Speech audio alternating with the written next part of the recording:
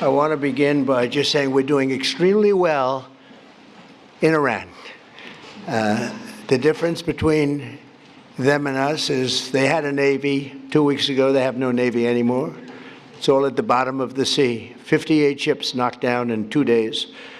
And we have the greatest Navy anywhere in the world. It's not even close. But we are doing really well. We're not going to let them have nuclear weapons, because if they had them, they'd use them, and we're not going to let that happen. Should have been done a long time ago by other presidents. So it's an honor to be here. This is fun. And these are great athletes standing behind me, great coaches, general managers, great people, and a great superintendent. Hello, superintendent.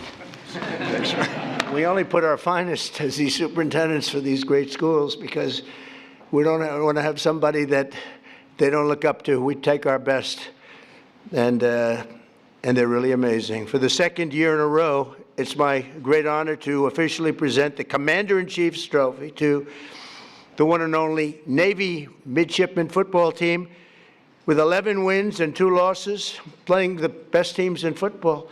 I used to always think of the military services, they played like a little step below. It's not true.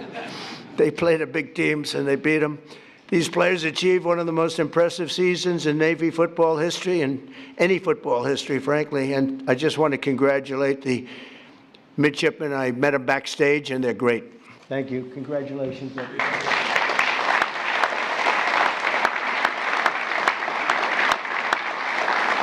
You know, when I mentioned the Navy that we just destroyed, I said, "Are they good ships?" "Yeah, they're great ships." Then I said, "Why didn't we save them? We could have used them ourselves." They said the difference was they didn't know how to use them, right, General? They didn't know how to use them. They had no idea. But I want to recognize Navy Athletic Director Michael Kelly, who has just done an incredible job. Thank you very much. He looks like a Kelly. He's definitely a Kelly, along with head coach Brian Newberry, fantastic coach, Brian.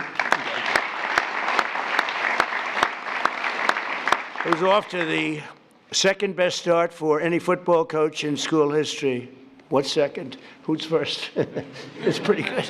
That must have been a Roger Staubach year, maybe, or something, huh? Because I tell you what, I got to watch Roger Staubach, and he was something. He was like, I have to say, I've said it, and some people were insulted by it, but it was like a man playing with children. He would single-handedly win those games. It was incredible. Thanks as well to your superintendent, Lieutenant General Michael Borg-Schulte, who is an accomplished Navy linebacker, a very good one, back in the day. We're also pleased to be joined by Secretary of War Pete Hegseth. Now, I don't know if Pete's here because I actually told him he had an option, be in the sit room, you know, the famous situation, or be up here.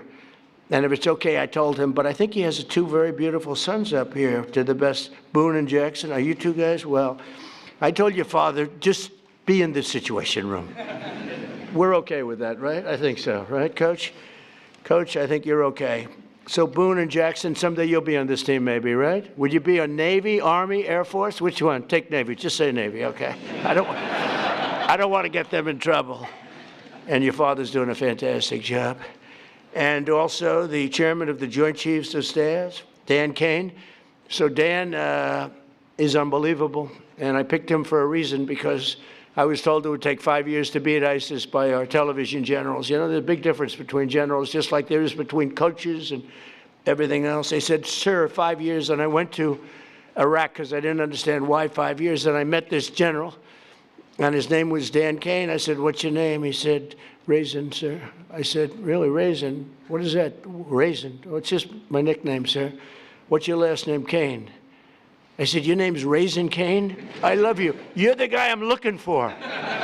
And it turned out to be right. So they told me it was going to take 4 to 5 years to knock out ISIS. And now I'm in Iraq.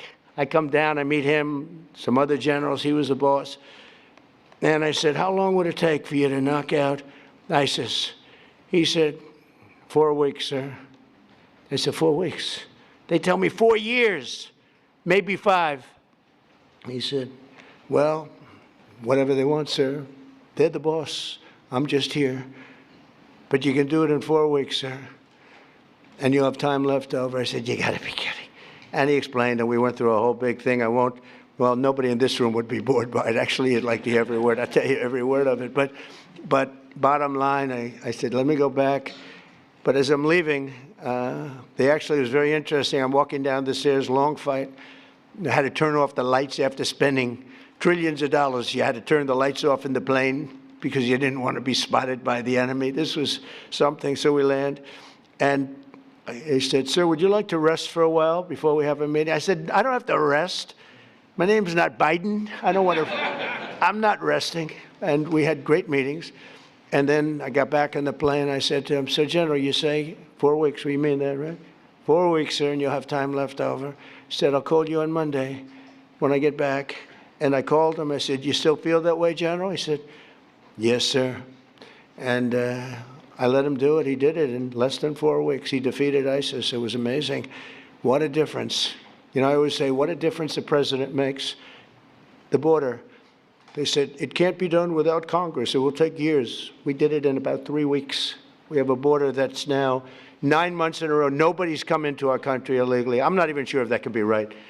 But the Democrats keep the stats. So they say, I mean, they have 0 people came in through our border. You see it, right? And I said, the president makes a big difference. Well, the generals make a big difference, too. But I told him, I said, Dan, if you don't mind, stay in the Situation Room and you watch all those attacks that we're hitting those guys with, and they don't know what's happening. Their Navy's gone, their Air Force is gone, their anti-aircraft is all gone, it's all gone. Their radar is all gone. Their leaders are all gone. The next set of leaders are all gone. And the next set of leaders are mostly gone. And now nobody wants to be a leader over there anymore. We're having a hard time. We want to talk to them, and there's nobody to talk to. We have nobody to talk to. And you know what? We like it that way. And we have many other distinguished members of the United States military, but I want to tell you, Hexeth is doing a great job. And Raising Cane is doing a great job, as good as anybody's ever seen. Don't forget, we had Venezuela. That was the beginning where people started to see the talent. I rebuilt the military and built it, frankly, including Space Force. But I rebuilt the military in my first term. I didn't think I'd be using it this much, but I'm glad I rebuilt it, because we can't let these lunatics have nuclear weapons, because they were going to use them. They'd use them fast. One of the ways you know that is when this whole thing started, they started shooting missiles all over the Middle East at countries that were basically not involved, because they wanted to take over the Middle East. And if they had a nuclear weapon, they would have used it. The only question would have been the first hour or the first day. That's the only question. They would have used it. And if they can use a nuclear weapon, the world would have been in big trouble. We had to stop. It should have been done long ago. I also want to thank FCC Chairman Brendan Carr, perhaps the most powerful man in this room. You are doing some job. He's trying to keep the fake news. He's trying to make the fake news real and respected again, which is not an easy job, but you're doing a really amazing job. First time that's happened in 25 years. So I congratulate you and everybody in the room. Everybody in this whole country is watching what you're doing, and we appreciate it. When a man can get elected in a landslide, winning think of it, 7 swing states, win them all. We win the popular vote. We win the Electoral College by a tremendous amount. We win the counties by 82 or 84%. And I got no good press. Think of it. Only one thing. That only means one thing. These people are not respected. They're just not respected, and we have to have a press that's respected. When you can win an election where they say that I got 94% bad press, think of it. The other side got 94% good press. When they can get 94% and you win in a landslide, that means the press is not respected. People have no confidence in. So you're doing a fantastic job. Senators Todd Young and Dan Sullivan, great senators, wherever you may be. You're here someplace. Where are you? Hello, fellas. Good senators. Great guys. And Representatives Ronnie Jackson, White House doctor. He served 3 presidents. He said, he had Barack Hussein Obama. Have you heard of Barack Hussein Obama? You had Obama. I didn't want to talk about Biden, but he said, and you had Bush. You had young Bush, I call him, young. young Bush. I was not a fan, but that's all right. But the press asked him, who was the healthiest of the three? Dr. Ronnie, stand up, Dr. Ronnie. There's a big deal. Took a lot of heat for this. They said, no, most guys would say, well, we don't want to talk about that. They said, who's the healthiest of the three? He said, President Donald J. Trump by far. If he didn't eat junk food, he'd live to 200 years old, he said. And I love this guy, and he then left and he ran. He was an admiral, and he then left, and he was a White House doctor, a very respected one. He saved a lot of lives. He was a great doctor. People don't realize that. And he then left, and he said, sir, I'd like to run for Congress. I said, you've never done it before. You won't be able to pull it off. In a very, very all-Trump district, there were 28 people running. Man was retiring. He's been there for years. And I said, Ron, I don't know. It's going to be tough, but we'll try it, right? And we got him in. He blew him away. There was one man that was favored. He was a rhino. He was favored to win easily, and we wiped him out, right, Ron? And he's been a congressman. He's one of the most popular people in Congress. But I don't care about that. I just care that he was my doctor, and he said I'm the healthiest human being he's ever. Ronnie, am I healthier than these guys back here? Yes, sir. Oh, thank you. All right. See, this is why I like him. Also with Ronnie is Derek Van Orden, a fantastic guy, and members of the Naval Academy's Board of Visitors. Sean Spicer has gone on to great things, and Walt Nuda. Walt, where's Walt? Walt's become a very famous guy. He works with me, and he does a great job. Great, loyal, incredible person. And Sean Spicer, where's Sean? Where's Sean? Great job, and he's got a very successful television career going. What the hell do I get out of it? Well, you know what I get? Nice statements. That's what I get out of it, right? 100%. It's great. You've done great. Thank you very much. Congratulations. Those are really the people that are very much in charge of making everything work at the Academy. And the other academies, separate groups, a very important position. For the Navy midshipmen, 2025 was truly a season for the ages.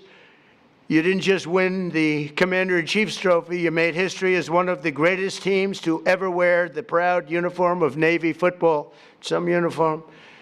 The teams have gotten so good in the schools that I was able to get, and we're pushing it very hard to make it permanent, a military academy deferment policy. So, because you have some people here, you know, when I went on the field and I threw up a coin, I'm standing next to these guys, they were monsters. I said, look at the size of these guys. I thought they were supposed to be smaller. I thought you had sort of restrictions on size, you know? We got rid of that because some of these guys were extremely large.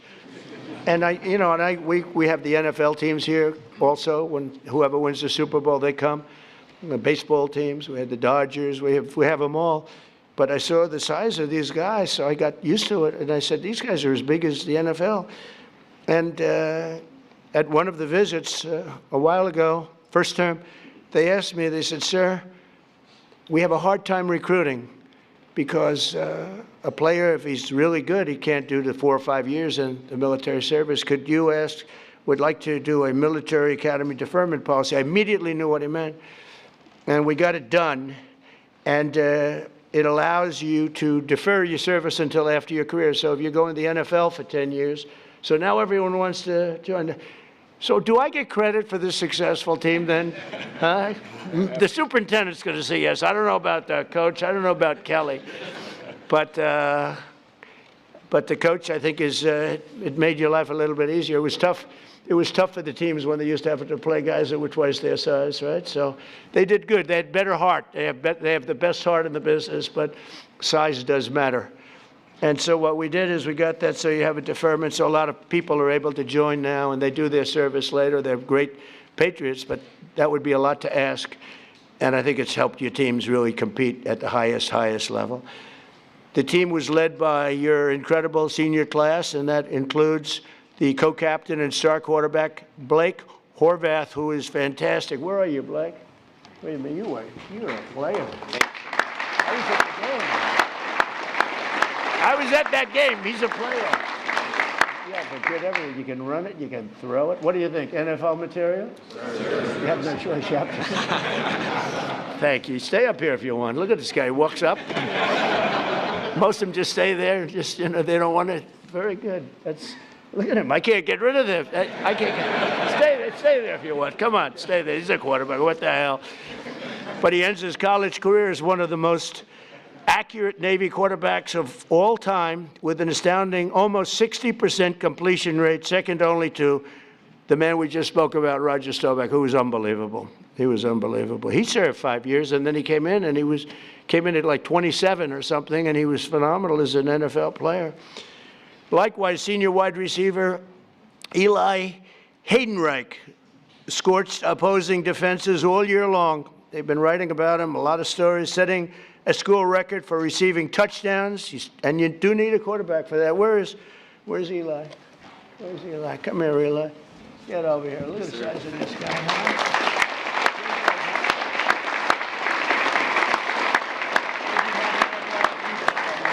They're all saying he's got NFL.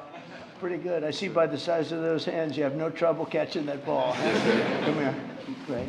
Beautiful. And we're going to bring them down to the Oval Office. Nobody else. We don't have room for none of all these big shots that we have here. None of the senators, none of all these people. We're going to bring them down. We're giving them a special medal, a beautiful medal, a very expensive medal that if I see it on eBay tonight, I'll be extremely upset. All right, so we're going to all march down there later. Congratulations. Thank you very much. That's great. It's very nice that you say that. The whole team is pointing at you. Are you looking to go NFL if you can? Yes, sir. I'm hoping to. Okay, good. Good. That's great. I'll bet you make it. So we have Eli and setting all the school records for receiving touchdowns, earning a spot at the NFL Combine, and cementing himself as, without a doubt, the greatest wide receiver in Navy history. That is not bad. Did you do the Combine? Yes, sir. How did you find it? Were you impressed by the athletes? I was, yes, sir. Were you as good as them? I like the. Were you better? They're all saying they like you. They're all saying he's better. Good. I can see it. We're going to watch, okay? We're watching all you guys. And let's not forget one of the strongest athletes the Navy has ever seen. Oh, this is the guy I want to meet. Who was named a first-team All-American. You can't do better than that. On 5 different organizations. So 5 groups named him first-team All-American. Senior lineman and co-captain Landon Robertson. Where's Landon? Where's? There, sir.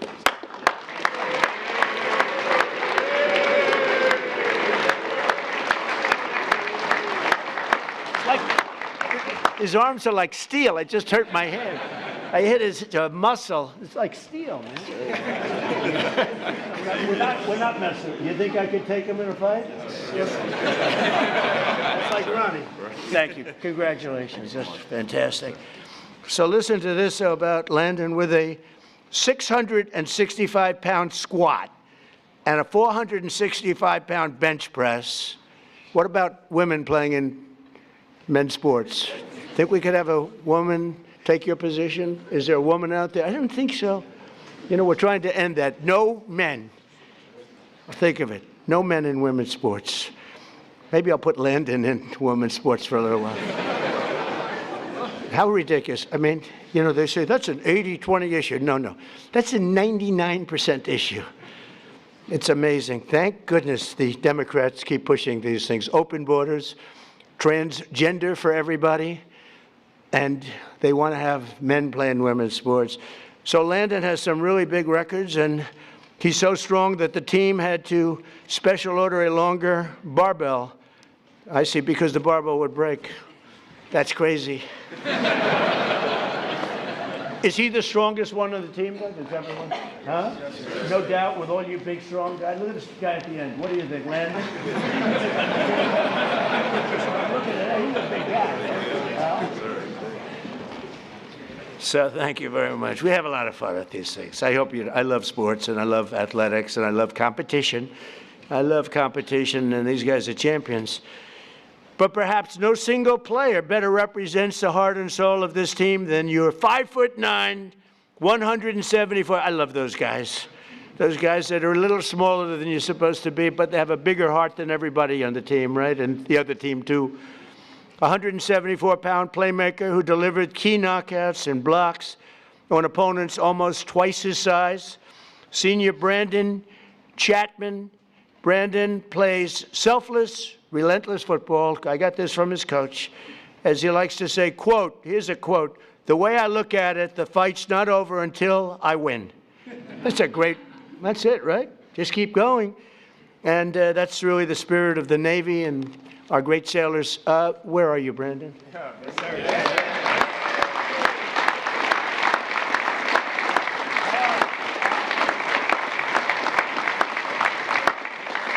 They love them.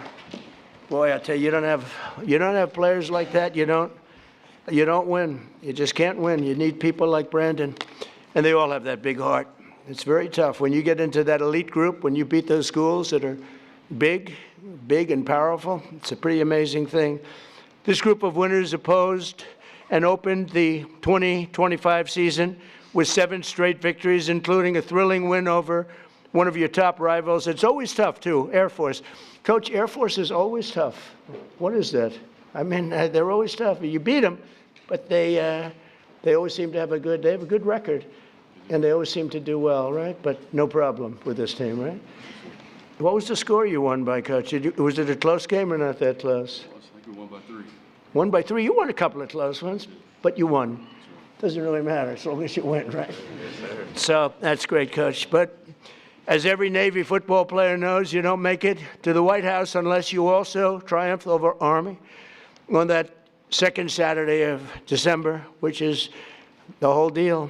I was at that game. It was amazing. It was an amazing game. The spirit, and I have to say, they introduced Trump. The place went crazy. There were no, let's give a little boo. There wasn't a boo in the house. Even the fake news couldn't say. I've gone to games where I would say I got 97%, but there might be one person, boo, boo. They cover that person. They interview that person becomes a star. But they couldn't find any person at that game. That was some game. It was some scene in the historic 126 Army-Navy football game. And again, something I really enjoyed. I love being there. I'll be there. Coach, I'll be there. You got to be back, Coach. We can't ever lose you. You'll be back, right? Well, you better be back. Do whatever you do, Kelly. Get him signed, right? Speaking of that, and you get him signed, all right? But you battled back from a 2-score deficit to draw within 6 points in the fourth quarter. I was there. It was looking not great. It was not looking great. Fellas, you know, I can't say I was rooting for you, but I did want to see that commander-in-chief deal. Is a big deal, right? And it only happens if you win, and it wasn't looking great. With time slipping away, Navy mounted one final drive, and you marched downfield, nearing the goal line after running back Alex Tasca broke loose into the secondary, which was amazing, for a huge 24-yard gain. Okay, where's Alex? Where's Alex? I saw Alex before.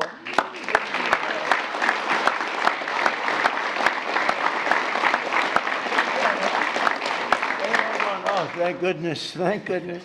That was fantastic. I watched that because it was not looking good until you did that. After you did that, the momentum shifted, right, Coach? The coach was saying, I don't know, I got a problem, and then he did that. We all felt good. That's great. Congratulations. That's beautiful. That's amazing. So Alex did his job, and he did a fantastic job. But every football player knows, every single one of them, that you don't have heart, you don't have that. You can have all the strength, like Brandon, you can have all the strength you want, but if you don't have heart, that's exactly what Alex showed, and he's another one that's known for that. Then 3 times the formidable Army defense held the line, and they really held it, making it 4th and goal, midshipmen. So it's time to do or die, right, Coach? And with 6 minutes and 37 seconds left on the clock, other teams might have kicked an easy field goal, but that's not this, Coach. Coach, did you have a call? Did you call up the superintendent and talk to him like, what do I do? Or did you just say, let's go for it? I think you said go. I think you just go for it, right, Coach? But not this team with this coach, with the Commander-in-Chief's trophy on the line, which is a big deal. Blake dropped back in the pocket, surveyed the field, delivered a strike across the middle to Eli for a touchdown, and secured victory over Army in one of the most iconic moments in Navy football history. I wouldn't say in Army football history. I guess it was iconic also, but not quite in the same manner.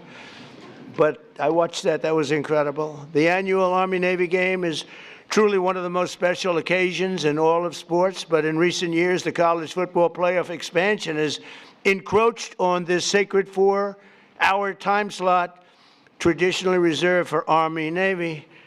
So, what did I do? I went out.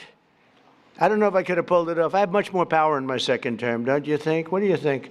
Would you say, Brendan? Much more power. First term, I don't know if I could have gotten away with this, but what did I do? I went out and said, I'm going to sign an executive order to ensure that the second Saturday in December is preserved exclusively. Nobody's playing football. Not Ohio State against Notre Dame, not LSU against Alabama.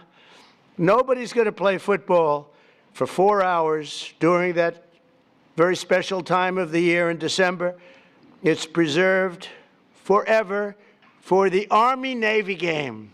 Now, if you don't want to watch football, you don't have to. But if you want to watch football, you're only watching one game. You're not watching 19 different games, all of them in many ways big. So, Coach, that puts a little pressure because the whole world's going to be watching.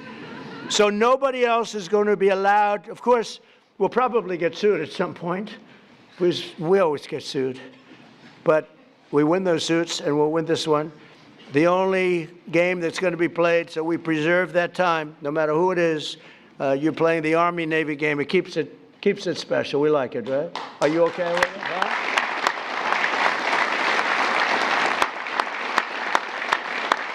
And just simply, we don't want other college football games over, playing over us. And frankly, I'd always watch the Army-Navy game anyway, but you don't know. You get some of these games, they're pretty tough, and pretty good, and they're pretty tough. And they'll be able to play, but they'll play after 7 o'clock, I think. We brought it all the way up to 7 o'clock, so that should give you plenty of time, even if you have a little overtime stuff. So it's great. It's just an honor to do, because it's such an important tradition of our country. It's beyond football, actually. It's a tradition of our country. In 2 short months, the 28 seniors on this team will be commissioned as officers in the greatest military the world has ever seen. We have the greatest military in the world, the strongest, the greatest, and we're proving that when you can take Venezuela in a matter of minutes, put somebody on a helicopter that was well guarded with thousands of people with iron doors. Those doors were like plastic. The United States Navy, the Marines, the whole military, we have the greatest in the world. I was so proud of what I did, and I always loved Space Force because that was my baby.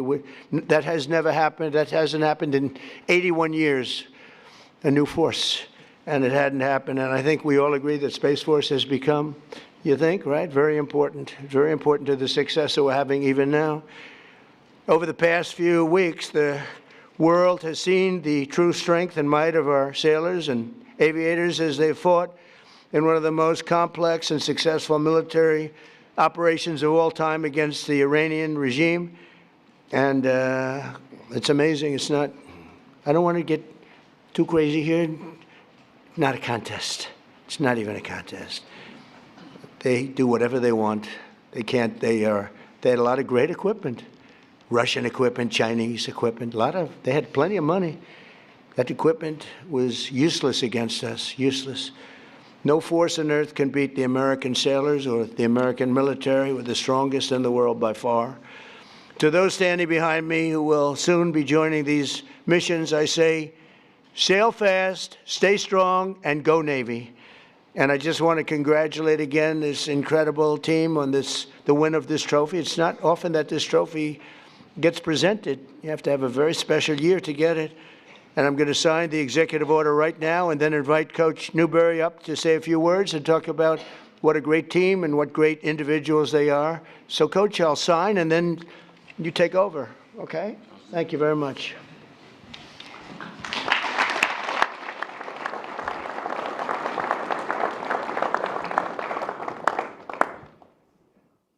This is not an auto pen.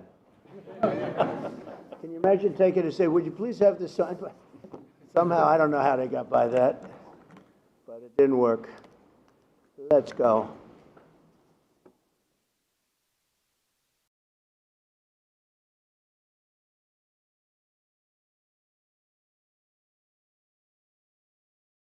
All right, it's a good one. We rate them. That's close to a 10, maybe a 10. See, fellas, so you can see it first. Pretty good, right? Yes, sir.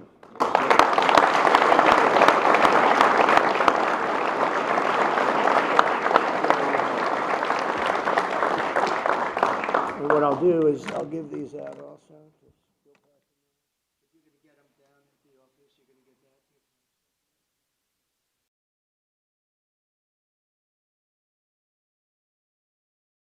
Coach, take over. Thank you very much. Thank you very much.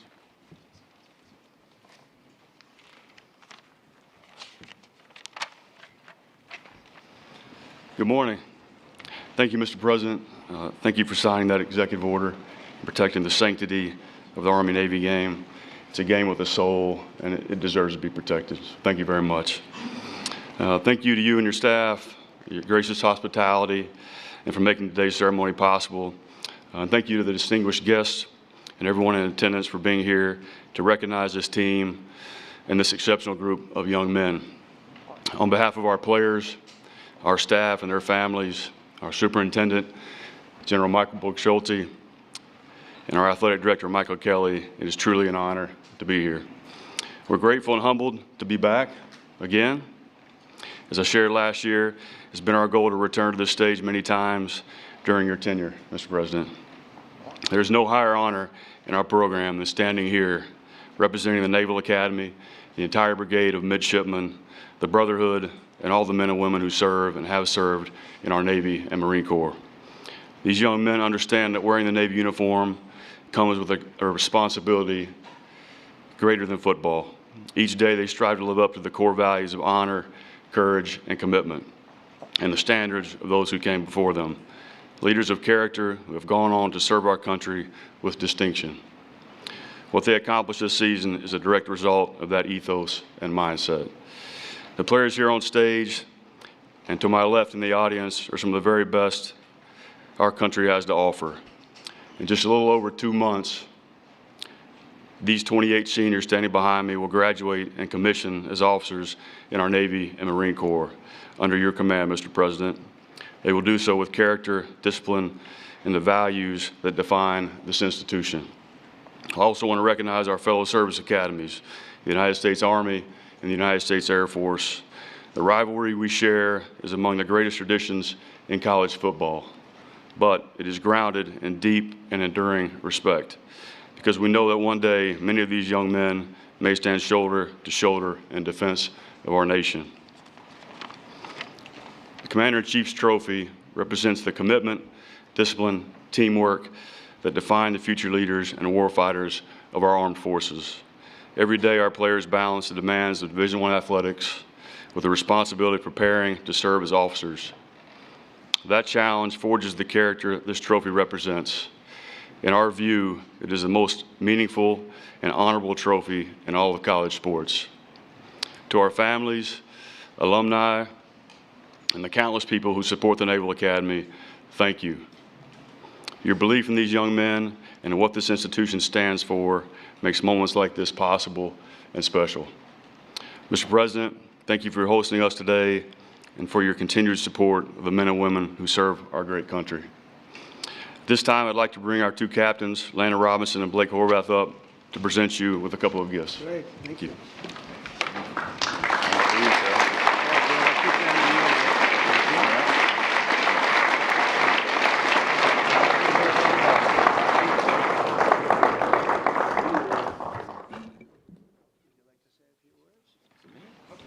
Sure, for sure. Well, first, Mr. President, it's just an honor to be here. This is very heavy. I know. You got a strong neck. Like you said, well, you're the healthiest guy here, so you got the neck to do it. Yes, sir. So just want to say thank you so much for having us here. Absolute honor. And last year, I was hesitant to say it's a once-in-a-lifetime experience, right? Because I knew we'd be back this year. So I'm glad I can now say it's a twice-in-a-lifetime experience. And just couldn't have done it without our whole team here, right? Our support staff, from the strength and the trainers to all these guys and all the guys who are still at school right now in class. Thanks to all of them, and just for everybody for supporting us. And, go Navy, beat everybody.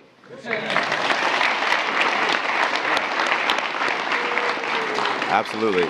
First off, thank you, Mr. President, for the opportunity to be here. Blake said most of it, but I'm just so thankful to all my teammates and all my coaches for all the hard work they've put in. It's very hard to go 11-2 in a season, but I couldn't be more proud to play for Navy football, and I couldn't be more proud to represent the United States Naval Academy. So go Navy, beat Army forever.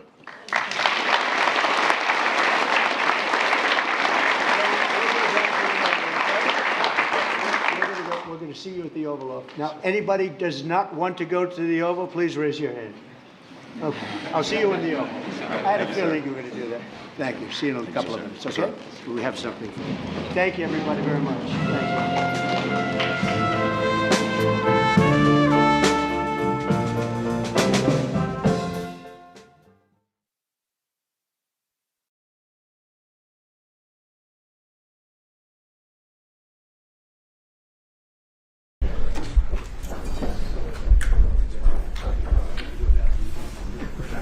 I can't go in there. I gotta be on the ground.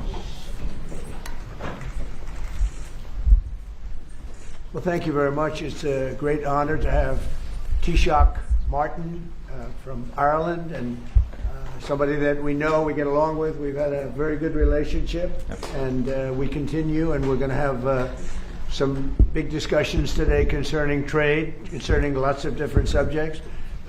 We have a tremendous trade relationship with Ireland, and we'll keep it that way. I think it's going to be expanded very greatly. Probably they want to talk a little bit about tariffs, but I won't mention that. We won't bring that up. But you might want to be discussing that a little bit.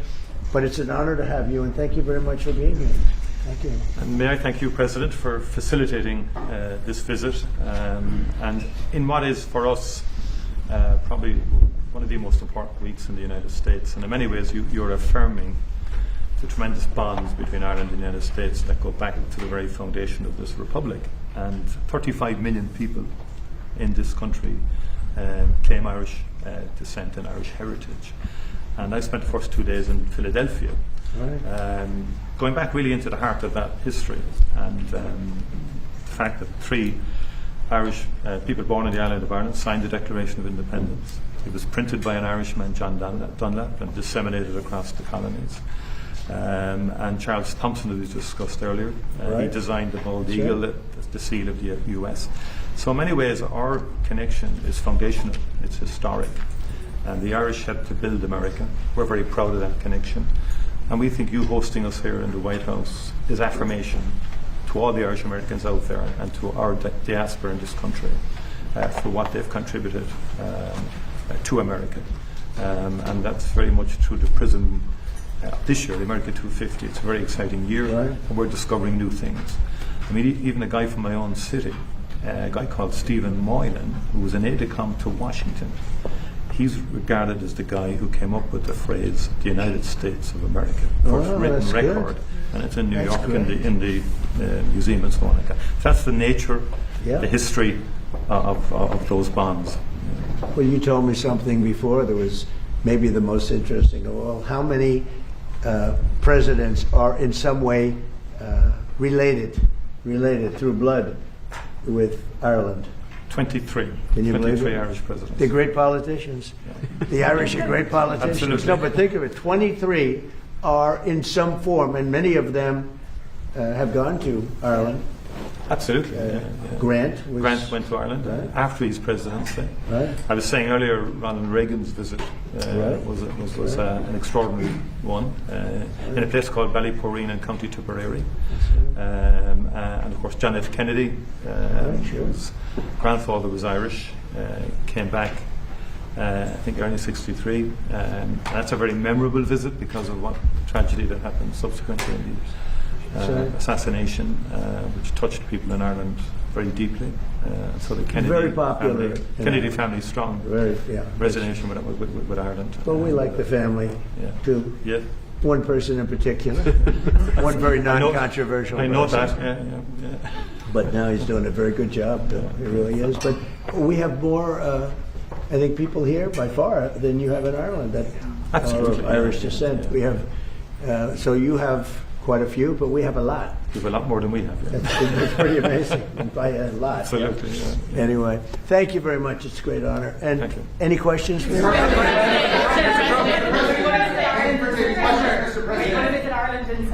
having you stay at Doonbeg?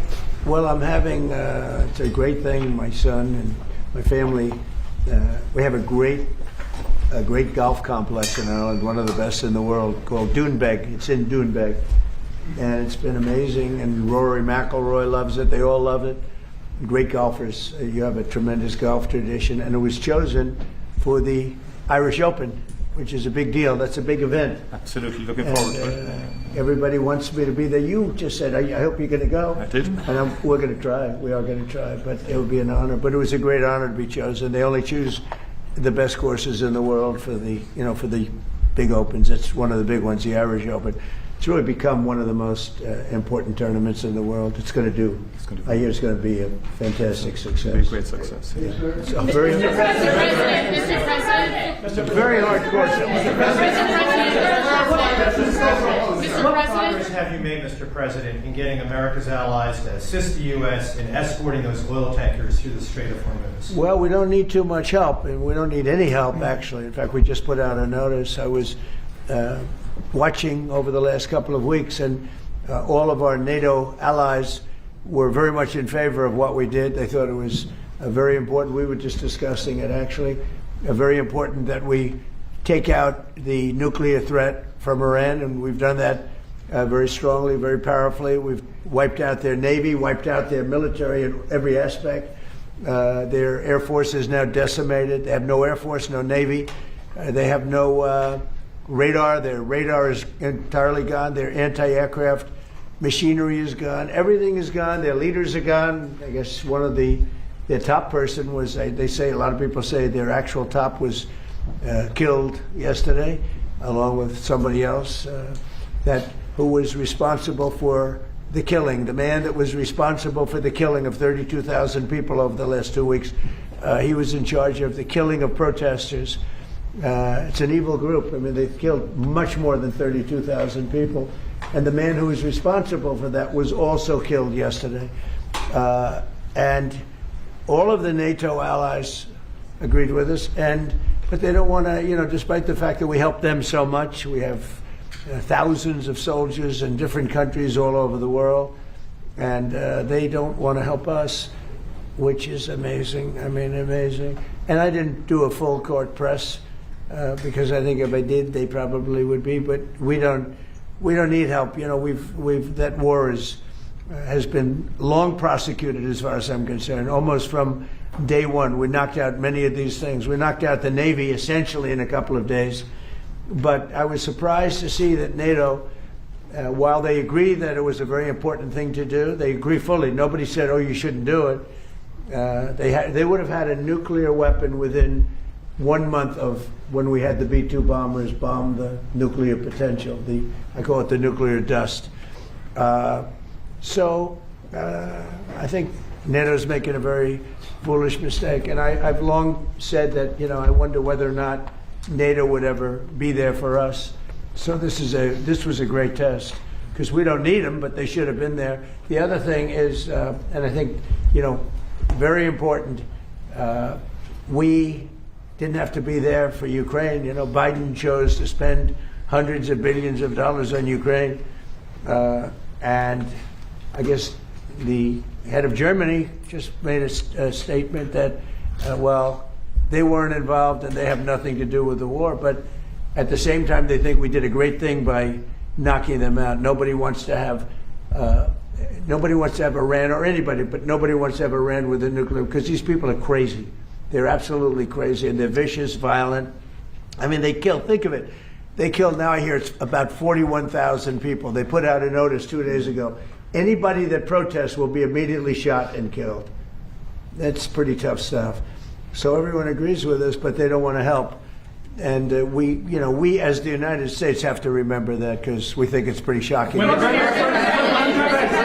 French President Macron has just said in the last hour that he will never join a task force in the Strait of Hormuz until hostilities finish. Yet yesterday you said... Who said that? Who said? President Macron of France. What's your reaction to that, sir? Well, he'll be out of office very soon, so we'll have to see. I don't know. Mr. President,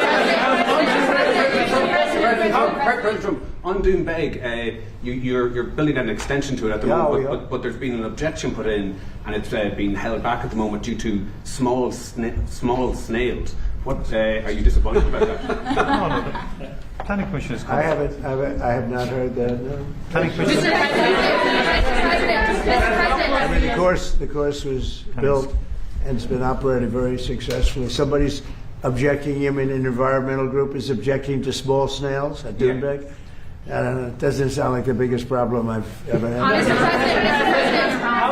How close the EU is to announce a coalition of willing to secure the Strait of Hormuz? Which countries are joining and which countries have... Well, we've had great support from the Middle East.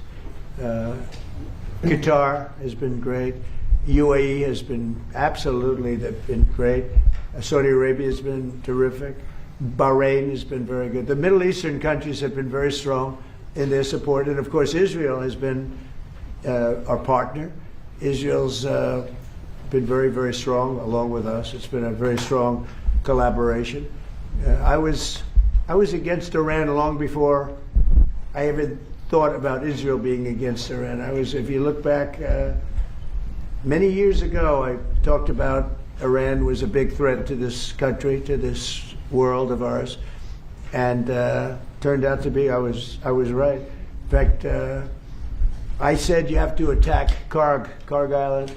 You have to attack them years ago when they were acting up. They've been acting up for 37, 47, I guess now 48 years.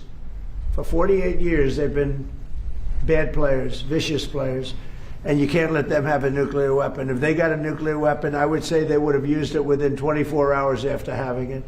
And they would have had it if we didn't bomb them out on that great raid with the B-2 bombers 8 months ago or so. You would have had a nuclear war in the Middle East and maybe beyond. I think it would have hit Europe. Maybe not Ireland, but it would have hit Europe. I think you would have been a nice piece of it. It all gets you. It's big enough that you would have been affected. They would have hit Europe eventually. Mr. President,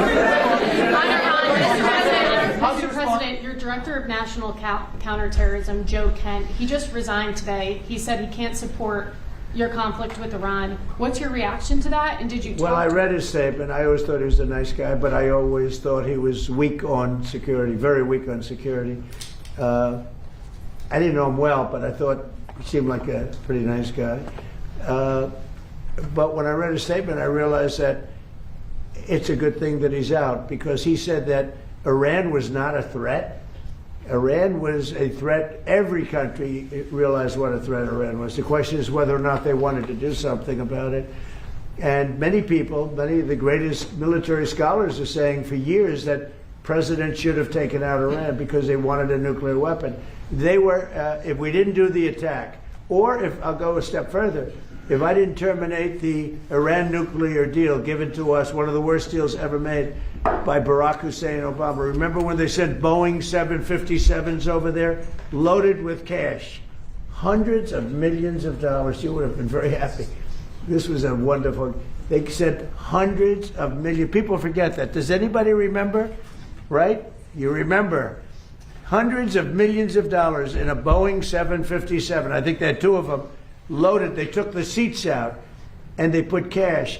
And it was so much that there wasn't a bank in Virginia, Maryland, or D.C. that had any money left. They stripped them of all their money, put it into place, sent it to Iran, almost as ransom. That's not going to happen with Trump. And nobody ever did anything about it. Nobody ever said anything about it. Can you imagine if I did that? So they've been a threat for a long time. But they've really been a threat. If I didn't terminate Obama's horrible deal that he made, the Iran nuclear deal, you would have had a nuclear war 4 years ago. You would have had nuclear holocaust, and you would have had it again if we didn't bomb the site. So when somebody is working with us that says they didn't think Iran was a threat, we don't want those people, because, and there are some people I guess that would say that, but they're not smart people or they're not savvy people. Iran was a tremendous threat. And virtually every NATO nation, and this is the thing, if they told me it wasn't a threat, and therefore they don't want to help, but when they say it was a threat, and it was a major threat, Every one of them. I think every one of them. I don't know of one that said they're not a threat, but when they say it was a threat, but we're not going to help, I think they're very foolish. You know, it's interesting. It's interesting because I could say this, that what's happening in Ukraine, we're probably in there for $400 billion. We don't spend any money anymore. They buy it from us and they pay full price. But Biden gave them between $350 and $400 billion of equipment and cash.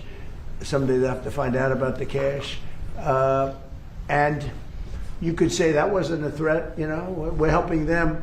So we helped them, and they didn't help us, and I think that's a very bad thing for NATO. Are there any repercussions for NATO, and are you still going to China? Well, yeah, on China, it's a little different story. We're resetting the meeting, and it looks like it'll take place in about 5 weeks. We're working with China. They were fine with it. We're going to say, I look forward to seeing President Xi. He looks forward to seeing me, I think. But I do look forward to seeing him. We have a good relationship with China. China actually has become economically for us very good, as you know. It's much different than it was in the past. And we have a very good working relationship with China. So we're making it in about 5 or 6 weeks. Mr. President, any repercussions for NATO for not supporting you on this? Any repercussions? Well, no, I just think that it's not good for a partnership when they say what you're doing is a great thing, but we're not going to help. You know, they say what you did is a great thing, but we're not going to help. Mr. President, in Iran, because the Iranian regime has told Sky News, if you put boots on the ground in Iran, it will be another Vietnam. Are you afraid of that? No, I'm not afraid of. I'm really not afraid of anything. Are you rethinking the United States' relationship with NATO possibly getting out? Well, I'm disappointed in NATO that we spend trillions of dollars on NATO. Think of it, trillions over the years, many trillions of dollars. It's one of the reasons we have deficits and we help other countries. And when they don't help us, I mean, it's certainly something that we should think about. I don't need Congress for that decision. As you probably know, I can make that decision myself. I'd work with some very smart people. And I'd always deal with Congress anyway, but I don't need Congress for that decision. But, you know, when you say rethink, I have nothing currently in mind, but I will say that I'm not exactly thrilled when we help them with Ukraine. Look, Ukraine would have been over in 1 day if we didn't help. Frankly, Ukraine would have been over the first day. They had the best equipment in the world. It was our equipment, given by Sleepy Joe Biden. No charge, no charge. Hundreds of billions of dollars of the best equipment in the world, no charge. I will say that I'm not happy about it. Mr. President, two questions, one on Iran and one on Cuba. Is Iran now a bigger foreign policy priority for you than China? And on Cuba, the Cuban government. Iran is just a military operation to me. Iran is something that was essentially largely over in 2 or 3 days because the Navy was wiped out almost immediately. The Air Force came next. The anti-aircraft came next. I mean, we're flying over Iran. We could take out their electric capacity in 1 hour. We have all the, there's nothing they can do right now because everything is knocked out. They have no radar, no anti-aircraft. They have nothing. And we don't, and it was a decision I made. We discussed it, Pete, Marco, JD, all of us, Chris, we discussed it. We can knock out their electricity in a matter of minutes if we wanted to. There's nothing they can do about it. We can knock out their oil in Carg Island. The only thing we didn't take down was their oil because if we knock out, I call them the pipes, very complex. But if you do that, it'll take them forever to rebuild, meaning whoever, and hopefully it's a sane group of people, but whoever it is, it's going to be running that, and we're going to try to get people that are going to run it well, and you know it's going to be a prosperous, wonderful place. It used to be, you know, if you go back, it used to be the people are great, the people are smart and energetic, and it used to be very successful. Now it's a country run by fear. It's a country where they tell protesters, don't go outside because if you do, we're going to kill you. Yeah, Cuba. Well, Cuba right now is in very bad shape. They're talking to Marco, and we'll be doing something with Cuba very soon. We're really focused on this, but we're dealing with Cuba. Marco, do you want to say a couple of words about it? Yeah, I mean, Cuba has an economy that doesn't work and a political and governmental system that can't fix it. So they have to change dramatically. What they announced yesterday is not dramatic enough. It's not going to fix it. So they've got some big decisions to make over there. But Secretary Rubio, do you support, and I know this is up to Congress, but do you support easing the trade embargo if you get more cooperation from Havana? Well, I'm not going to discuss what we would talk about or not. Suffice it to say that the embargo is tied to political change on the island. The embargo is codified. And but the bottom line is their economy doesn't work. It's a non-functional economy. It's an economy that has survived. That revolution. It's not even a revolution. That thing they have has survived on subsidies from the Soviet Union and now from Venezuela. They don't get subsidies anymore, so they're in a lot of trouble. And the people in charge, they don't know how to fix it. And so they have to get new people in charge. That's what. And the relationship we have with Venezuela has been, I think you could almost say, incredible. It's been really good. It's been good for Venezuela, and it's been good for us. And I congratulate the Venezuelan baseball team because that was a big win. And I guess they play another game tonight in the finals. And I said a lot of good things have happened to Venezuela lately. This is the first time they've ever been in the finals, and it was pretty exciting. Yeah. Iran is just a military operation to you, but do you not have a day after plan? And if so, what is your day after plan for Iran? Well, we have a lot. Look, if we left right now, it would take 10 years for them to rebuild. But we're not ready to leave yet. But we'll be leaving in the near future. We'll be leaving in pretty much the very near future. But right now, they've been decimated from every standpoint. And again, we've had great support from countries in the Middle East, great support. But we've had no support from, essentially, no support from NATO. What about your relationship with London? Has it been damaged by the fact that Keir Starmer isn't supporting you in this war? And has your opinion of Keir Starmer changed because of this? Well, he hasn't been supportive, and I think it's a big mistake. You know, they make a lot of money on trade with the United States. I went out of my way, as you know, they couldn't make a deal with Biden because they had no real administration to make a deal, Biden. But we made a deal. We made a good deal for them, and frankly, probably wasn't appreciated. I do look forward to seeing the king. He's going to be coming, as you know, very shortly. But no, I was disappointed because Keir was willing to send 2 aircraft carriers after we won, because essentially there's no threat for the aircraft carriers right now.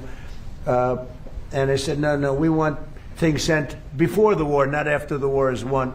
So, yeah, I'm disappointed with Keir. I like him. I think he's a nice man, but I'm disappointed. You see that man right there? You know who that is? Churchill. That's the late, great Winston Churchill. And Barack Hussein Obama did not want his bust in this office. Did you know that?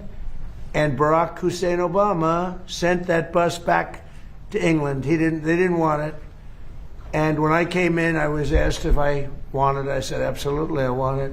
And I put it right there, Winston Churchill. And, you know, unfortunately, Keir is not Winston Churchill. Do you have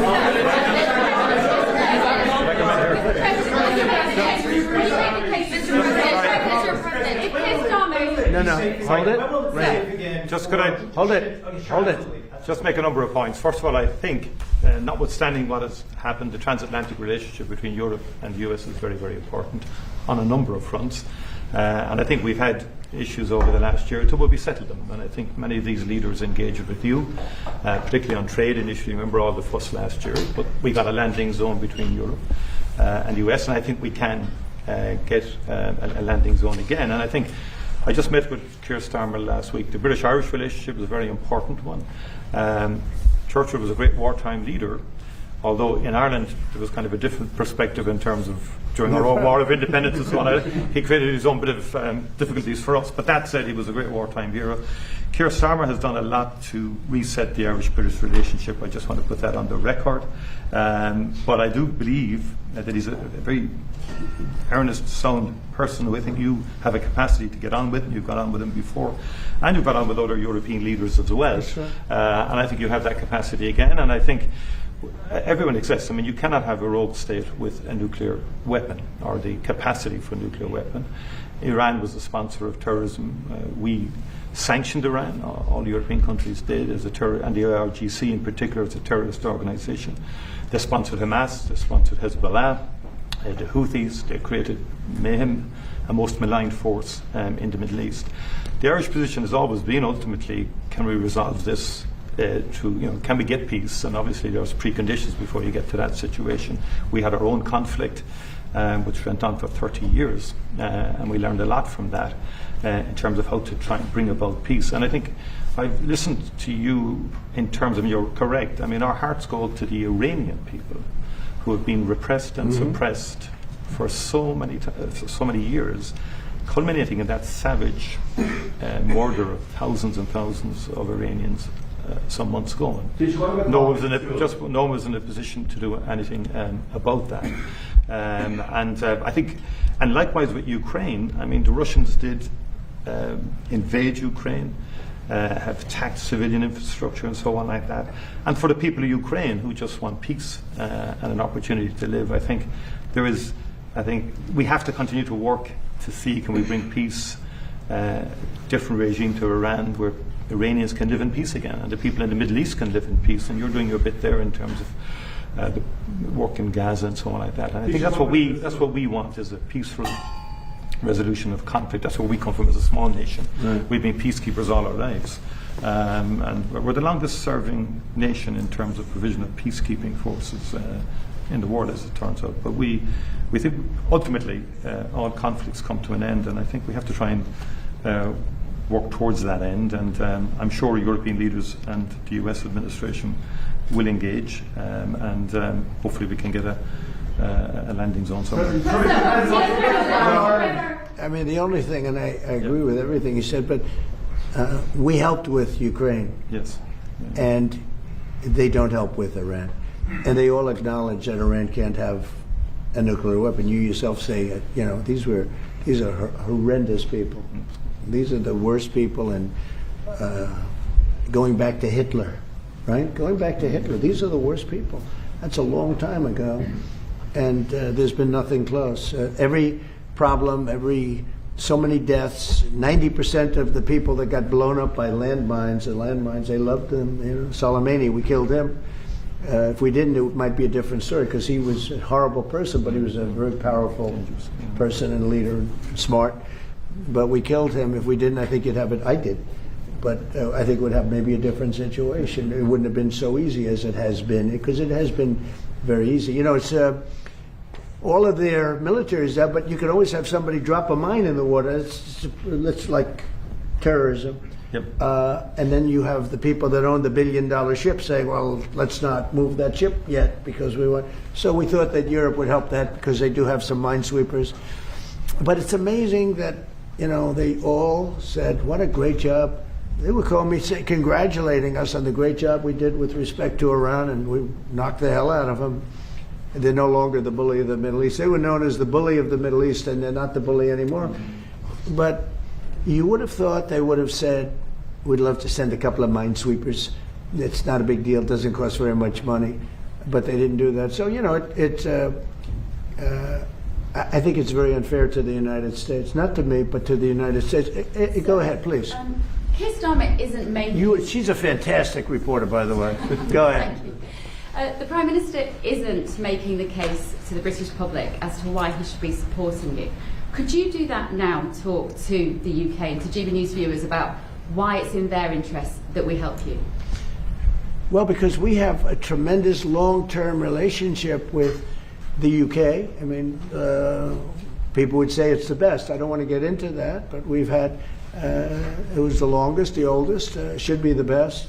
always was the best until Kier came along, and I like him. He's a nice man. He says everything beautiful. He's a very nice man with a beautiful family. Everything's perfect, but he doesn't produce. And I think it's very inexpensive.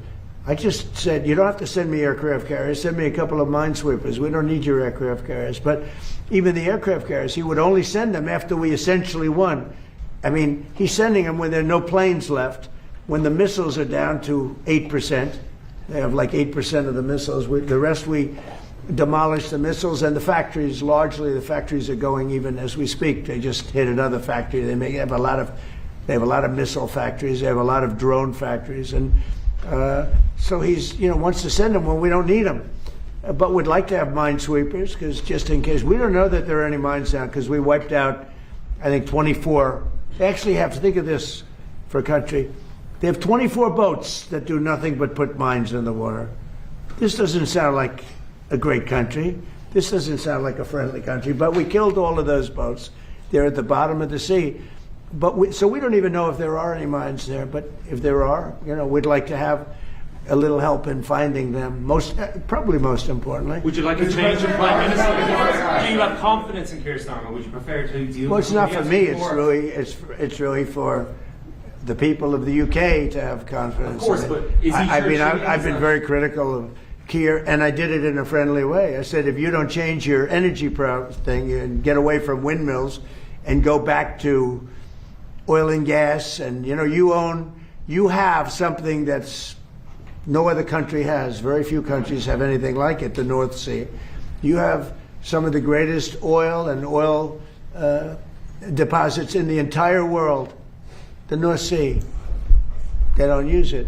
You buy a lot of your oil from Norway. You know where they get their oil? From the North Sea. And you pay a very big price. So why are you paying a lot of money? And I tell them, and you have the better part of the North Sea. So why aren't they taking the oil from the North Sea? Why are they buying oil from Norway? But they have windmills all over the country, destroying those gorgeous Scottish fields and those beautiful fields all over the windmills, which don't work. They're tremendously expensive. And the best testament to that is the windmills are made in China, but China doesn't use them. You know what China uses? Coal. They're building 58 coal-fired plants right now, and that's up to them. But these foolish countries that are buying windmills, putting them out of business, I'm proudly telling you that we're going to try and have no windmills built in the United States during my... Because they're very bad. They're very bad environmentally. They kill the birds. They're unsightly. They make a lot of noise. And for some reason, the environmentalists love windmills, okay? You say Keir Starmer is a very nice man. Mr. President, you say he's a very nice man. I think he's a nice man. I think he's a nice man, but I disagree with him on two things, primarily. His immigration policy is a disaster, and his energy policy is a disaster. And they're about the biggest policies you can have. You've allowed millions and millions and millions of people to come into your country that shouldn't be there. And by the way, that's all over Europe. Europe is a different place. It's a different place. And I originate, to put it nicely, many of us do, from Europe. I love Europe. I've spent a lot of time in Europe. It's a different place. Bad things have happened to Europe. Very bad things. And you better do something about immigration, and you better do something about energy, or you won't have a Europe. What's your time frame, Mr. President, for when cargo ships can safely go through the Strait of Hormuz? It won't be, I don't believe, too long. We're knocking the hell out of the coast. It's basically the coast and the water, and it won't be too long. And the Middle Eastern states, including Israel, by the way, who has been terrific, the Middle Eastern states have been helping us a lot. Go ahead, you, please. Mr. President, on fuel prices, what do you have to say to the people in Ireland who are paying sky-high prices because of your war in Iran? Well, I think the people in Ireland are very happy that I'm getting rid of, I have a lot of friends from Ireland, they're very happy that I'm getting rid of a nuclear power, a nuclear terrorist, and as soon as that war's over, which will be soon, your prices are going to drop like a rock. You watch. I've been very very good at predicting. No, in the back. Mr. President, what do you think about our president's comments that your actions on Iran are breaking international law? Say it. What do you think about our president's comments? Can you speak? You're speaking right into your phone. Mr. President, how do you respond to the increased attacks by the Iraqi militia groups against the U.S. Embassy and consulate in the Kurdistan region? You want to answer that, JD? Do you want to?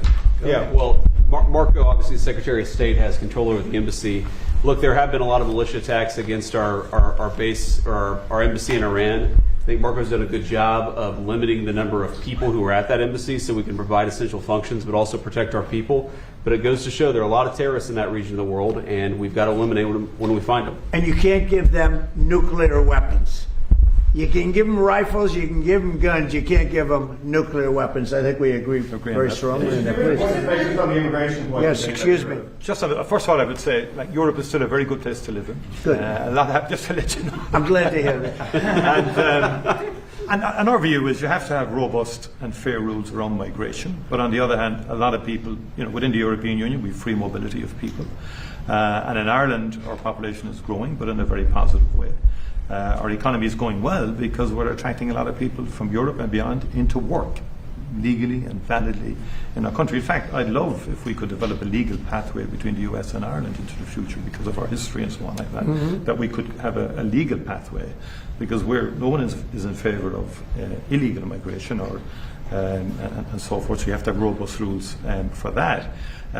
But fundamentally, I think sometimes Europe gets characterised wrongly in terms of it being overrun or whatever like that. It's much more robust now. There's much more stronger mechanism in place to facilitate legal migration.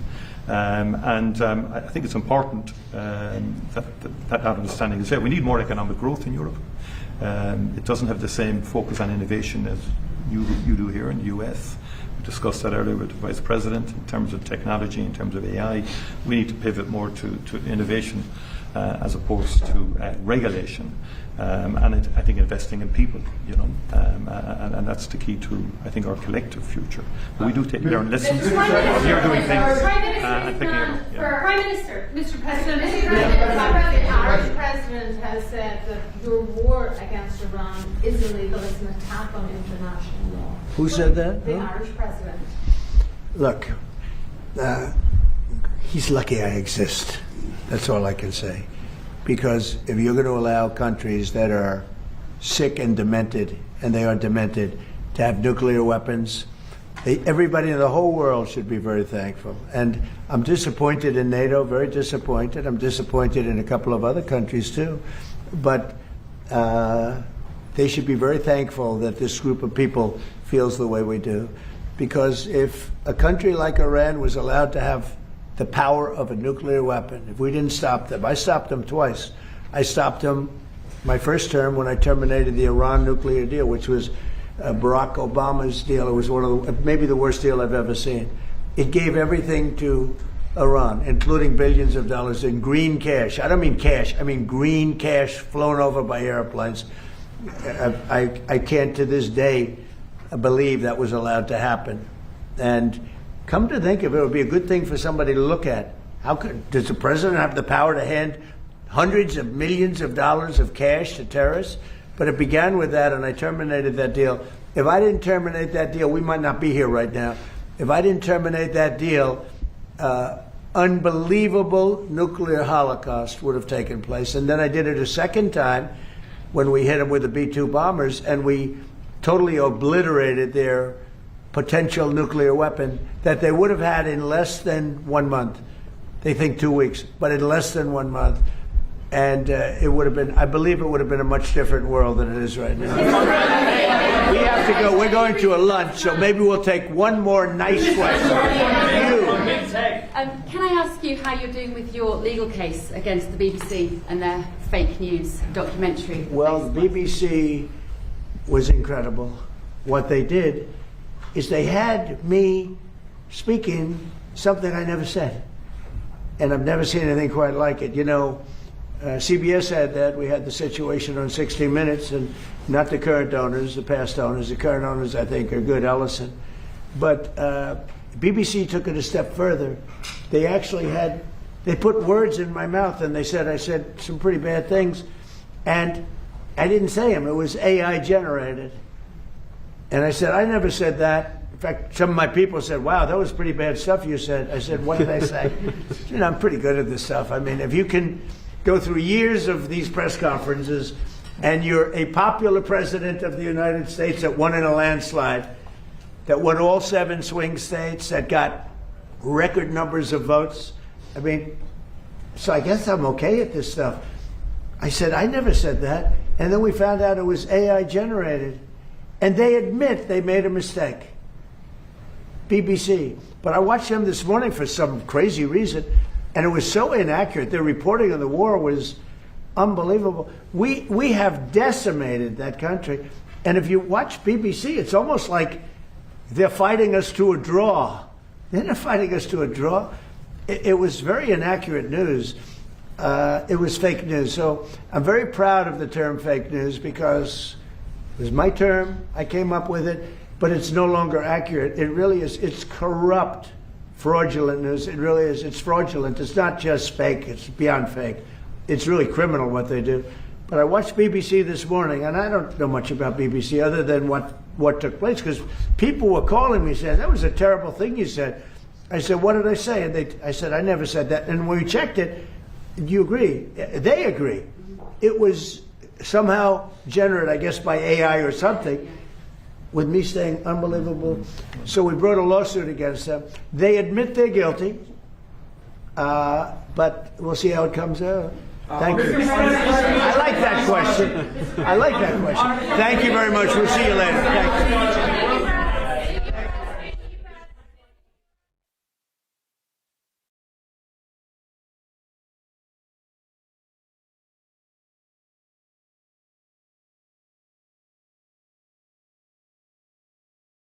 Thank you very much, everybody. Appreciate it. This is a big thing that we're doing. It's about fraud, having to do with all the fraud that's taking place in our country. And we have 2 people that are extremely brilliant and just very talented, and they're going to be put in charge. But I'd like to ask Will, if you would, to give a little description of what we're signing, the executive order, and then I'll ask JD to speak. Yes, sir.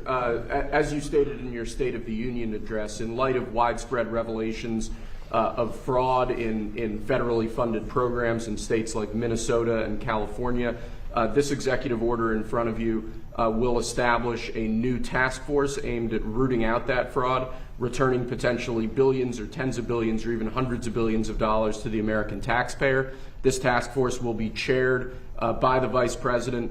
The Vice Chairman will be the head of the FTC, Andrew Ferguson, who's with us here as well today. But this is going to launch a whole-of-government approach to rooting out the very serious problem of fraud in federally funded programs around the country.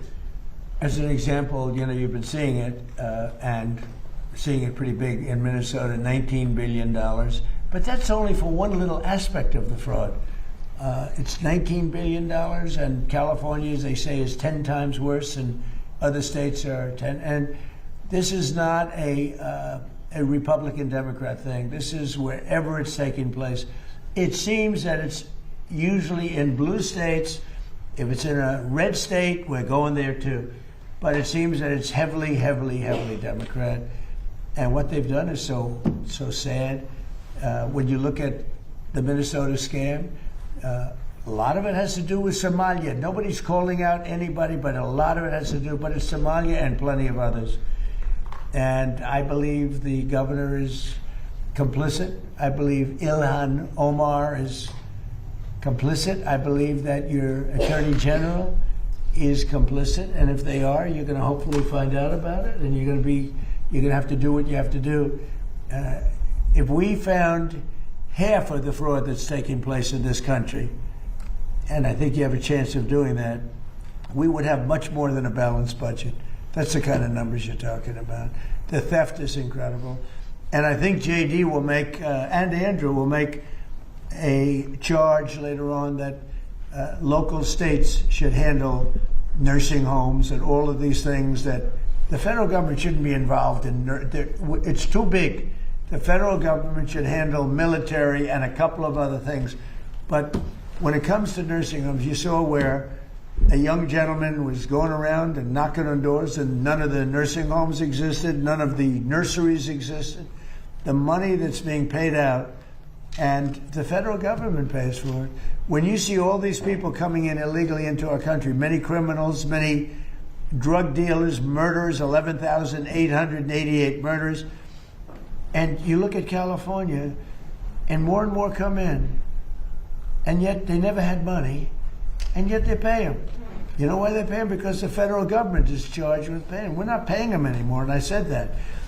So these two really smart guys are going to be, I think it's going to, hopefully it's going to be JD's. This will not be like a Kamala, where she was put in charge of the border, and she never went there, JD, right? You promise? I promise, sir. Remember, Kamala was put in charge. She was the border czar. She never went to the border. She never called any of the great Border Patrol. The Border Patrol testified. We never spoke to her in 4 years. That was a disaster, but this is different. This is a different group of people. I think maybe before JD, I'll ask Stephen Miller to say a few words too, please. Thank you, Mr. President. Well, under President Trump's leadership, as we've seen, the illegal flow across the southern border was stopped completely. But what we found since President Trump came into office is that the Democrats have set up a system to funnel hundreds of billions and ultimately trillions of dollars to migrants that are in our country, oftentimes from places like Somalia. So as an example, ICE recently asked a group of illegal immigrants that were in detention whether or not they were receiving Medicaid. Half of them raised their hands and volunteered that they were on Medicaid. Just volunteered that. These aren't the ones who are hiding it, right? They also asked illegal aliens how they paid their medical bills, and they said that if they don't have Medicaid, they go to hospitals, they get free care there, and they bill it to the taxpayers. So they aren't paying for any of their own health care in this country. This is one example. And we've seen this over and over and over again. So under President Trump's leadership, and then of course with JD and the head of the FTC, Andrew Ferguson, we're going to see the first ever effort in American history to reclaim the ultimately trillions of dollars that were stolen from taxpayers. I believe, and I know President Trump believes, that when this theft is exposed, we will see that if all of it were stopped, it would be enough to balance the budget. The extraction of wealth from American taxpayers to people who don't belong here is the primary cause of the national debt, and this is the first ever effort to shut that down. Thank you, Mr. President. First ever. And everyone knows they've been cheating for years. It's the first ever. And it's got to be stopped. I mean, it's got to be stopped. Think of it, Somalia is a third world, maybe a fourth world nation. One of the worst, one of the most dangerous. They don't have anything. They don't have councils. They don't have government. They don't have police. They shoot each other all over the place. They come here and they steal $19 billion. It's crazy. And Ilhan Omar, I hope this is part of it, but she married her brother, supposedly. I mean, there's a lot of documentation. That means she's here illegally and she's a congresswoman. And I hope you're going to be looking at that, or somebody is, all right? Because she's one of the ringleaders here. She's bad news, really bad news. She's so bad for our country. Anyway, JD, please say a few words. Yes, sir. Well, thank you, Mr. President. This is a very important whole of government approach to tackle the fraud problem. And let me just tell one story. One of the things that even before this executive order was signed that we were able to stop under the president's leadership is we saw evidence that in Minneapolis there were Somalis, primarily illegal immigrants, who were defrauding a Medicaid program that was meant to go to autistic children. So they were taking children who were supposed to get benefits, and they were claiming that their kids were actually autistic even though they weren't. And what did this mean? This meant two things. Number one, you had a lot of people getting rich off of the fraud while American citizens got poor. And the second thing that it meant is that you had autistic kids in Minneapolis, in suburban Minneapolis, who weren't getting benefits they needed because Somali fraudsters were literally stealing out of their pocket. It's got to stop. And unfortunately, that kind of fraud is one example of probably hundreds just within the state of Minneapolis, and then it's repeated and replayed all over the United States of America. When we first started talking about this problem, the president made it very clear he wanted us to take the fraud problem seriously because nobody had until he was president. We started to figure out one big hole that existed, is that the agencies of the government weren't actually talking to each other. So Treasury would have evidence of financial fraud, but wasn't talking to the Department of Justice about it. Health and Human Services had evidence of Medicaid fraud, but wasn't talking to the Department of Treasury about it. So what this executive order does is force the entire apparatus of the federal government to do two things: stop the fraud in the American taxpayer and make sure that the benefits that ought by right go to American citizens and not to fraudsters. Andrew Ferguson will be the vice chair and is going to do a great job. If you're curious what's the difference between the vice chair and the vice chair is going to do all the work, and I'm going to take all the credit. Andrew. Yeah, look, I mean, millions and millions of Americans pay into these programs every day, and they expect to get something out of it. And this fraud is just siphoning money that millions of Americans pay to fund their hospitals, to fund their daycare centers, into completely fake businesses. It isn't just unfair to all of us as taxpayers who pay for all this. It's particularly unfair to the Americans who need this the most and watch this money leave their hospital, leave their school system, and go out to fraud. And that is why this effort is so important. And I think we've just begun really looking at this, but I think that one of the things we're going to find is that in a lot of these agencies, the previous administration was pretty lax about existing anti-fraud controls, and we're going to expose that too. I would take the word pretty out. I would change it with unbelievably lax. They weren't, not even lax. Lax isn't a good enough word. The previous administration was fraudulent, okay? And I think that's what you're going to find also. And, you know, we worked so hard, like most favored nations drug prices. For years, people have wanted. We paid the highest drug prices anywhere in the world by far, by 5 times, 6 times, 10 times, more than London would be paying in New York, more than any city in Europe was paying than our cities.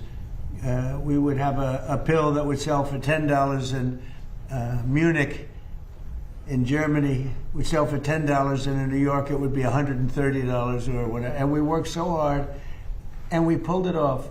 It's called Most Favored Nations. So now we went from by far the most expensive drugs anywhere in the world, prescription drugs, to the least expensive, and I had to get all the nations to agree, and I don't want to bore you with how I did it, but I did it. Everyone said it was impossible to do, including the drug companies, and we did it. And we worked so hard on it, and we're going to save so much money for the people. Your drug prices are going to be dropping at levels never even, by 50, 60, 70, 80% in some cases, but you work so hard. And then you see them stealing $19 billion. It's like in one pocket, out the other. And I think Andrew and JD, I think have maybe one of the most important jobs. Maybe it could be one of the most important things that we're signing because I really believe that they have an opportunity to do something so good for our country. You know, people talk about balancing budgets. You can't balance a budget when people are stealing $19 billion, and nobody's ever heard of anything like it. We had, I guess, in the same state, you went autism, where 4 or 5 years ago, they spent $1 million, and now it's almost $400 million in just a few years. Well, autism didn't go up like that, and even the $1 million was probably a fraud, but it went from $1 million to almost $400 million in just a few years. These are crooked people. They basically said everybody in the state had autism. These are crooked, horrible people. And, you know, I was elected on, with JD, Make America Great Again. That was it. And we can't have this stuff happening. Right. We have to be respected. And they left. So I'm going to sign this. We'll take some questions, but let me sign this first. Before I don't forget, let's see. Before I decide not to, okay? Yes, sir. I don't forget not to, but maybe I'll decide not to. I would decide not to. If I didn't think they could do the job, I would decide not to. But that'll be a terrible thing. I think they're going to find numbers. Andrew, I think you're going to find numbers that are far higher than you even think. And you know, Andrew came to us. He said, sir, he's read the stories about Minnesota. We know California is many times worse, but Minnesota is terrible. They're all terrible. Those cities are terrible. New York is terrible. What's going on in Chicago, Illinois, with that slob of a governor is terrible. And the kind of money we're talking about, is just country changing. It's country changing money. It's having a deficit to having a really profitable country where you can lower your taxes substantially for people. And I think you have an opportunity to do it. And I think you two guys are the right guys. If you guys can't do it, we've got a problem, because nobody else will be able to do it. Yes, sir. So I'll sign, and then we'll take some nice questions from our wonderful media.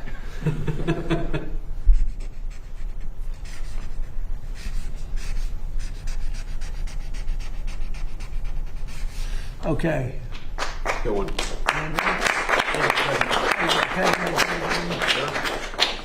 Here you go. Very important. That's a big deal. We've been working on this very long. Right? Yes, See, sir. right? Will? Yes, sir. Andrew, do you have a question? Yes, Mr. President. You said during your State of the Union that this type of fraud, the corruption, is the type of thing that can shred the fabric of a nation. Why do you suppose then that leaders in recent memory haven't looked at the systemic amount of fraud that's been taking place?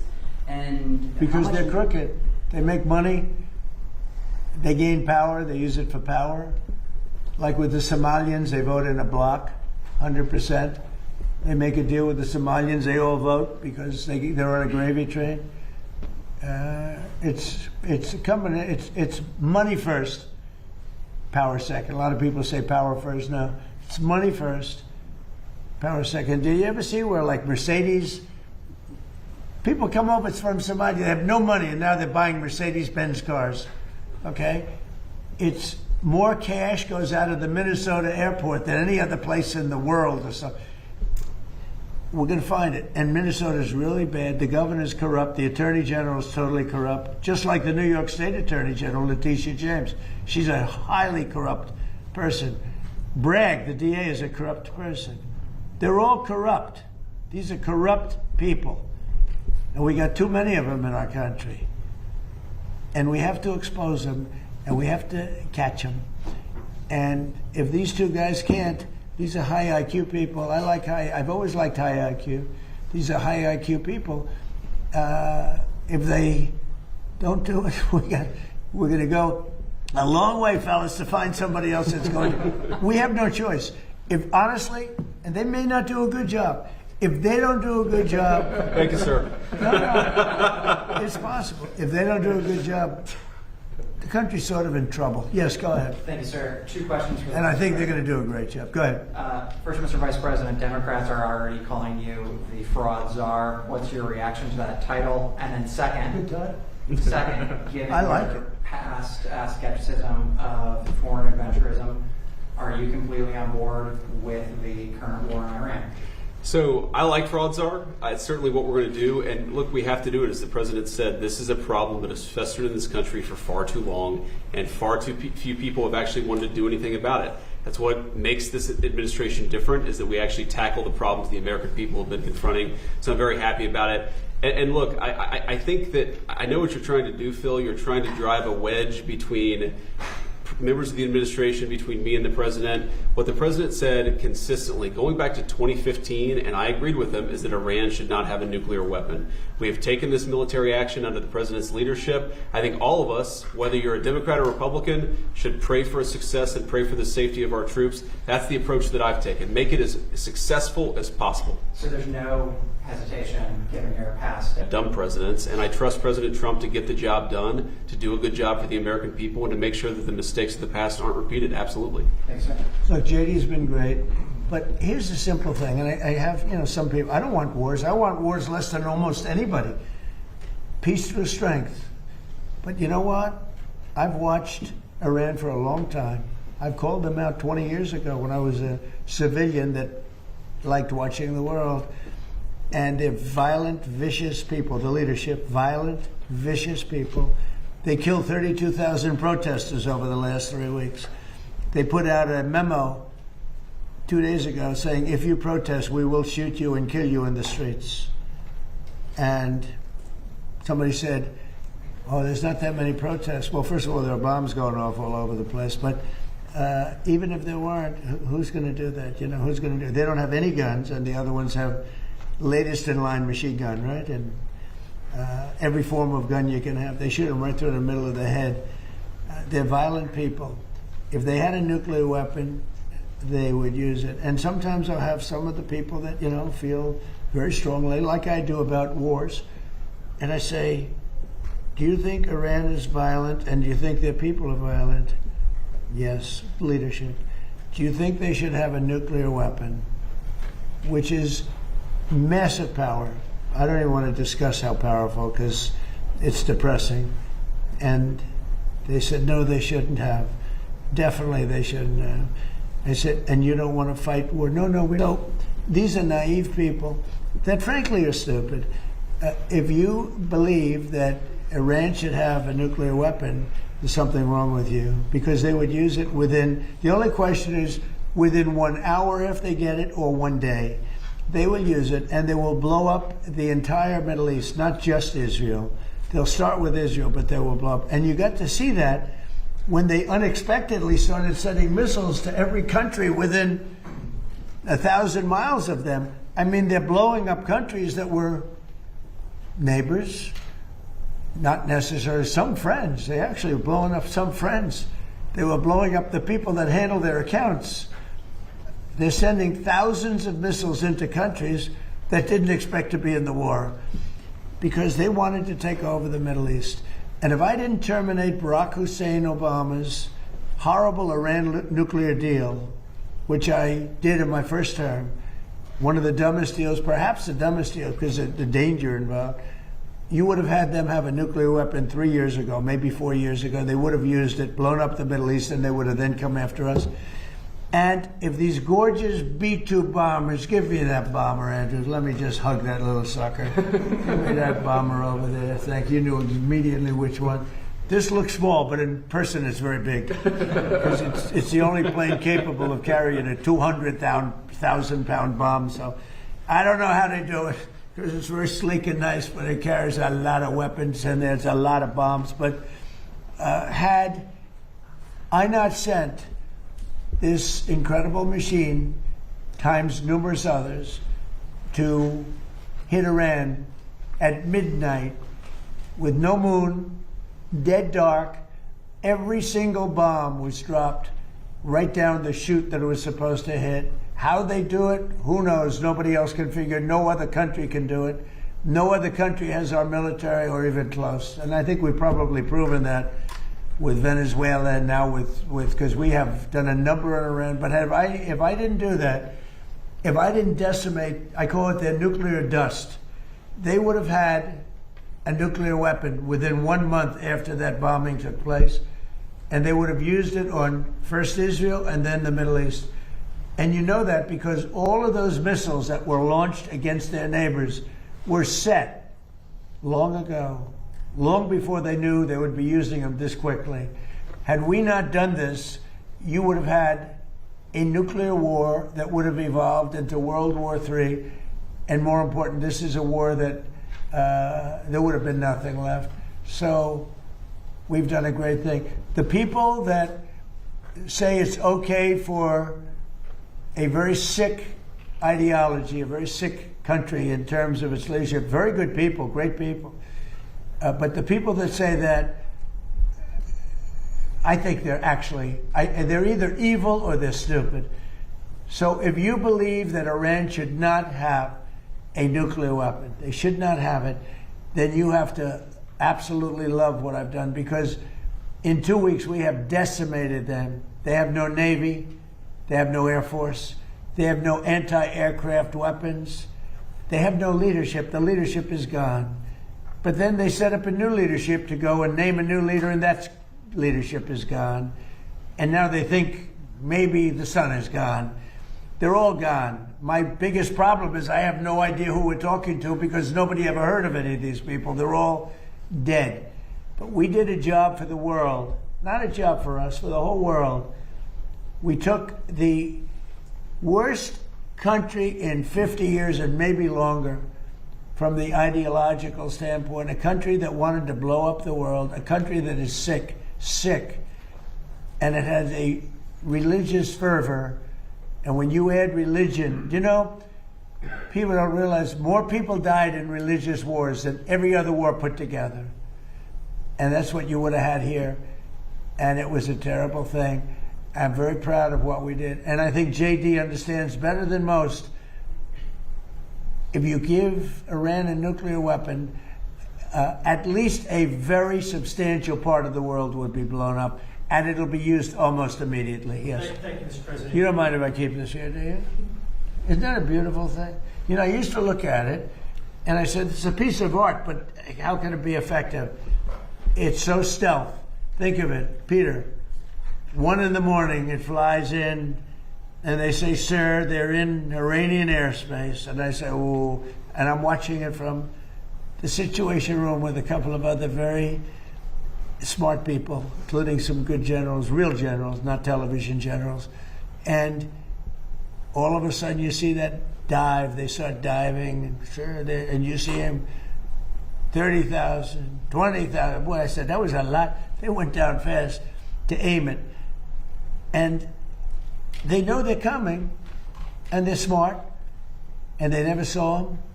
And they're firing a little bit, but they don't know what they're firing at because they can't see a thing. And then you hear the biggest explosions that anybody's ever heard. Those are the biggest bombs. Outside of nuclear, those are the biggest bombs. And you say, what technology we have. What a great country. I built it, largely, I built it during my first term. I built it. I didn't know I'd have to use it this much in my second term. But we had an incompetent president. We had an incompetent administration.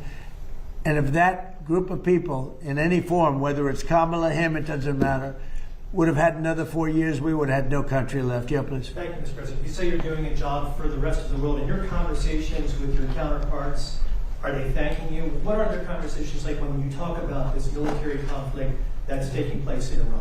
Well, they should be thanking me because many of them get 90%. China, as an example, should be thanking us, but I don't expect to thank you, but they should be thanking us. Japan gets 95%, China 91%. Many of the countries, South Korea gets a tremendous percentage of their oil and therefore their energy from the straits, or as they call it, the strait. And they should be not only thanking us, they should be helping us. What does surprise me is that they're not eager to help. There are a couple. We'll be announcing some names soon. There are some that really were right up front. I would announce their name now, other than maybe they'd prefer it not being announced for whatever reason. I will say this: it's a lot easier to get people today than it was 2 weeks ago. 2 weeks ago, before we destroyed before we obliterated the country, before we took out, because they're down to about 8% of their missiles. They're down to a small portion of their drones, and we've demolished many of their factories where they make the missiles and the drones, and the rest are all following. Our military has been amazing. We hit Karg Island, took out every single thing on Karg Island except one thing. We left the pipes, because if we take out the pipes, it takes a long time to build them. And at some point, something's going to happen that's positive with respect to those pipes. But there are some countries that greatly disappointed me. And I'm the one that got them to pay from 2% to 5% of GDP, NATO. And I get along great with those countries in NATO, but I always said, the problem with NATO is we'll always be there for them, but they'll never be there for us. And when I hear the UK, which was sort of considered the Rolls-Royce of allies, right? When you say they were the oldest and they were going to be there. And I say it would be really helpful if you'd send over a couple of ships, and if you have some minesweepers, which they do, be very helpful. And the Prime Minister is a nice man. I think he's a very nice guy. He says, well, I'd like to ask my team. I said, you don't have to worry about a team. You don't have a team. You're the Prime Minister. You can make a decision. Well, I have to speak to my people. I said, you don't have to speak to anybody. So it was very disappointing. And then after we obliterated them, destroyed their military, their whole thing, and it became a much safer zone, he said, we're going to send over 2 aircraft carriers. I said, I don't want them anymore. I don't want them after we win. I want them before we start. I don't need your aircraft carriers after we've already won. So, those things are very disappointing. And you have to remember, we have 45,000 troops in Japan. We have 45,000 troops in South Korea. We have 50,000 troops in Germany. We defend all these countries. And then, do you have any minesweepers? And they say, well, would it be possible for us not to get involved? I've been saying it for a long time. This is the greatest thing to come out of this. We spend trillions and trillions of dollars on NATO to defend other countries.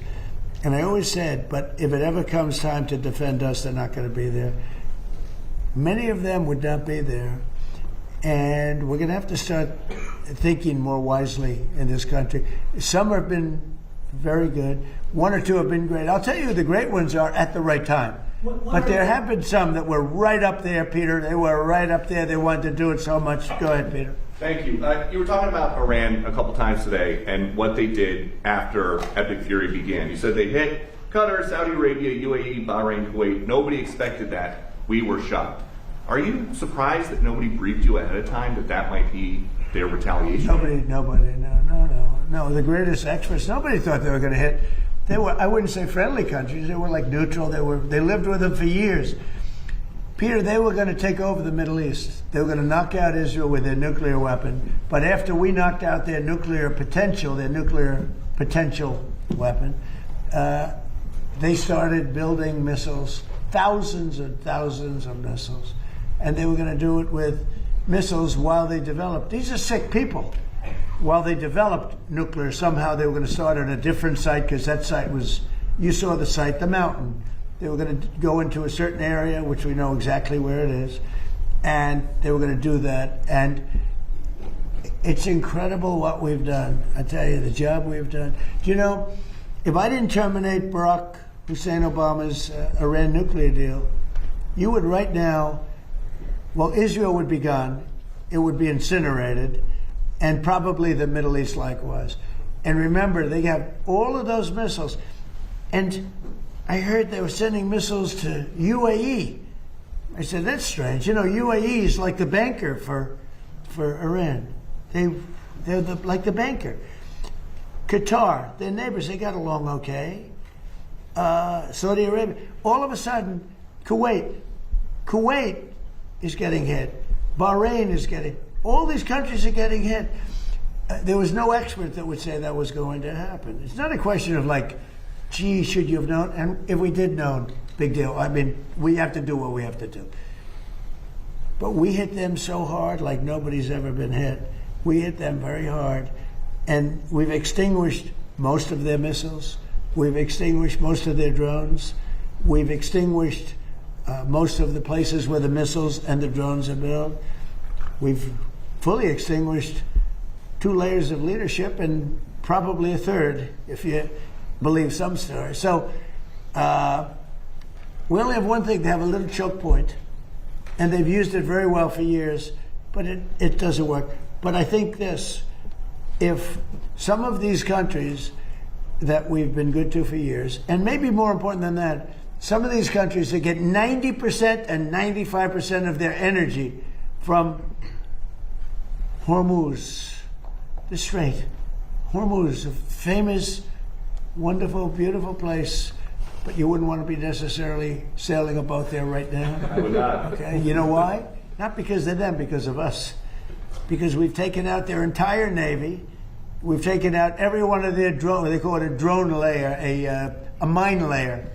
There's specific boats that are meant to put mines on. How would you like to have a nation that has 22 boats where their sole function, they're very different looking boats. You wouldn't want one for your family. They're not pretty. Their sole function is to lift a mine into the water and drop it a certain number of feet down. But they had 22 of them. We've taken out all of them, but you can probably drop them off other boats. So we don't even know. By the way, we don't know that any mines have even been dropped. But the thought that they would scares people that have billion-dollar ships. Yeah, please. Thank you, President Trump. I'd like to ask the Vice President about his plans to go after possible fraud in California and New York. We know, of course, about Minnesota. And President Trump, first could I ask you, you said earlier today that the new Supreme Leader, Khomeini, you don't know if he's dead or alive. There are a couple interesting reports about him today. There's one report that he just narrowly escaped death in the first airstrikes by stepping out into his garden. There's another report that he may actually be gay despite leading a theocracy that hangs gay people. How do you determine what's true, and do you have an assessment of this? Well, so far nobody knows. If you look at his father, he used to give talks a lot, talking about death to America. He'd say death to America all the time. When they say death to America, you should believe them, because that's what they would have. If they had a nuclear weapon, they would have used it. But they never had the chance. I never gave them the chance to use it. And other presidents should have done. I spoke to one of the former presidents who I actually like. I actually speak to some. I do like some people. It'd be shocking. And he said, I wish I did what you did. Could have done it. Other presidents, somebody should have done it. 47 years this went on. They call Iran the bully of the Middle East. And you could have never had the Abraham Accords. You could never have had peace in the Middle East. Now you're going to have peace. You could never do it with the dark cloud of a nuclear Iran. But Iran is a shell of itself. It's no longer a bully. It's the one that gets bullied. It's a bully that got beat up. We beat the crap out of them. And they deserve that. When you see a soldier walking down the street without his arms, or being helped down the street because he's got no legs, or his face is blown to smithereens with no legs and no arms, those two, no legs, no arms, and a face that got racked. That was done by roadside bombs. That's the favorite weapon of Soleimani, who I killed in my first administration. General Soleimani. Had I not killed him, that was the beginning of their downfall, because had he not gone, it's possible that we would not be this far advanced in destroying Iran, because he was a really good general. He was a vicious, horrible man, but he was a brilliant general. And he was looking to knock out 5 of our military bases at one time. And the man that died with him was his counterpart in Iraq. And they were working together. And they got hit real hard. And if that didn't happen, we would have had a problem. But maybe more importantly than that, he was really the mastermind behind it. And they never found somebody to replace him in terms of the genius. I knocked him out, and that was a big step, knocking him out. But if we didn't get rid of the Obama deal, I terminated it against the wishes of my then Secretary of State. He was no Marco. Against the wishes of a lot of people at the time. You remember that, Peter? A lot of people. Had I not terminated, remember that, Stephen? You remember? They were all going, dude, this is not, that deal was a disaster. That was a road to a nuclear weapon. They would have had it 3 years ago, and it would have been used, I would say, 2 to 3 years ago, and it would have been used in the Middle East. And by the way, after they were finished that, they were coming over here. They never got a chance to do it. I just want to ask you about something very interesting that you've said twice today. That you talked to another former president about the Iran strikes. I did. Was it George W. Bush? No. Was it Bill Clinton? I don't want to say. I don't want to say. Because a member of a party, they have Trump derangement syndrome all, but it's somebody that happens to like me, and I like that person who's a smart person. But that person said, I wish I did it. Okay? But I don't want to get into, I don't want to get him into trouble. Maybe, hey, you know what? I think you probably know. It's interesting. And maybe he'd be proud. I could even ask him that. Would you like me to reveal your name to Peter at Fox? Well, at least you have high ratings. Your ratings are through the roof, Peter. Thank you for noticing. Congratulations. Can I ask you another question about the war? If Iran, as you said, totally obliterated, got the missiles, got the first 2 rounds of leadership, Air Force gone, Navy gone, can we wrap this war up this week? Yeah, sure. Good. Will we?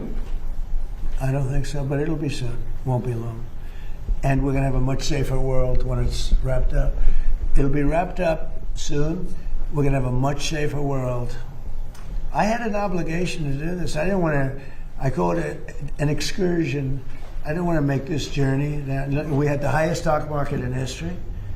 We had low gas prices. Everything was good, and I know exactly. I know what you're going to do it. And people are going to raise the price of oil. And that's good, but I know that. But that's a very small thing compared to allowing them to have. You want to see a stock market go down? Start letting them hit you with nukes. Okay. I think I said it this morning. I think it's a very small price to pay. And frankly, I thought it was going to go down much more, if you want to know the truth. I assumed that it was going to go down much more, only because people don't understand it's a big chess game at a very high level. It's a very high level chess, the highest. And I'm dealing with very smart players. These are smart people. They don't get there. When you deal with some of these people, you're dealing with high level intellect, very high IQ people. These are not Jasmine Crockett and her group. These are smart people. These are really smart people, and violent people, and vicious people, and some very nice people. And some are very nice but violent. They turn violent. But you know what? If I didn't do what I did, we would have been hit. Number one, very important, was the termination of Obama's horrible deal, and number two, this beautiful plane hitting them 8 months ago, whatever it was, and taking out their nuclear capacity. That totally threw them for a loop. If they had that bomb at either time, 5 years ago or 7 months ago, if they had that bomb would have been used almost immediately. Mr. President, two questions on domestic policy, bringing it close to home. First of all, the Save America Act, what are you expecting this week when this vote takes place in the U.S. Senate? Will the Vice President's vote be necessary? I think it's imperative that it gets done. I'm not sure it is. The Democrats have horrible policy. It's just incredible. But they stick together. It's the one thing they do. Their Supreme Court members stick together. Those appointed by a Democrat stick together. If Barack Hussein Obama appoints a member of the Supreme Court, that member never goes against him. And they're proud about it. They say, I don't give a damn if it's good or bad. That man appointed me and I'm never going to let him down. I don't say that's right, wrong. I just say they stick together. Republicans go the opposite way. If Donald Trump appointed me, I'm going to show the world that I can be totally just and I can be independent of Donald Trump. He's not controlling me.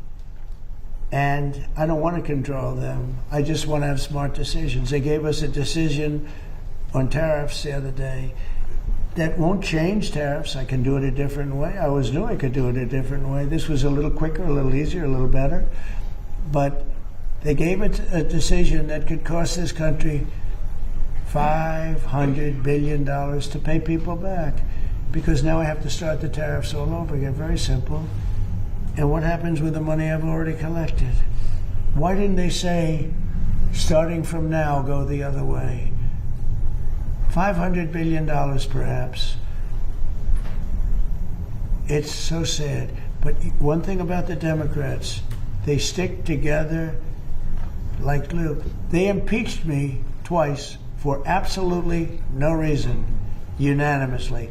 Fortunately, the Republicans stuck together, and it was something. It was pretty wild. But the Democrats have horrible policy, transgender for everybody, open borders, men playing in women's sports. But the one thing they do have is they stick together, no matter how bad the policy. It's embarrassing to watch them try to defend it. And in a way, I say, as a Republican, in a way I say, thank goodness they have bad policy, because you'd never beat them. We have something in there now, the Save America Act. Voter ID with a picture, right? That's a 99% issue. Even among Democrats. Democrats poll at 89% on that. And then they have proof of citizenship. And then they have no mail-in ballots. No mail-in ballots. We have no mail-in. You go to California, they send out like 38 million ballots. Some Democrats get 7, 8 ballots. Republicans are a lot of times calling in, where's my ballot? Where's my ballot? They're lucky to get one. Jimmy Carter, probably the greatest thing he ever did, I thought he was a nice man, not a great president, to put it mildly. How did his attack work out in Iran? Not too good. I think ours is slightly better, wouldn't you say? But Jimmy Carter, the one thing he did after he left with Scoop Jackson and some others, they formed a very elite council, a committee that came out and said very strongly, no mail-in ballots, because we're the only country in the world that has mail-in ballots like we do. The only country in the whole world. People have tried it. France tried it and they went away. They're now doing paper ballots, watermark paper, which is very hard to cheat. So when you look at what happens with this country, we really have to fix it. That'll be very popular. The other thing we put in there, just as best of, I call it the best of Trump. We have the three things I just said, right? But then I added on no men playing in women's sports, and I added in no transgender surgery, the mutilation of our children. We have no mutilation of our children, no transgender. I think they say that's an 80% issue. I think they're 99% issues, but whether they're 80% or 99%.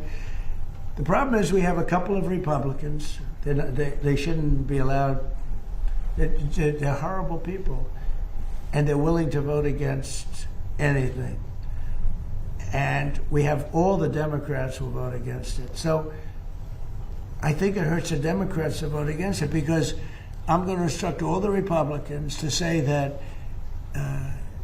so-and-so that they're running against voted against the saving of our children from transgender mutilation, right? That's pretty unpopular. They want men and women's sports. That's pretty unpopular. They want voter ID, but the Democrats don't. Everybody wants voter ID. Everybody wants proof of citizenship. And most people don't want mail-in voting because they know it's a fraud. Touches too many hands. I mean, the postman gets it, this one gets it, that one. So these are all issues that are in the 90s to 100. I would say some are virtually 100%. And the interesting thing is they're that way not only with the Republicans. I'm not talking about leadership. I'm talking about they're that way also, most importantly, with the people. The people of our country want voter ID. The people of our country want proof of citizenship. And that includes 88%, 89% of Democrats. And I think the Republicans, Eric Schmidt, Rick Scott, Tim Scott, I speak to so many of them, they all want it.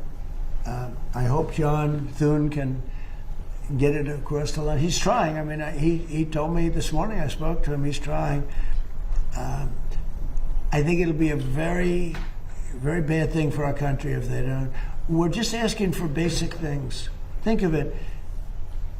You can't have voter ID. Do you know in California, if you ask a person to show their identification, they have the right to put you in jail. If you're an official and you say, may I please see your identification, you're subject to going to jail. That's how crazy it's gotten. With a low IQ person, you know, because Gavin Newsom has admitted that he has learning disabilities. Honestly, I'm all for people with learning disabilities, but not for my president. I think a president should not have learning disabilities, okay? And I know it's highly controversial to say such a horrible thing. The President of the United States, Gavin Newsom, admitted that he has learning disabilities, dyslexia, everything about him is dumb. But then he looked at the audience and said, but I'm smarter than you, or something like that. That was pretty stupid. So now on top of everything else, I call him a racist because it happened to be a black audience. I will tell you this. I think it was the worst interview I've ever seen of any human being in my life, okay? Anybody else have any questions? Will it be necessary to use even a limited ground force to secure whatever nuclear material remains in Iran as part of that threat? No. And secondly, have you made a decision? You mean to go in and get it? Yes, sir. Why would I tell you a thing like that? And secondly... You know, I can't stand reporters. Sir, will you attack Carg Island? Will you occupy Carg? They ask me these questions. And I don't want to be mean, but they're stupid questions. If any president answered those questions, they shouldn't be president. And secondly, sir, do you still plan to travel to Beijing at the end of this? I don't know. We're working on that right now. We're speaking to China. I'd love to, but because of the war, I want to be here. I have to be here, I feel. And so we've requested that we delay it a month or so. And I'm looking forward to being with them. We have a very good relationship, but because of the war, there's no tricks to it either. It's not like, oh, gee, I'm waiting. It's very simple. We got a war going on. I think it's important that I be here. You know? So it could be that we delay it a little bit. Not much. Peter? When you say Cuba is next, Cuba. Is Cuba, whatever you do with the military there, it seems like something, will that look more like Iran or Venezuela? Can't tell you that. I can tell you that they're talking to us. It's a failed nation. They have no money, they have no oil, they have no nothing. They have nice land. They have nice landscape, you know. It's a beautiful island. I think they have great people. You know, I know so many people from Cuba that were treated terribly, and they're over here and they became rich. They're very entrepreneurial people, very smart. I know a lot from Florida, especially. There's so many people. A friend of mine started over with nothing. He's now the largest owner of gas stations in the country and stuff. I mean, Cuban. I also know, I was just with a fantastic person who's Cuban and made a fortune in sugar, you know, Fanjul family, right? And this family wants to go back to Cuba to visit it. They haven't been back in like 50 years or something. They largely come from Cuba. And we'll see what happens. They were asking me about that. They want to go back. Not only Fanjul, a lot of Cubans have said, oh boy, would they love to go back. I think Cuba, I don't know, it's in its own way, for tourism and everything else, it's a beautiful island, great weather. They're not in a hurricane zone, which is nice for a change, you know. They won't be asking us for money for hurricanes every week. But I think Cuba see the end. You know, all my life I've been hearing about the United States and Cuba. When will the United States do it? I do believe I'll be having the honor of taking Cuba. That'd be good. That's a big honor. Taking Cuba. Taking Cuba in some form, yeah. Taking Cuba. I mean, whether I free it, take it, I think I could do anything I want with it. You want to know the truth? They're a very weakened nation right now. They were for a long time. Very violent leaders. Castro was a very violent leader. His brother's a very violent leader. Extremely violent. That's how they governed. They governed with violence. But a lot of people would like to go back. Okay, one more question. Quick question on fraud for Vice President Vance. Mr. Vice President, you announced a couple of weeks ago in the EOB that the administration would be halting Medicaid payments to Minnesota until the state decided to take pervasive steps to root out fraud. Do you have an update to that specific situation? Do you think that could be a model moving forward for the task force for states that won't cooperate? So I don't have an update there. Dr. Oz is looking to it, trying to work with the authorities in Minnesota to try to figure that situation out.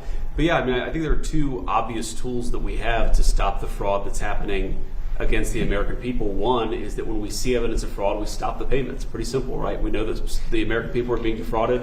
Let's try to stop the payments and ensure that whoever's making these payments is actually complying with some basic due diligence and making sure that payments are going to the right place. I think the second tool, of course, we have, as the President mentioned, is we have law enforcement options. We know that some of this fraud is just bad. Some of it's criminal.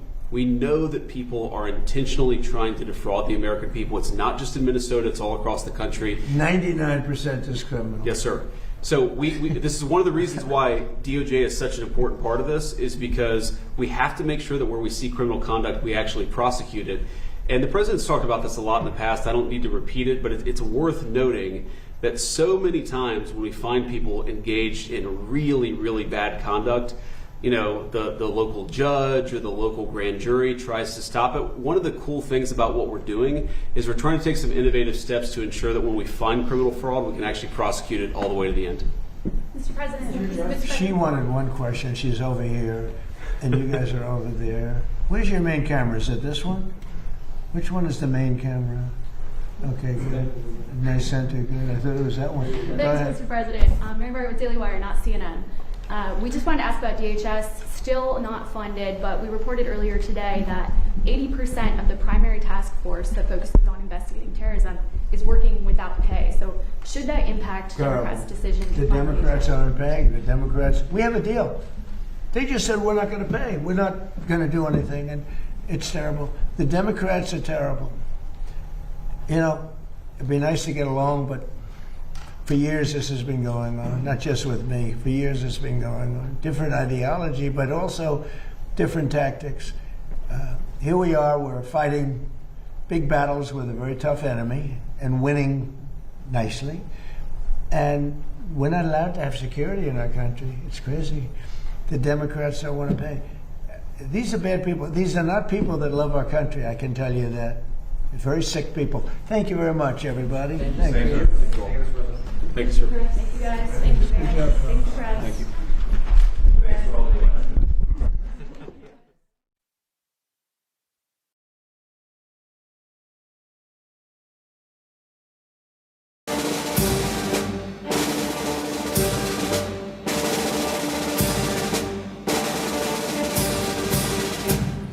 Ladies and gentlemen, the President of the United States, Donald J. Trump.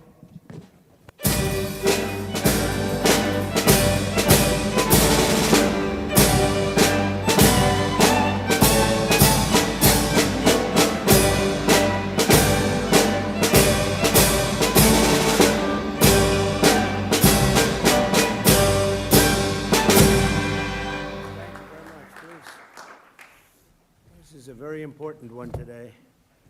We've worked on it long and hard. For years, they've been working on it. And I see Kevin's in the audience, and I just want to thank you. You were fantastic on television today. I actually want to keep you where you are, if you want to know the truth. Kevin Hassett is so good. I'm saying, wait a minute. If I move them, these Fed guys, certainly the one we have now, they don't talk much. I would lose you. It's a serious concern to me. So I just want to say thank you very much. You've done incredible. We don't want to lose him, Susie. But we'll see how it all works out, okay? Thank you, Kevin. Great job. And thank you for all being here as we discuss the largest investment in rural health care in American history. This is the big one. We're delighted to be joined by many incredible members of the healthcare community, including doctors, nurses, and pharmacists from all across America. We're also very happy to have with us some very talented people. A man who is really good at this, extremely non-controversial, which is, I wanted somebody non-controversial, so I chose Robert F. Kennedy, Jr. to head the whole shebang up. And he also happens to be a great guy. Brooke Rollins, who's doing a fantastic job at agriculture, and thank you, and how are the prices coming?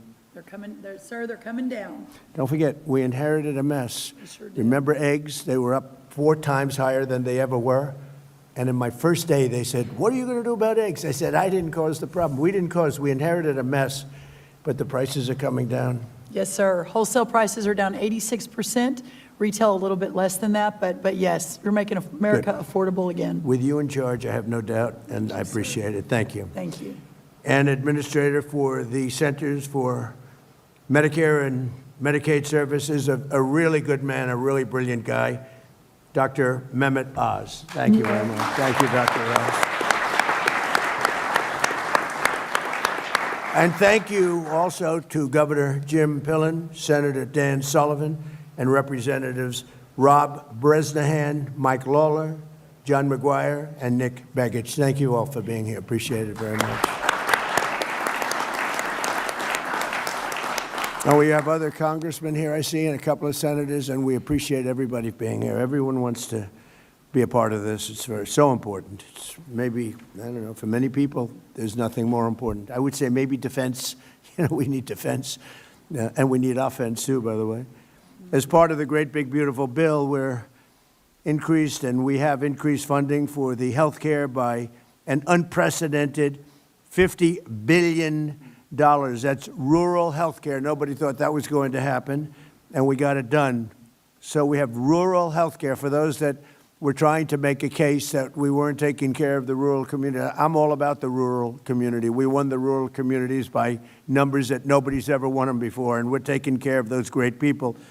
So we already did this. We increased funding for rural health care by an unprecedented, record-setting $50 billion over 5 years, which will benefit Americans in all 50 states.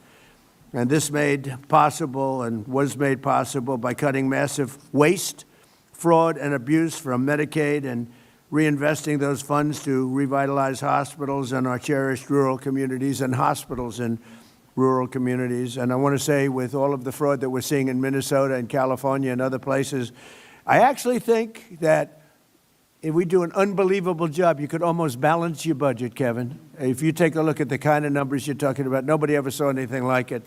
They're all corrupt politicians, from the governor of Minnesota to the governor of California to everybody. They're just corrupt politicians. And you're talking about hundreds of billions of dollars in fraud. Waste fraud and abuse, but in fraud, you're talking about hundreds of billions of dollars. Under the Unaffordable Care Act, which is Obamacare, it's called the unaffordable. It is unaffordable, remember that. Rural hospitals and communities were devastated by soaring costs, and that continues. Despite colossal increases in government spending since Obamacare was passed, only 7% of the annual Medicaid spending on rural hospitals has gone to rural hospitals. So there's only a very little. They didn't care. Obama didn't care about the rural community, to be totally blunt. What he did care about is insurance companies. And this was a bill to make insurance companies wealthy. And they did. They made insurance companies very wealthy. I would say they don't like me too much because they spent hundreds of billions of dollars, and we're going to have that money spent to the people and given to the people. Not we're going to circumvent the insurance companies.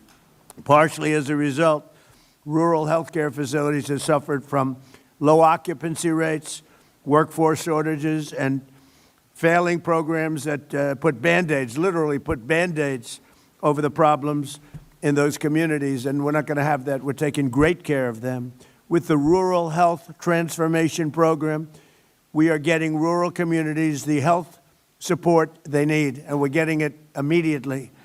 These funds will go to empowering rural hospitals, strengthening their workforce, modernizing facilities and technology, and ensuring that rural Americans get world-class health care in their own community, right smack in their own community, like they've never had it before. And they've been hurt very badly by the Unaffordable Care Act. Every single Democrat in Congress voted against the lifeline for rural communities. And I hope everyone knows this, and this is not about elections, but I hope you remember this in the midterms, because the Democrats are just so horrible toward the rural community.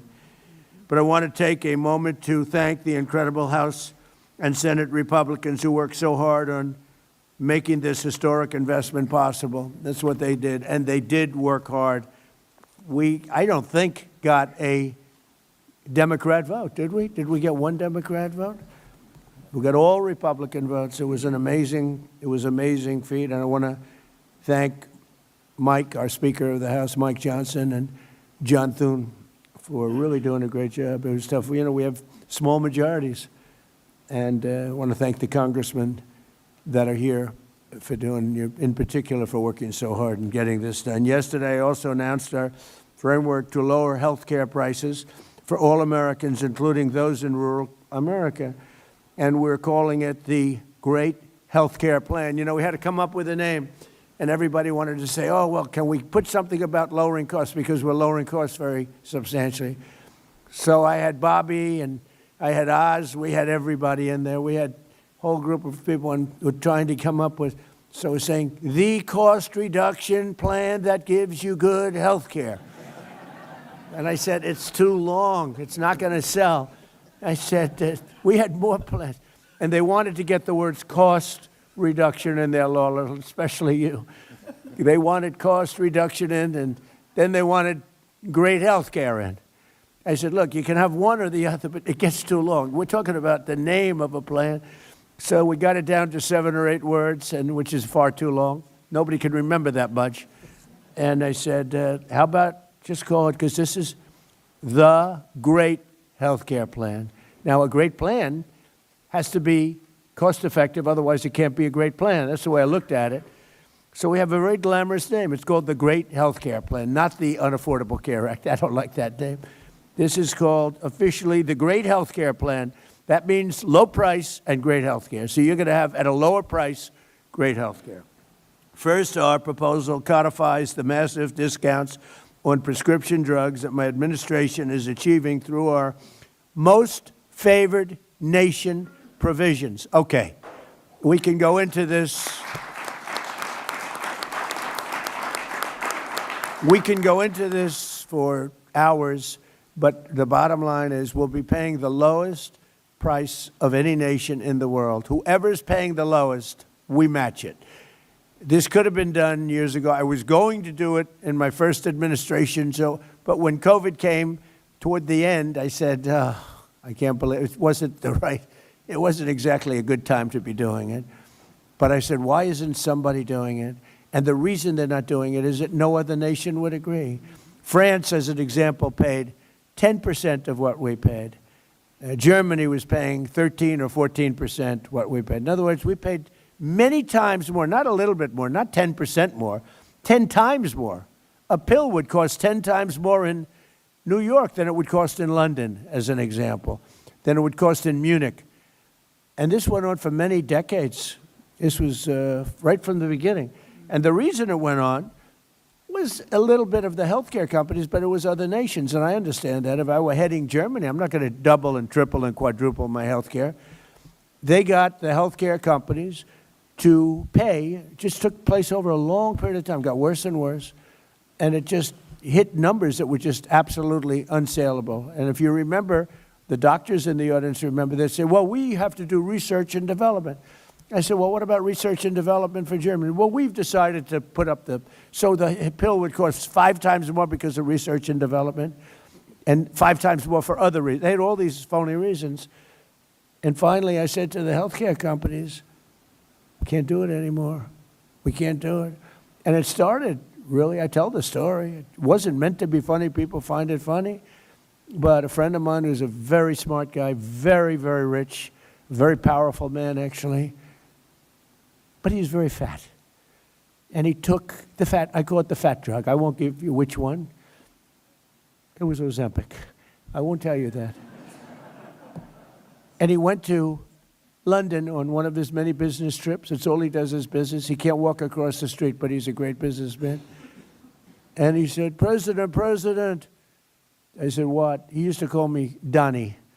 Now he calls me President. So I said, you've come a long way. He goes, but I have a problem. What's your problem? In New York, I pay $1,300 for this drug. Now, this means nothing to him. This is like a penny out of your wallet.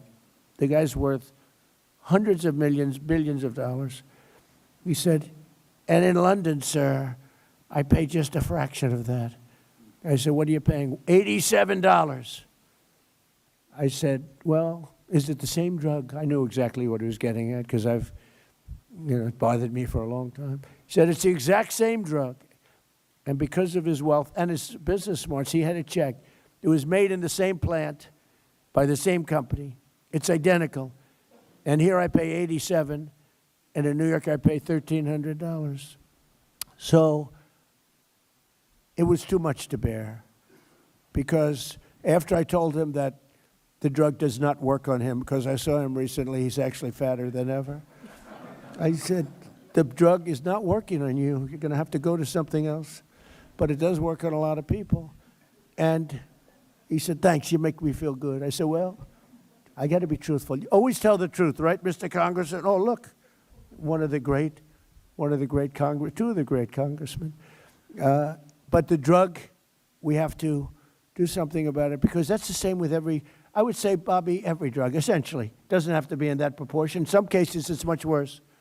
Because what happened, I might as well get off this crap because it doesn't explain it properly. Because what happened is these countries are very smart, and the drug companies would go to them and they said, look, we're paying $10 for the pill. We're not paying more. Charge America. And this happened one time, then the next year. This is over 40 years. All of a sudden, they're paying $10 for a pill, and we're paying like $130 for the same pill. It just happened over years, slowly. And it got to a point over the last 10, 12, 15 years where it just was unbearable. And I went to a great executive at Eli Lilly, the top man. He's a very smart guy. And I confronted him, and he had the same line that they always had, blah, blah, blah, research and development. I said, look, we got to stop this nonsense. We're paying 10 times more for things in Europe. It's not research and development. And if it is research and development, they should pay their fair share of that too. And he said to me, and he's a great guy, he said, look, you're right, we can't defend it anymore. I said, you're admitting it? Because these guys had a stand, all of them. They must have taken a class together. Must have been, it's probably illegal what they did, Lola, you'll check it, right? They must have gone to school together and said, this is the way we're going to fight this crazy thing where the United States pays 10, 12, 13 times more for a drug. Same drug made in the same plant. And he said, here's the problem we have. The nations are brutal. When we go in and say, we have to give you an increase, they say, no, put it on America, we're not paying you anything. And they say it with such power, and they actually shut us off from selling the drug. And it just happened over and over again. It got a little worse, a little worse, a little worse. All of a sudden, we're paying many times more for the same. I said, well, it's not going to happen anymore. He said, the problem is, sir, you'll never get the nations to agree. It's impossible. They're very tough, and they are. And they'd have to agree to a doubling or tripling of their drug prices in order to get you down, because the world is a bigger place than us. So it's not like you cut it in half. Actually, if they raised it a little bit, we'd go down a lot. You understand that? I think people understand that. So you raise it like from $10 to $20 or $10 to $30, but we'd go from 130 down to 30 or down to 20. So, because the numbers are much bigger, the numbers on their side are much bigger. So they'd need a doubling or tripling or quadrupling. Now, if you're the head of France, the last thing you want to do is say, I'm going to quadruple the cost of a drug. And that's the way it is. But I said, I know, but it's not fair. And this is taking place. And the head of Eli Lilly, and I really mean it, an unbelievable executive, an unbelievable guy, one of the most successful companies, and who's, by the way, spending hundreds of billions of dollars right now. He's building, he told me the other day, he's building 6 major plants in the United States. You know why he's doing that? Because of tariffs. He's doing that because of tariffs. Without tariffs, he wouldn't be doing it. Nobody understood tariffs until I came along. Nobody understood, other than President McKinley. He understood them a long time ago. And because of him, we were the richest nation that we ever were at that period of time. And then when he died, he was assassinated. Teddy Roosevelt came over and he inherited a war chest. And he built the Panama Canal, which is the single most expensive thing ever built in the history of the United States, relatively. We spent what would be the equivalent of $5 trillion building the Panama Canal. It was also the most successful thing probably we've ever built, and to this day. And then Jimmy Carter gave it away for $1. This is the same theory we have on favored nations. The great Jimmy Carter, President Jimmy Carter, gave it away for $1. We lost 38,000 men. In those days it was men, I hate to say this, but mostly men. They didn't have a lot of women workers on the Panama Canal. But we lost 38,000 people. They died from malaria and snake bites. It was a combination of that, a vicious snake, one of the most vicious. You get hit, you're dead. They died from snake bites. 38,000. They paid workers from the United States 3 times more than they made to come over to Panama and dig. For many of them, that was not a good deal. They died, 38,000. We gave it away for that. But that same stupidity having to do with the Panama Canal, and I could tell you about 100 other stories too. You don't have time. But that's what went into this whole thing with favored nations. So Europe and other nations all over the world were getting drugs from the same plant, same factory, same everything, same location, everything, same company, for a tiny fraction of what we're paying. So our people were paying a tremendous amount. So the gentleman from Eli Lilly and others, we had a meeting, and they all finally put up their hands. You got us. We give up. And they were great from that time. But we had a problem. The other nations weren't going for it. France turned it down. Germany turned it down. UK turned it down. European Union turned it down, the whole group. And they said, there's nothing you can do about it, sir. And I said, yes, there is. No, there isn't. You'll never be able to get them up. Or never. I mean, the whole industry is going to be torn apart. I said, we'll get them up easily. Are you crazy? Of course we'll get them up. That's what I do for a living. I get people up. So I started with President Macron of France, and a very nice person. I like him a lot. I hope he's listening because he doesn't believe that, but I do. He's a nice man. And I said, Emmanuel, yes, Donald, thank you so much for calling. Oh, I said, you're not going to like this call. You're going to have to get your drug prices up. No, I will not do that. I said, Emmanuel, we're paying 13 times more than, 13 times, not 13%, 13 times more than you are for this pill. I rattled off some numbers that are crazy. You know the numbers I'm talking about, Oz. Oz would give me some numbers. I'd say, this is crazy. We're paying 10 times, 12 times, 13 times. No, I will not do that. I said, look, you've got to do it. 100% you're going to do it. No, Donald, I told you I will not do that. I said, here's the story, Emmanuel. If you don't do it, I'm going to put a 25% tariff on all goods, wine, champagnes, and everything else coming into the United States of America. He said, Donald, I would love to do this for you. It would be a great honor to do it. And that's where it began. And I went through country after country. Susie was responsible for getting every one of those leaders on the thing. Susie, by the way, stand up, Susie. She is doing such a good job. She's the first female chief of staff, and she might be the best chief of staff too, but she's doing a great job. Thank you, Susie. So Susie got them on, and I just went one after another. I called Germany. No, we will not do that. I said, no, we're going to put a 25% tariff, which is, by the way, about 7 times more than they would have to pay by raising their drug, like 7 times. This wasn't like a little bit more, 7 times more. And I may do that for Greenland too. I may put a tariff on countries if they don't go along with Greenland, because we need Greenland for national security. So I may do that. I'll give you a little, I'll take you out of that. In fact, that'll end up being the story. But actually, this is a much bigger story because we're reducing healthcare by numbers that you haven't seen. So I spoke to the top 10 countries. They all said no, and within about 2 minutes, they all agreed. And we were off to the races. And now we have favored nations. It's called most favored nations. So if France is paying, let's say, $20 or $30 instead of $10, we are going to pay that 20 or 30. We pay the lowest price, whatever the lowest price is. So if France is paying $100, but Germany's paying $20, we pay what Germany pays.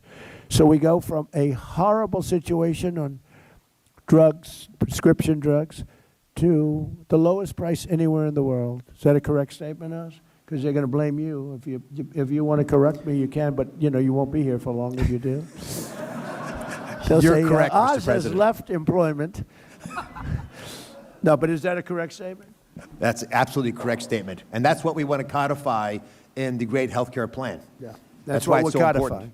That's Because right. if the president's not here, there's a flight risk with these companies not obliging us anymore, because I think it's the strength of your personality, but also they know they will follow through with the threats if we don't act. So we believe other countries will change their opinions, and so will drug companies. So we've got to get it into legislation.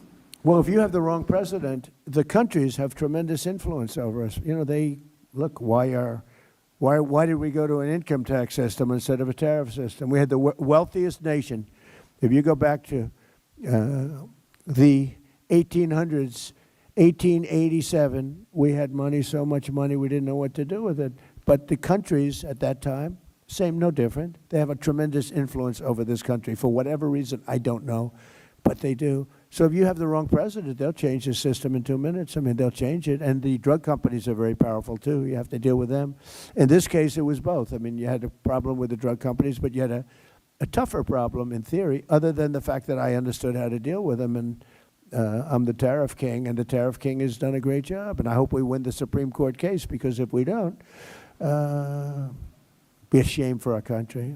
Be a shame. We have a great, safe, beautiful country now. We're doing better than we've ever done. We hit 42 stock market highs during the 11-month period that I've been here. There's never been anything like it. Stock market's hitting a new high again today. So it's, it's been incredible. So just to end it on this, because it's such a big subject and it can't be explained by reading. As good as my speechwriter is, he's fantastic, but he can't write it in one sentence what we're talking about. So we're going to get most favored nations. We will be taking prescription drugs down to levels never even contemplated. And that's all great for healthcare, because when you're paying a tiny fraction of what you had anticipated paying prior to today, prior to this month, this all took place over the last month and a half. And the sad part is that when we first announced it, and we did it in a little bit more general form, when we first announced it, the Times did a story on page 22 or something, way back in the little story in the back of the newspaper. This is the biggest revolution in the history of medicine in this country, because it's price. You're going to buy the drugs for a small fraction of what you were paying for them last month. And I tell the story of my first term. I was the one, after 28 years, that got drug prices down. It was either 1/4 or 1/8 of 1%. I got them down for the year. First time in 28 years. I was so proud of myself, I called a news conference. I said, ladies and gentlemen, for the first time in 28 years, drug prices have gone down for the year. 1/8 of a point. In fact, I had a chart. It was the worst chart I've ever seen. It was a line that went from January to December, and it was dead straight. You had to get a little, like a carpenter uses to see. I said, this doesn't look good. It's not the greatest line, but I was proud of it, because it did. It went down either 1/4 of a point or 1/8 of a point, tiny. And now think of what we're doing. We're bringing medicine down by many times.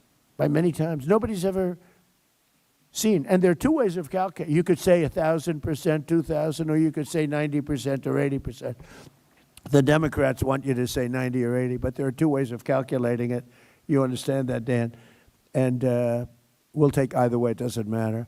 But we'll be paying a tiny fraction. So that's going to go into our plan. And what Oz said is very important. It's very important that whoever is in this office is, strong and intelligent.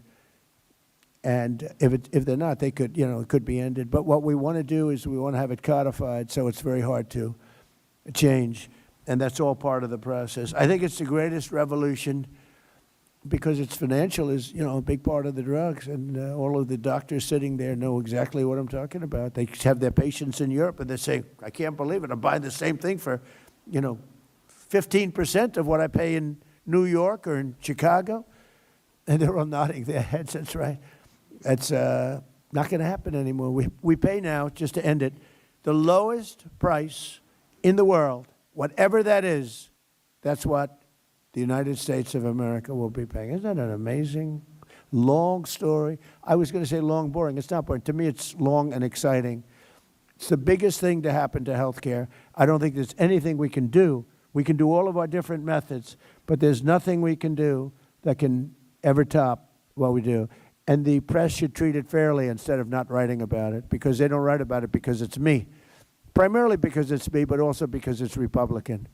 And they don't write about it, and they should be ashamed. But fortunately, the public understands it, and that's why we won the election in a landslide. So it's a great thing. Instead of Americans paying the highest drug prices anywhere in the world by far, by 10 times sometimes, we'll now pay the lowest cost paid by the lowest nation. So the lowest nation, whatever that is, I hope they negotiate a great deal. I hope somebody out there of all those nations is going to be a better negotiator than everybody else. And whatever they get, we get, Mike. Is that pretty good? Look at Mike. Even the first time I've ever seen him smile. And next, our plan would reduce your insurance premiums by stopping government payoffs to big insurance companies and sending the money directly to the people. So instead of, and this started, and I'm not really a healthcare maven, but I was always a good businessman. I saw that I'm reading the paper and I see the money that the insurance companies were making from us on Obamacare, and they're up by 1,000%, 16, I think one was up 1,723%, 1,700%. And it's because of the massive amount of money that's sent to them by the United States government. And I said, why don't we just send it directly to the people instead? And I made that statement. It was a common sense statement. I didn't check with anybody. I didn't even call Oz or anybody. It just made sense. I made a statement, and it went viral. Can you believe it? It was so popular. In other words, we cut out the insurance companies. They're making a fortune. And, you know, they're good people. They're business people. I don't blame them. But we cut them out. We pay the money directly to the people. The people love it. I said it, you know, I said it as a non-professional in that business. And I made the statement like, all of a sudden, it's like the biggest story, that one, the biggest story. And I get a call from Caroline, who's around here someplace. She said, sir, we're getting inundated. Margot called me too. Margot, you called me too. Margot, everyone knows Margot. She's been here from the beginning, right from the beginning. But she said, sir, both of them.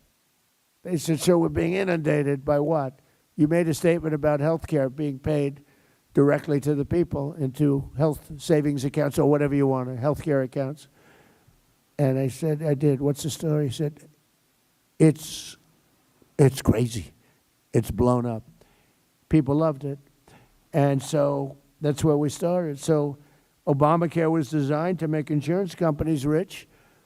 It really was. I mean, maybe not knowingly at the time by Obama, because he didn't know much about this stuff. It was designed by other people in Congress that are total pros that are bought off by the insurance companies. And the problem we'll have with this is we'll get no Democrat votes, even though it should be very bad for them if they don't. But maybe you'll get some. You'll call some of your friends, fellas, and Bob, you'll call some of your friends over on the other side. I don't know how they can reject it. It's just so popular. It's so compelling. So Obamacare was designed to make insurance companies rich with taxpayer subsidies, and I want that extra money straight to the health savings accounts for you. And you can choose your own health care. You go out and negotiate your own health care. It makes people entrepreneurs, mini entrepreneurs. They'll pick the health care that's best for them because it's so different. A young person, they need health care for different reasons, and an old person doesn't need certain things that a young person needs, and vice versa. To further reduce insurance premiums, my plan ends the giant kickbacks to insurance brokers and corporate middlemen. We're getting rid of the middlemen. How long have you heard doctors, all these doctors over there, they look so smart. They're all brilliant people. I assume you're brilliant, otherwise you wouldn't be here, right? I assume we have the best. Do we have the best of the doctors? I would imagine, right? Hey, how cool is the White House, okay? They're always in operating rooms. I wouldn't want to be in an I don't like operating rooms, but they do. But how cool is the White House, right? The coolest place on earth. And this is where it all begins. This is where we came up with a little concept about a place called Venezuela. How did that work out? And this is going to be the same thing in terms of its precision. Its importance is so big, it's going to work just like that. Venezuela was so amazing. But I equate that to other things because we can do other things like that. It doesn't always have to be a Minnesota where everything is corrupt, where they have health care centers that nobody shows up and somebody's making millions of dollars, where they have daycare centers where there are no kids. It's a scam. It's a big scam. It's like a horrible thing. We have a country that was great. We have a country that's now great again. It's really come a long way. Make America Great Again is almost going to be obsolete because our country is very close to, you know, we were going to keep America great. We may have to switch to keep America great. But I don't know, there's something about MAGA we should never change it. Susie said, don't change. We like MAGA. Everybody likes MAGA. So we want to make this precision, just like a Venezuela, just like the attack on the Iran nuclear weapons, which wiped that out, just like all of the other things we do, they're precision. We want to make it the opposite of Minnesota, California, and all these places that are so badly run. So to further reduce insurance premiums, my plan ends the giant kickbacks to those insurance brokers and corporate middlemen that you've been hearing about for so long. It also funds the so-called cost-sharing reduction program to bring down the cost of the most common plans on the exchanges by more than 15%. And next, the great health care plan mandates unprecedented accountability and transparency from insurance companies and all health care providers. We want transparency. You're not allowed to ask a doctor how much is it going to cost. You're going to have your heart ripped out, and you're not allowed to negotiate. This is a giant scam. It's, in certain ways, look, nothing can compare to most favored nations. But when you give yourself the right to negotiate, you're not allowed to even ask how much it costs. You're supposed to go into a hospital and get operated on. Then they send you a bill and you have to file for bankruptcy. Not going to let that happen. So we're going to have insurance companies and healthcare providers going to have great, and hospitals, great transparency. The word transparency is a very important word. So they can't get away with ripping you off any longer. It requires insurance companies to make it easy for you to compare plans. You've got to be able to compare plans. You can't do that now. You're not allowed to do that. It's not even believable. I'll tell you what. I used to sit before I was a politician home, and I used to say, how is that possible? Things happen that, I guess it's just the forces of nature, the forces of power, and you end up with very, very badly treated people, and they won't stand for it. But these forces are going to release an earthquake of reduced price health care. You're going to have massively reduced costs. This is no longer we're going to cut it by the famous 1/8 of a point. You're going to have massively reduced health care, and it's going to be massively better.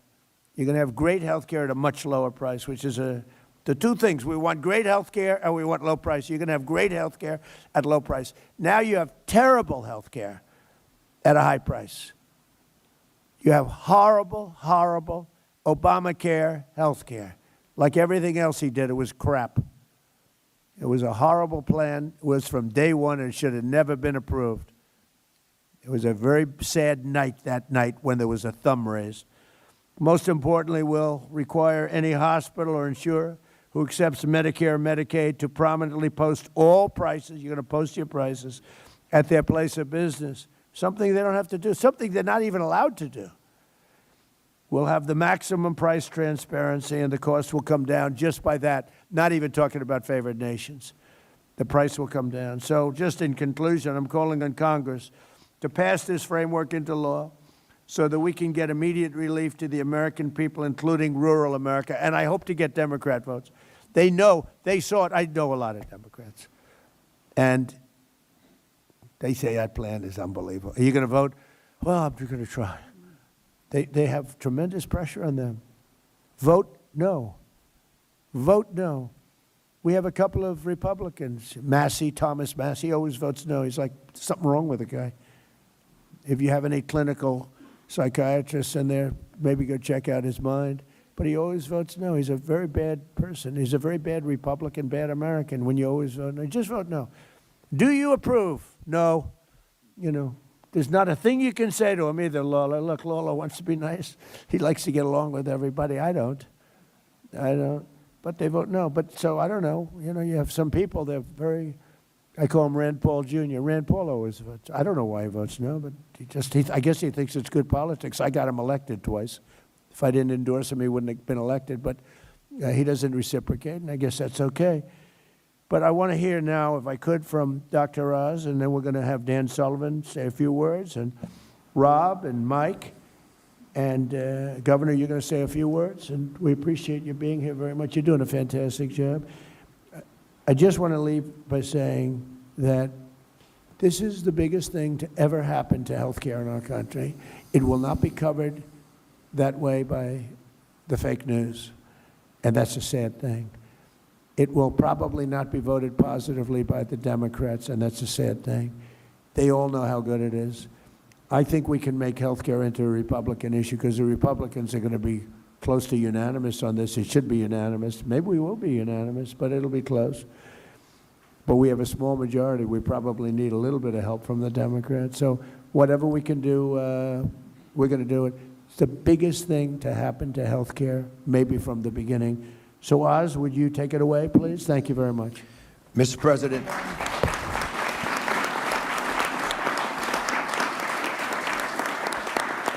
Mr. President, thank you for standing up for American health care. And I just want to underline this fundamentally important issue. We need Congress to help craft the Great America Health Care Plan. And the Great Health Care Plan will work. It's a brilliantly conceived framework. And as it comes to the American people, they understand that they'll want it. And it should represent the analogous situation, similar to what you did so brilliantly last spring with the Working Families Tax Cut legislation that the President mentioned, has created the Rural Health Transformation Fund, which is why we're here today. I want to put a little bit of texture around why this is such an important issue, because the Rural Health Transformation Fund is the largest investment ever in American history in our rural communities.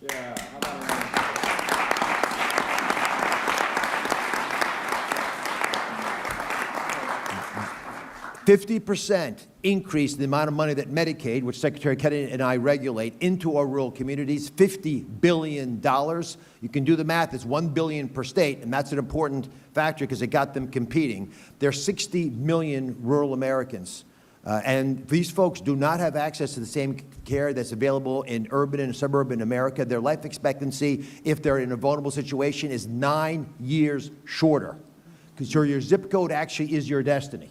It determines how long you're going to live, and we can make a dent in this because the high rates of chronic disease and other ailments that plague our rural areas are often driven because they don't have access to care. That's going to change because of the Sentinel legislation. And again, it's similar teams, the same leadership, same president, same Congress that passed the Working Families Tax Cut legislation, which is incredibly popular around the country and will make the great health care plan successful as well. From the day the legislation was signed to create this wonderful fund, this transformational fund, the team at CMS, which is under Secretary Kennedy, began working. And they're here today. Steph Carlton, outstanding Chief of Staff, Alina Chekai, and Emily Chan. That day started working. It was July the 4th, by the way, on the specific vision for the program. How do you actually get the money out the door in 6 months? The President was insistent. He did not want the money in Washington. So we began working closely to make sure that we'd use the money not as a Band-Aid, but to empower those closest to the challenges that rural patients face. And who are those people, the 50 people who know rural health care the best? The governors. They wanted the money out of Washington into the governor's hands, and that was done in a remarkable way. The governors thought big. We have one here from Nebraska who was actually the first to start working on community engagement, which is part of that legislation as well. But we have to right-size health care in rural America, and that's an important phrase. All 50 states submitted amazing ideas to transform rural health care in ways that should have been done decades ago. The CMS team awarded each team their portion of the $50 billion investment precisely with the same precision that we took Venezuela leadership, a convicted individual, and with Iran as well, the same precision on time before the end of the year, and got it out of Washington into the states. Now I want to take a step back and do a little thought experiment, Mr. President, if you want to do this. If you, and God forbid this happened, had turned your head the other way in Butler, Pennsylvania, it wouldn't have been an ear injury. Now, I've been to Butler. I'm from Pennsylvania. Butler General Hospital is a good hospital. They don't have neurosurgery there. If you have an injury to the head, you have a golden hour to get cared for. You were taken to Butler General Hospital. Because the injury, thankfully, was not as lethal as it was designed to be, it wasn't a problem. But if you'd had a head injury, you could have had your life saved. But without a neurosurgeon, and there is no neurosurgeon at Butler General Hospital, unfortunately, you wouldn't have an option because Pittsburgh is a far, far ride away. That's the closest metropolitan area where there are lots of neurosurgeons. But with this bill, this legislation rather, this funding of $50 billion, Pennsylvania got its share. And they're going to be able to build telemedicine hookups, even telerobotic surgery, that would allow an injured individual in a car accident or any other reason that is a head injury in Butler General and rural hospitals across the country to be able to access the best care our nation has to offer so rural America will not suffer. That's the promise of what this money offers to our nation. It's not just paying the bills, it's not just picking up the pieces, it's actually transforming using technology we have widely available in urban America, the way we save lives in rural America. Each state competed aggressively because for $1 billion, Mr. President, you'll fight pretty hard. And they gave us brilliant ideas that they're talking with each other about. So we're actually creating teams that now across state lines will connect because they're all Americans And they base their advances on several pillars. Secretary Kennedy can talk about MAHA because there's MAHA elements to this as well, but very precisely, sustainable access. We ask states, how can we bring top care closer, like in the thought experiment I gave you for Butler General. In Pennsylvania and North Carolina, there are regional spoke models, and hub and spoke means you've got a big hospital in the city and they adopt or work closely with some rural hospitals to solve the challenges of fragmented care. And that actually works. You share administrative back office work, you group purchase your stuff, you save money, you exchange medical records. Alabama has no OBGYNs in many of their counties. So they're doing something pretty cool. They're actually having robots do ultrasounds on these pregnant moms. So we can actually get those images back to the big center. So we know if the child has a problem, and we know if that mother's at risk. We have one of the highest maternal mortality rates in the world, in the country with the best medicine in the world. It's often stated, people ask, does healthcare stink in America? Well, they don't like it. Would you leave America to get healthcare elsewhere? Nobody leaves. We have the best healthcare if you can get to it. We don't want rural America left behind anymore. As an aside, by the way, we've talked about the most favored nation drug pricing. One of the first companies and areas we used most favored nation drug pricing is fertility drugs. That's why we're going to have so many Trump babies, because we've dropped dramatically the most expensive part of the fertility space. And so America no longer will pay so many times more, in that case it was 10 times more, for the same fertility drugs that they're available for moms who want to get pregnant in Europe. I want to thank Terry, who's here as a nurse practitioner, Andrew is a doctor, West Virginia, New Mexico. They're representatives of the workforce in rural America. But there are only 2 of them here representative because we don't have enough people working in rural America. It's a big challenge. So Delaware is creating its own medical school, their first ever medical school in a rural part of the state.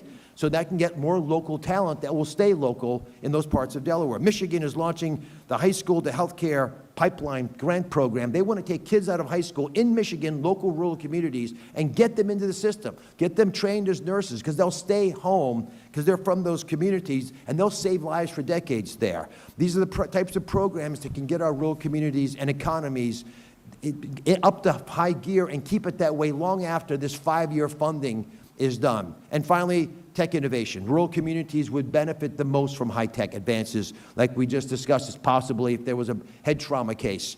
Many states want to partner with our CMS data interoperability network. It was created by Amy Gleason, who spearheaded so much of the technology transformation in our government. It's going to support the president's pledge to provide transparency that he mentioned as part of the great health care plan. And Congress can ensure these are all available for decades to come if we can get this legislation through. As in the tech innovation forefront, just to give you a couple examples, Texas and Hawaii are making targeted investments in statewide telehealth, so everybody has telehealth. The best doctors for the best knowledge available where you are. We'll meet you where you are. If you're a vet and depressed and you're thinking of taking your life, we'll be there. Just let us know you're in trouble and we'll help. Alaska wants to deploy, and I'm going to hand it to Senator Sullivan in a second, wants to deploy unmanned pharmaceutical distribution kiosks and drones that will deliver medications, because in the North Slope of Alaska, you can't get there this time of year. So these technologies, they exist. Why are we using them in Midtown Manhattan? We should use them in rural Alaska. This administration is committed to collaborating with all 50 states, all 50, red and blue, all 50 states, to carry out bold plans to tackle the challenges that local communities face. We're not pouring funds blindly, however, into a broken system. We're going to carefully, precisely, as the president said, target this investment. With healthcare fund running rampant, and I was in Minnesota this week, Mr. President, it's worse than we've heard, but Minnesota, pardon the pun, is just the tip of the iceberg. California is the varsity team when it comes to fraud, waste, and abuse. We're not going to let that happen. We want transparency for this $50 billion investment. We owe it to Capitol Hill, we owe it to this president, and we want accountability to be a top priority. For that reason, we've created an Office of Rural Health Transformation at CMS for long-term oversight. The office, led by Alina, check guide Alina again, was one of the people who helped create this program in the forefront, will guide, she was in the first administration, Mr. President. She's going to guide states in implementing their rural health transformation plans, coordinate all the federal and state partnerships, making sure there's appropriate oversight. In addition, every single state is going to have a dedicated project officer. We will be there with you. We're going to help you. Please engage us. You've got lots of lives at risk. It's a true state-federal partnership, unbelievable extraordinary milestone for healthcare. Your zip code will no longer dictate whether you have excellent healthcare. Your zip code will no longer be your destiny. It's not going to dictate your life expectancy. Mr. President, I cannot thank you enough for the leadership that it took to get this $50 billion investment in rural healthcare. They don't make a lot of noise. They just want to get the job done. You stood up for them, and Congress, God bless you for making this possible. Please do it again. Please do it again for the great health care plan. Let me hand it to Dan Sullivan, who's a spectacular member of the Senate, and obviously Alaska, they're pretty rural. Thank you, Dr. Oz.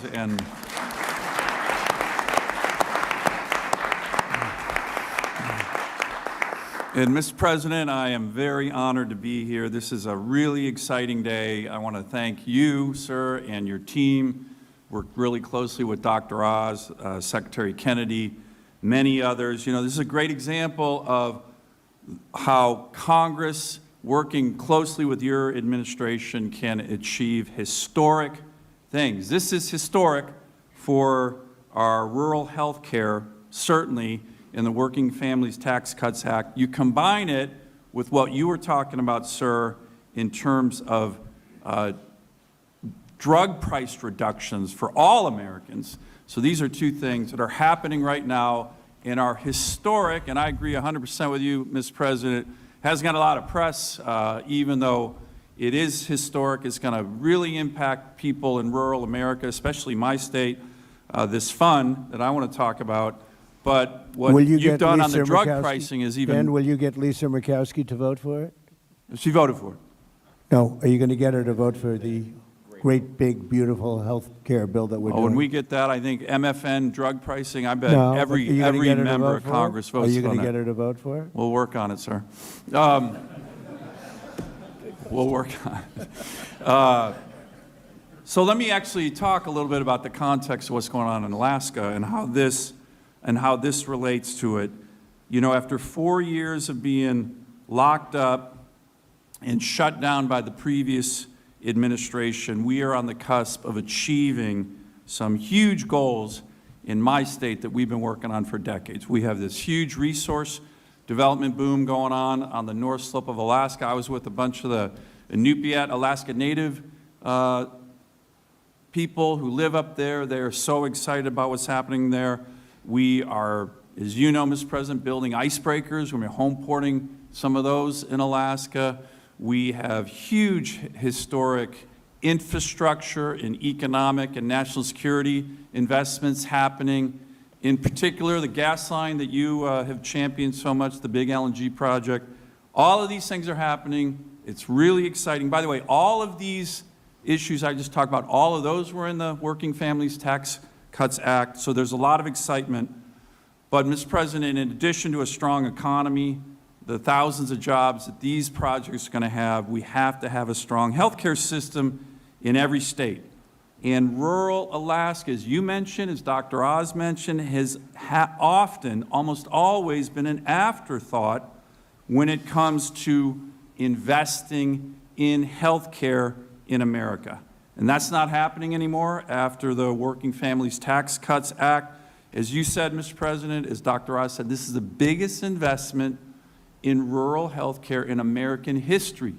$50 billion, the award the great state of Alaska was able to get working with Dr. Oz, and the parameters of the bill was about $1.4 billion over 5 years to transform our health care system. So that's really exciting, but here's the big deal.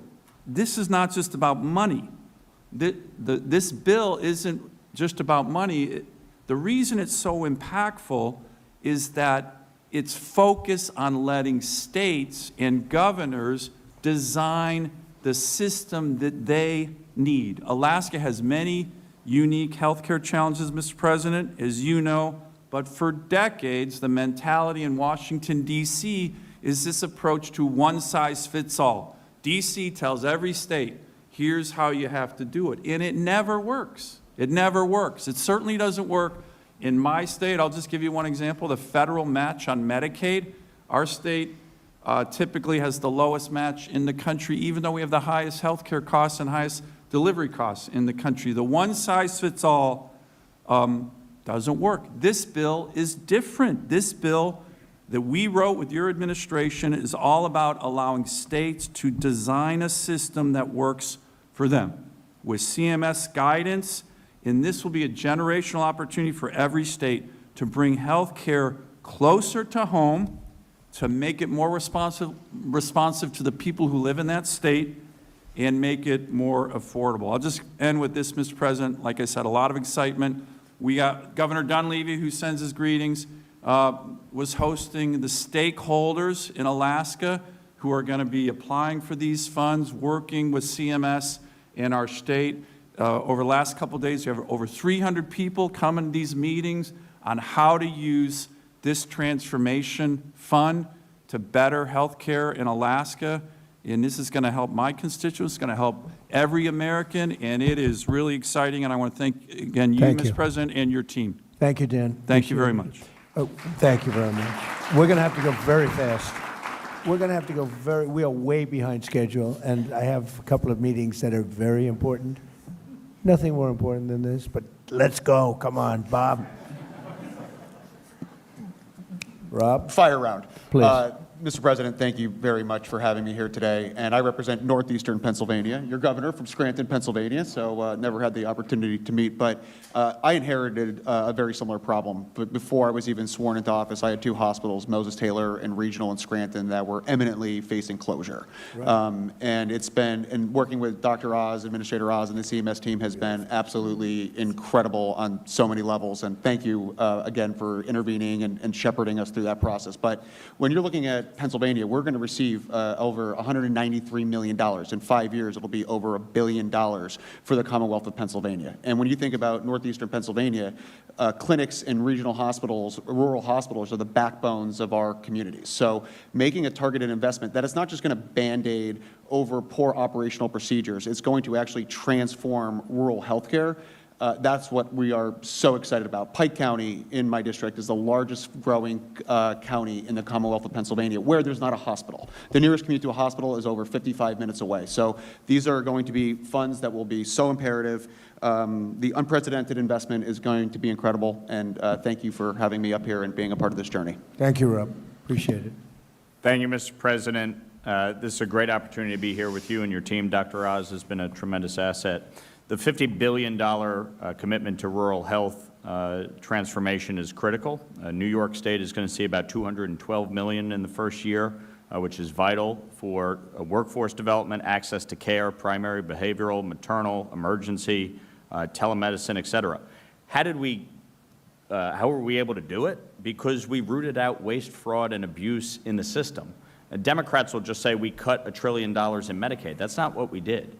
We said you need to be eligible, you need to be a citizen, you need to work if you are able-bodied without dependent children. We reined in the provider tax and state-directed payments, which have exploded over years. And we are taking this money, not only preserving Medicaid for the IDD community, our seniors, our children, our single mothers, but we're investing it in rural health. When you look at Obamacare, health insurance premiums have risen 96% since Obamacare took effect. Insurance revenues up 2,000%. Mr. President, you are 1,000% correct that the insurance companies are the problem. They wrote Obamacare. It's to their benefit, and the American people are being screwed. And so we can get a bipartisan agreement on what you are trying to do. When it comes to lowering drug prices, I will tell you, one of the largest pharmaceutical companies is in my district in Westchester County. I met with them in 2024, and I said, what would you do to lower drug prices? And the response was, go after the European price controls. You are spot on taking on the price controls that have been put in place. Most favored nation is the single best thing we can do to lower prescription drug prices here in America. The pharmaceutical companies will tell you that privately. And that is the fundamental fact. We need to go after PBM reform. Associated health care plans, we put that on the floor. Every Democrat voted against it, every Republican for it. Those would reduce costs by 11% because businesses, small businesses, would be able to pool together and purchase health care plans at a lower rate. We need to go after the PBMs and make sure that insurance companies are not owning providers and owning PBMs. That is what is driving up the cost of health care in this country. You've talked about IVF. I've been a big champion on this. We need to make sure the insurance companies cover it. I also have a tax bill to provide tax incentives to Americans, and what you have done to lower IVF costs on the drugs is critical. And you are 1,000% correct on expanding HSAs. I fundamentally believe that we can address the issues with Obamacare, make sure that the American people have access to care at a lower rate. We can get a bipartisan agreement to address the EPTC with expansion of HSAs so that the money goes to the people and not the insurance companies. We are committed to working to get this done, and I thank you for your leadership. Thank you, Wayne. Thank you. Mr. President, gigantic thank you, and thank you for your incredible leadership. Your courage gives me more courage to say it the way it is. We're working very hard in Nebraska to run government like a business. This investment into rural America, which, by the way, in all of Nebraska, you poll 85%. I don't know what the hell's wrong with the other 15, but your 85 is a pretty good number. I think, be very, very brief. This plan will allow us to do common sense, pragmatic investments in rural Nebraska, and they will be sustainable. We will make sure that we don't need another dollar after 5 years. We are working on simple things like food. Real food is good medicine. We're working on making sure that all of our veterans, Nebraska is 500 miles long, 250 miles wide, no longer are veterans going to have to drive to Omaha to get care. We're going to take care of our veterans at home. Investments in technology so we can educate our children in rural Nebraska to provide health care are really, really important issues. And I think that the other is we've developed what we call 6 Regions, 1 Nebraska, and that will focus and take advantage of those. So we're working on what we have and then being able to use these resources to also help us with mental health and drug care as well. So we're incredibly grateful. Nebraska, we work hard. We're about faith, family, hard work, the American dream, and we don't ask for much help in rural Nebraska. So we're really grateful for this investment. Thank you. Thank you. Thank you. Thank you for being here. 1 minute. How about 30 seconds? How about 30 seconds, sir? As a small town kid from Glen Rose, Texas, population 1,200 where I grew up, what you are doing today changes everything. And on behalf of our farmers and our ranchers in rural America, it is a new day and we're so grateful. The final thing I'll say is I think about Abraham Lincoln, who also sat in this room, and I think about other presidents throughout American history. And you think about how the fundamental course of American history has changed in certain pivot points throughout history. I think about you as the peace president, 8 wars solved, more coming. I think about you as the security president, a border that is secure for the first time and more than any time in American history. I think about you as the prosperity president. We talk about, Kevin, wages going up. We'll give her poverty more coming than down. 1 minute. In fact, Oh no, I'm almost done. she I'm can almost no, done. she can speak as long as she wants. I'm almost done. The prosperity president and what's happening. Think about you as the affordability president. Everything is coming down. Inflation is coming down. The cost of groceries is coming down. Fuel, housing, etc. And sir, today, in the last 2 weeks, you will go down in history as the greatest president for the health of this country in history. Think about our new dietary guidelines from Bobby Kennedy and I, but with your leadership, putting real food back in the middle of our health care conversation. Whole milk for healthy kids with those dairy farmers 2 days ago. We were in Pennsylvania talking about it yesterday. And today, putting the patient and the doctor back in charge of health care with great leaders like Governor Pillen. God bless you, Thank your you very leadership, and all of our leaders. Thank you so much, sir. Thank you very much. It's been a great day. And Terry and Andrew, thank you.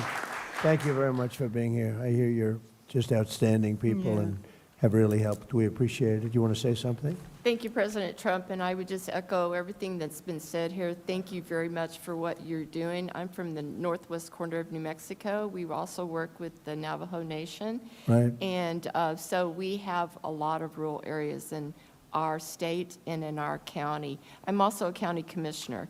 So Good. I take as being a nurse practitioner, a county commissioner, with a heavy weight in order to see this happen. And it will help produce accessibility, which is a huge thing. People have to drive for miles in order to see a healthcare provider, workforce, quality care, and sustainability for our hospitals. That's what we're looking at. We meet next week in Santa Fe with our legislators. And so we're going to be addressing the licensure compact as well. And they've got to clean up their elections in New Mexico. We're working. Because those elections are so corrupt, it's incredible. If they clean it up, we win by a lot, but they are really corrupt elections. So I think if you want to do this, you have to tell them to start working on that. It's unbelievably one of the more corrupt states in terms of that. But you uncorrupted, so I appreciate you being here. Well, the Northwest Corner loves you. I know. I know. Thank you. I know we have great love in New Mexico, but it's the elections are so corrupt. Not much you can do about it. We have that with numerous states. Thank you very much. Andrew, thank you very much. You have anything to say? Mr. President, thank you for having me here today. It's an honor to be here to represent my community. I'm from Northwest Georgia. I grew up in West Virginia. To represent my colleagues and my profession, it's truly an honor. This is so important to our patients, to put the physician and the patient back together and take everything else out of the middle. I practice in cardiology. Having efficient, effective, high-quality care is so important. And time is of the essence, and patients need to be able to have close proximity to their doctors to get the care that they deserve. Quality of care shouldn't matter about the zip code. We should be able to do what we are best at and take care of our patients on an equal playing field, and this certainly helps that. I greatly appreciate all that you've done for the American people. You are an inspiration to us. You make us believe no problem is too big to solve. I mean, you are a representative of that, and I thank you for your leadership. Thank you for this opportunity to be here. And thank you for putting healthcare at the forefront. It's so important to every patient and every family that we take care of. Thank you very much, Andrew. Great job. Great job you both do. Amazing. I've heard unbelievable things. And doctors in particular, thank you very much for being here. We very much appreciate it. Thank you, everybody. It's a big story. Thank you. Thank you, Bob.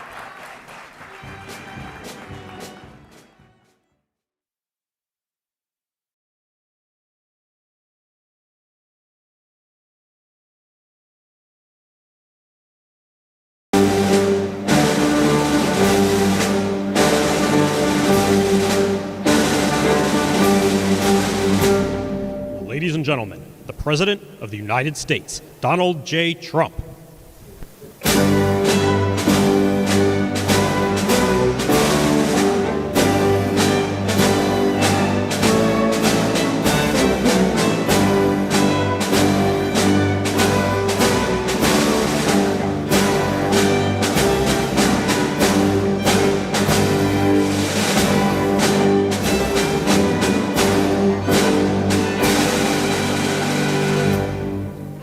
Thank you very much.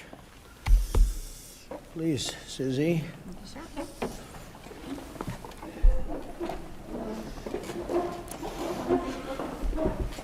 No place like the White House. Do we agree? Agreed. Right, Mr. Kraft? No place like the White House. Thank you very much for being here. Appreciate it. And we'll maybe discuss a couple of general topics. This is a board meeting for the Trump Kennedy Center, but we'll go into a couple of other things that we have the media present. It's always present, unfortunately, constantly. And I'll say a few words about what's happening in the Middle East. And if you have a couple of questions, we'll do that, and then we'll get on with our board meeting. So thank you very much for being here. We have a wonderful group of very, very smart, talented patriots at this table. Our powerful military campaign to end the threats posed by the Iranian regime continued in full force over the past few days. They have been literally obliterated. The Air Force is gone. The Navy is gone. Many, many ships have been sunk. They're warfighting ships, but I guess they didn't know how to use them. And anti-aircraft is decimated, their radar is gone, and their leaders are gone. Other than that, they're doing quite well. They've been a terror for 47 years. And now, I guess, the world, through the United States, with the help of Israel, is doing what should have been done many years ago. Should have been done many years ago. Since the beginning of the conflict, we've struck more than 7,000 targets across Iran, and these have been mostly commercial and military targets. We've achieved a 90% reduction in their ballistic missile launches and a 95% reduction in drone attacks.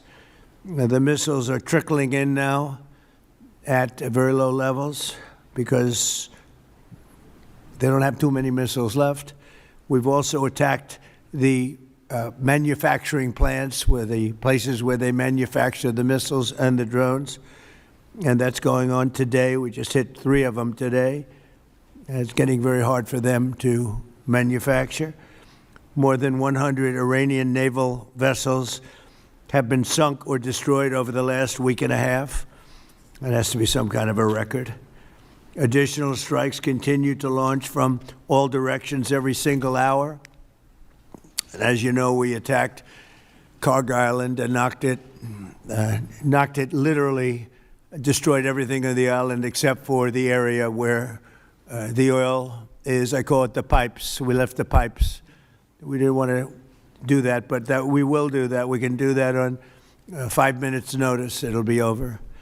But for purposes of someday rebuilding that country, I guess we did the right thing. But it may not stay that way. Just one simple word and the pipes will be gone too, but it'll take a long time to rebuild that.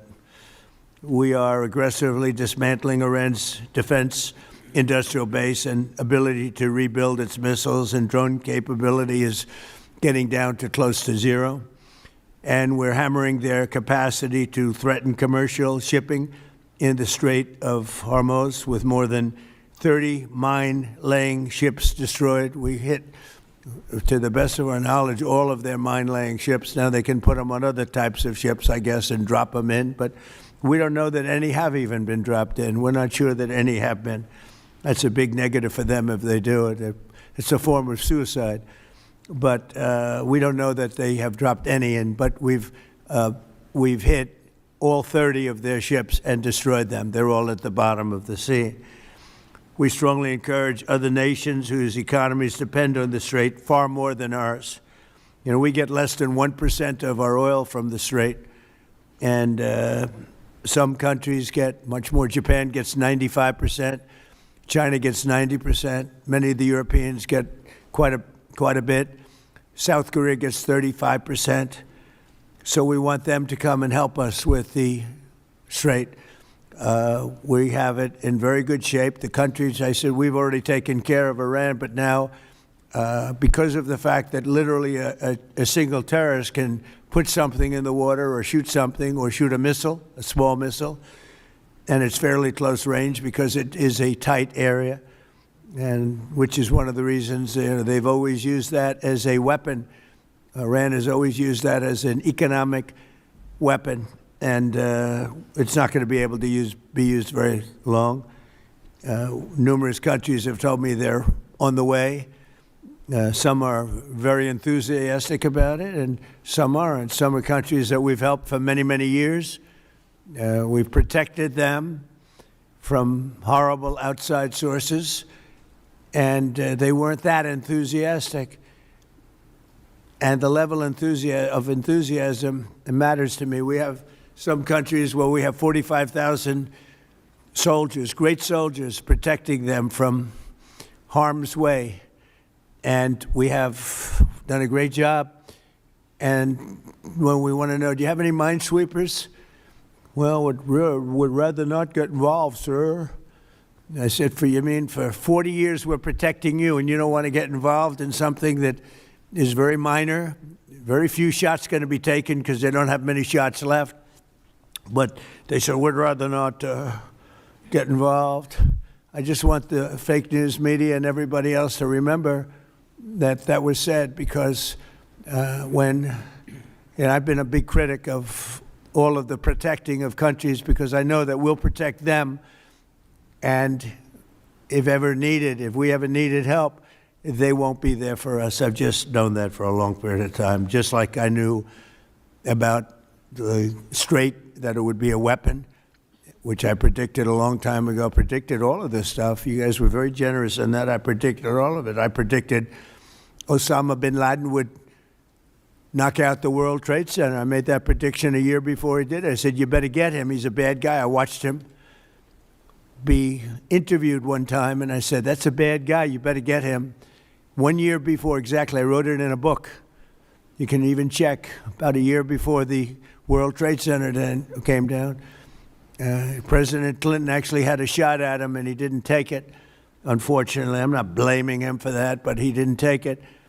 And he ended up knocking down the World Trade Center, but I predicted that too. I predicted a lot of things. We strongly encourage other nations whose economies depend on the strait for blood. I mean, you know, these people literally need it. 95% of their energy or their oil comes out of the strait, and they should be in here very happily helping us.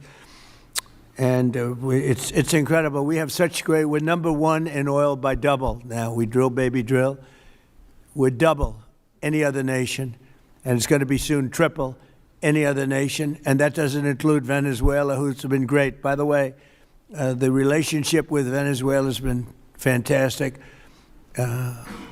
Millions, literally millions of barrels of oil are being taken out, and it's been a great help, and it's been to their great benefit. The president has done a really good job.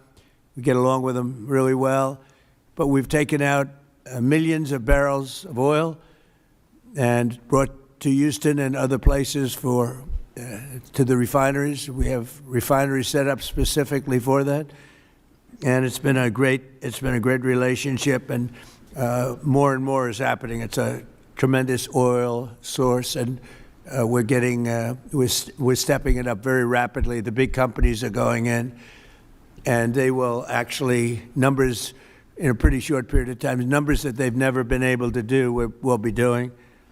There's a lot of oil under that land. We strongly encourage the other nations to get involved with us and get involved quickly and with great enthusiasm.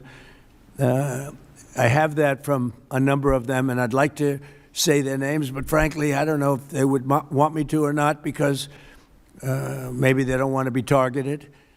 But I say, wouldn't matter if you're targeted or not, because this is a paper tiger that we're dealing with now. It wasn't a paper tiger 2 weeks ago. It's a paper tiger now.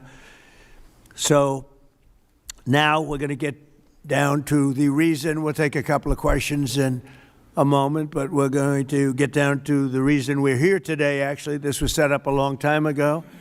It's the Trump Kennedy Center. Over the past year, we've made incredible strides to restore the true purpose and prestige of this revered institution. Together, we're going to ensure it remains the finest performing arts facility of its kind anywhere in the world. And I don't know that it ever really reached that stage, but it will over a period of time. We're rebuilding it. It's in very, very bad condition. It's been it's been somewhat of a disaster, to be honest with you. It's been let go to hell. That's what they've done. They did a poor job. They spent money in the wrong places. They built some theaters underneath that nobody uses, little ones, tiny theaters that cost $300 million. And the money was spent incorrectly, wrong. We're dealing with some networks on the possibility of renting those little theaters. Nobody's going to use them. They want the big halls. The halls are going to be incredible. They're in bad shape, but when they're completed, the bones are potentially something that could be unbelievable. So I want to, before we begin, I want to thank Rick Grinnell. He's been a friend of mine for a long time. He's been unbelievable. He was the ambassador, as you know, to Germany. There was no happier woman in the world than Angela Merkel. Angela. She called me, thank you, sir, thank you. Although she liked Rick a lot, there was nobody happier that he was no longer going to be the ambassador to Germany. he was difficult for them. He was not your typical ambassador. He was the opposite. He would do what was best for the United States, not for Germany. And I want to tell you, he did a great job. So good that I put him in charge of a thing called intelligence. And something he didn't really want to do, but he did it, and he did it incredibly well. There were a lot of leakers. He found out the leakers. And when he didn't find out who the leaker was in a certain area, he fired everybody. And he went into one room where there was leaks coming out. These are long-term problems that these various places have had. And he said, who's the one that leaked this? And they wouldn't admit it, so he fired the whole room.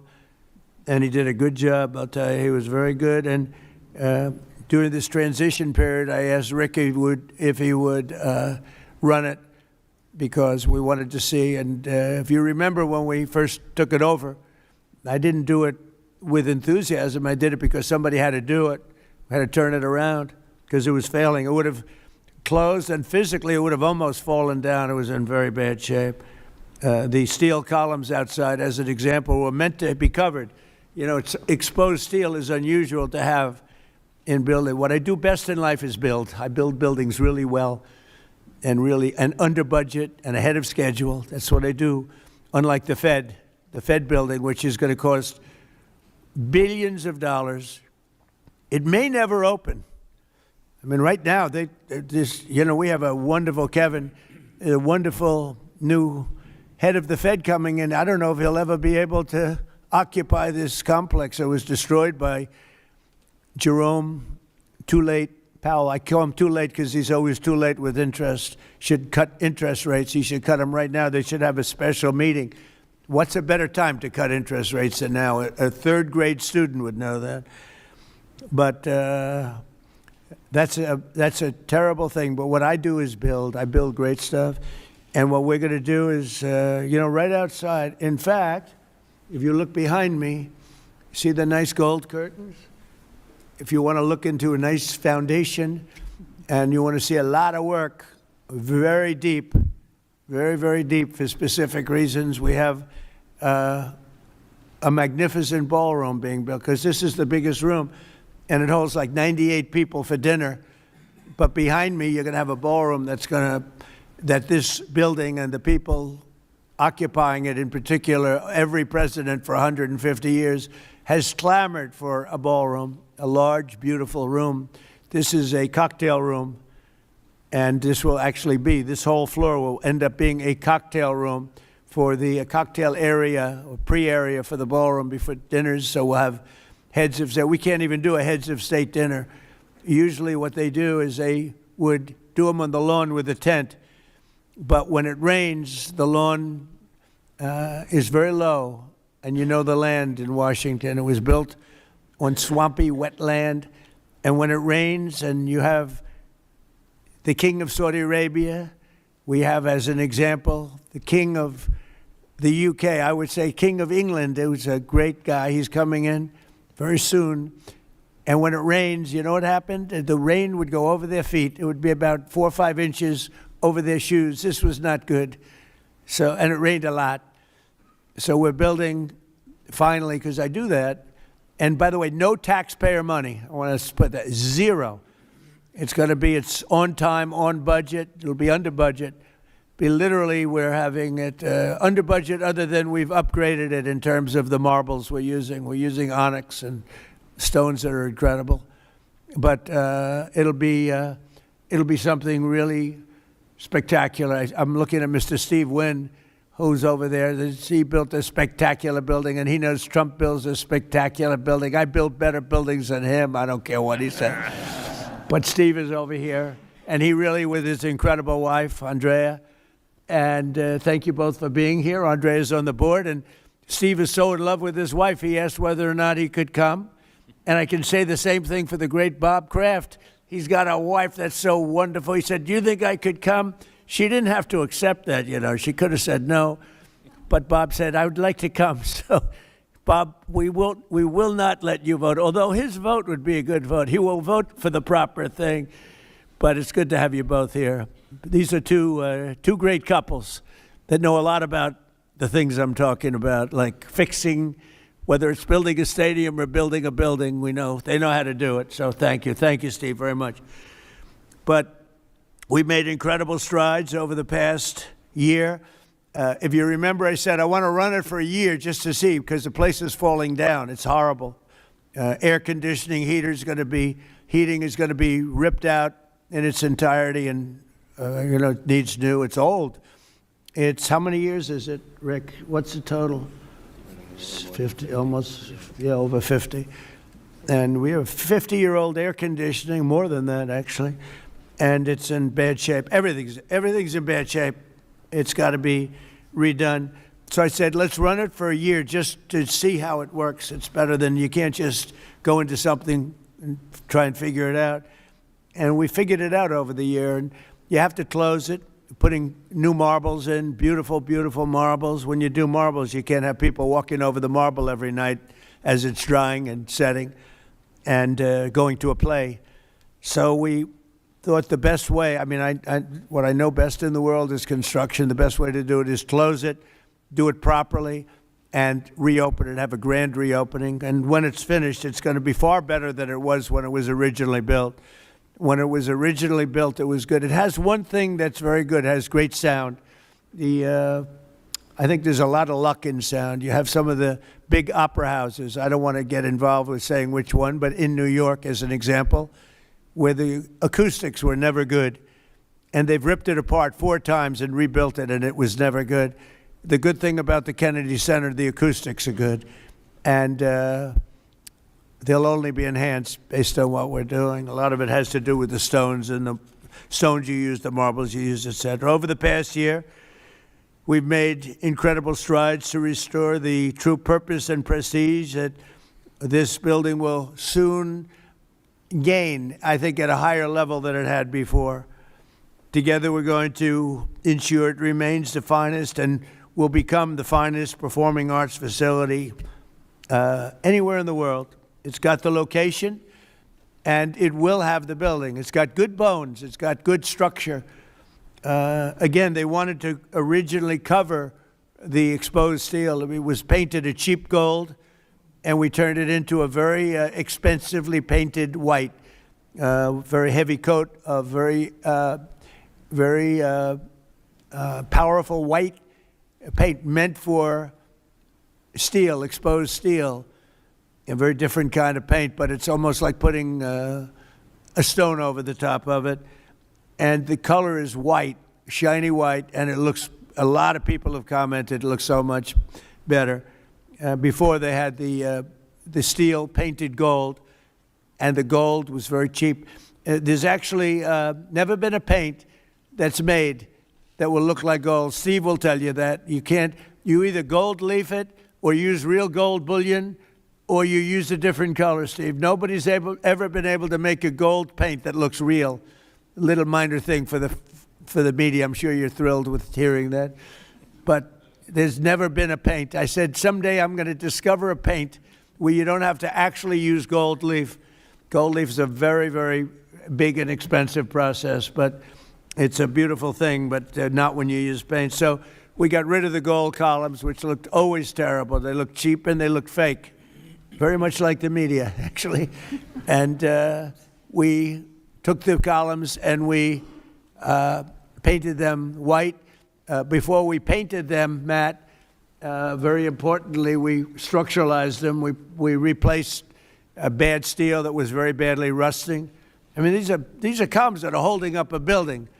And we had to replace areas of columns that were actually rusted out because it was in very bad shape. It's not even describable how bad this building was, both inside and out. I want to thank Rick Grinnell, but you really did a great job, Rick, on this, and we appreciate it. I'm looking for your next venture, because he really was, there was a story he got fired. He didn't get fired. He was here for a short period of time, for a year, figuring it out with Matt and everybody else, and Matt now is going to take over, and he's a pro at construction, great at construction, and I think Matt would like to run the facility too. He's fallen in love with it, and I think he'd do a good job, but if I don't think he will do a good job, I'll say, Matt, you're fired, I'm getting somebody else. So You're under no pressure, Matt, okay? It's like Bob Kraft. If a football player doesn't perform well, typically you will fire him immediately, Bob.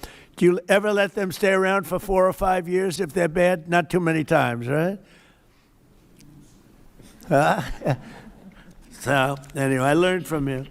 So I want to thank also Attorney General Pam Bondi, who's been fantastic. I don't know, is Pam here someplace? Oh, hello, Pam. Good. She's been great.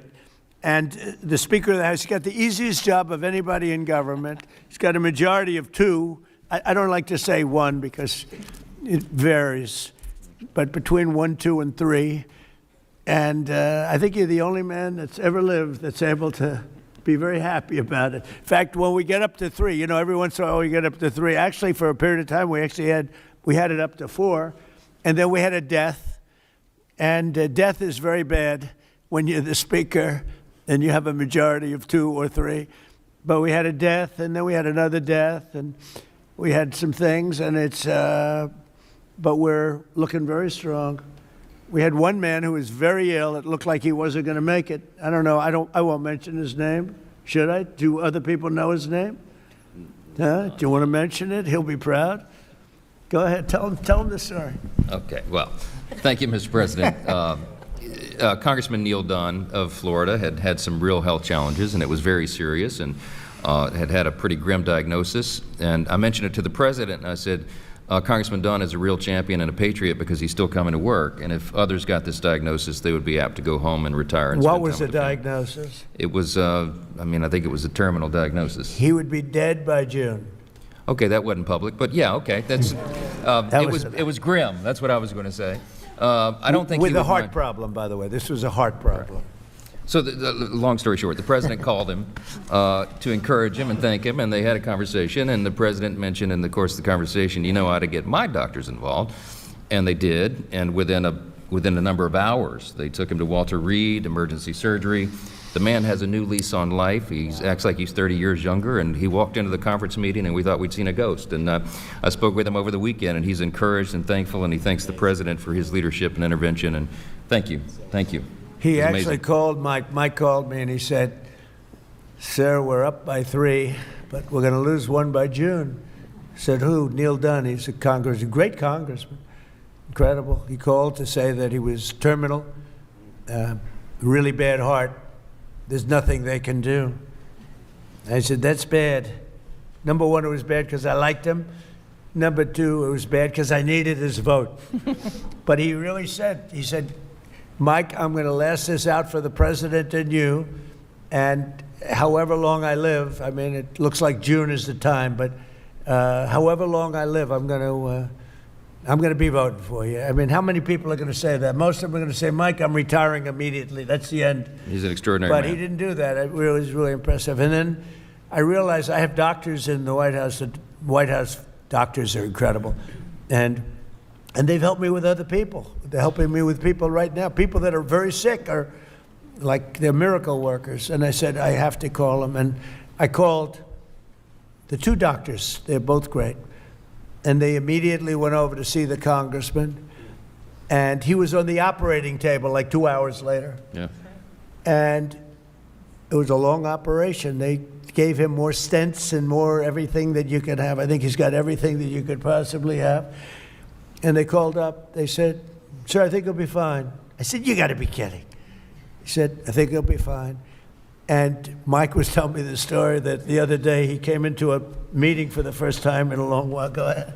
Well, it was incredible. I mean, he has a new lease on life. He has more energy than a man half his age, and very encouraged and encouraged all of us. So, again, a testament to great leadership. And he's, my hat's off to Neil Dunn and his beautiful wife and family. He's an extraordinary individual. And just, because I don't want to have a terrible story about this, I did it for him first and for the vote second. But it was a close second, actually. But I did it for the vote second. All right? I want to also introduce Susie Wiles, who's fantastic. She's our chief of staff. And she's an amazing person, an amazing fighter. And she announced a minor difficulty, which will be in good shape.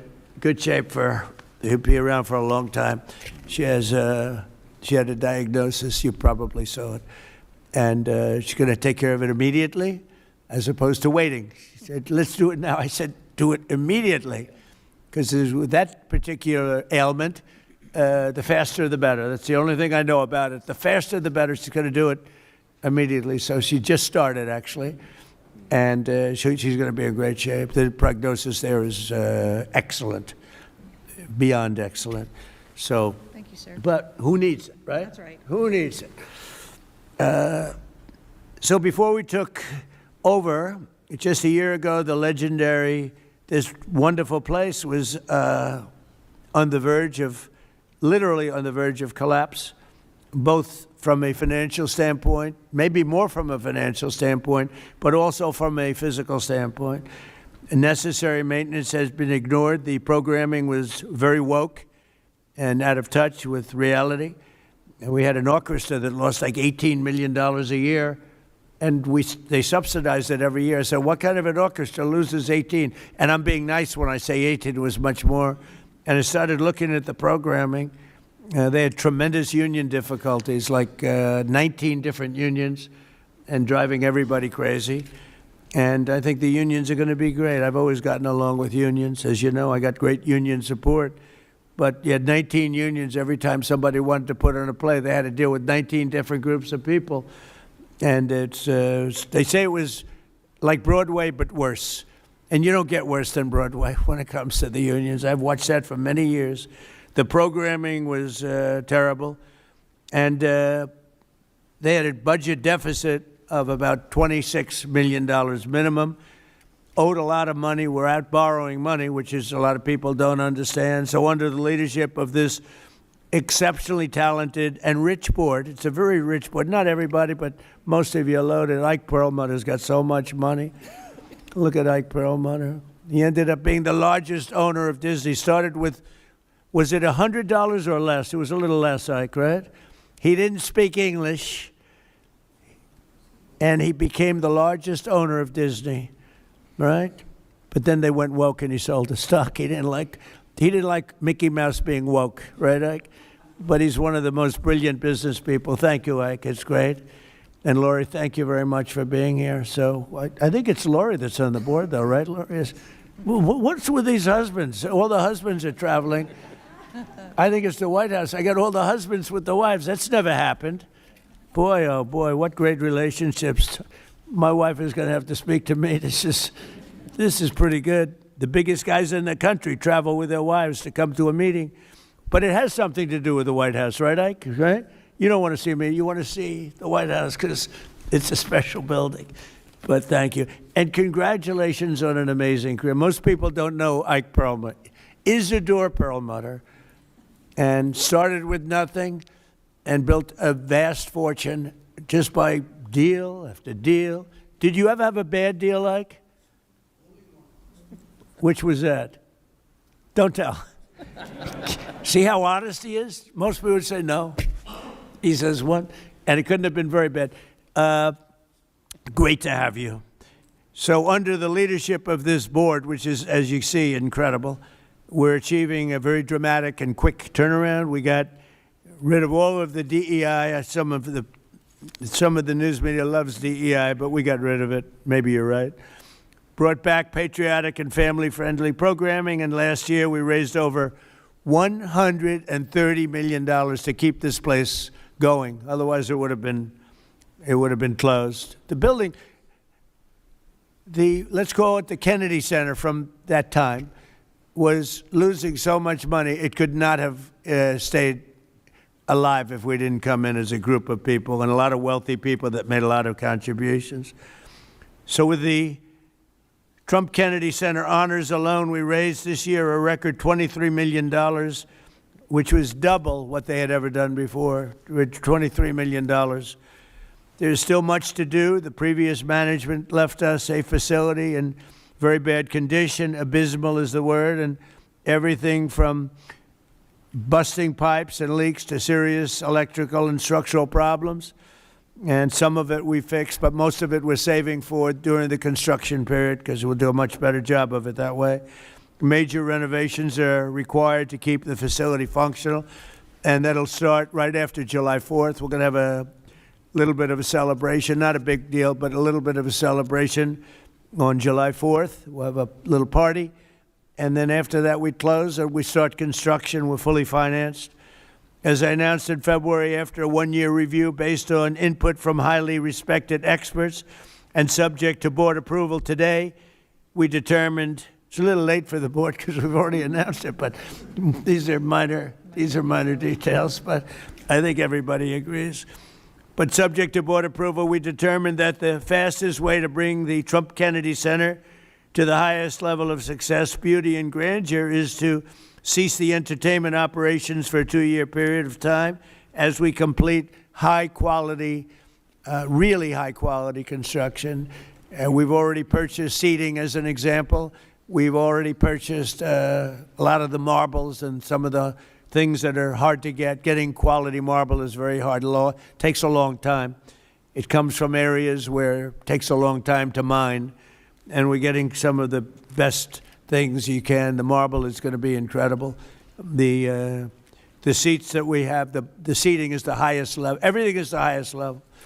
So this temporary closure will enable us to complete the work much faster and much higher quality. As an example, it's hard to show Shakespeare when you don't have any seats. As the seats are being changed, it's not exactly a great experience for people. So the right way to do it is just close it and fix it and open it.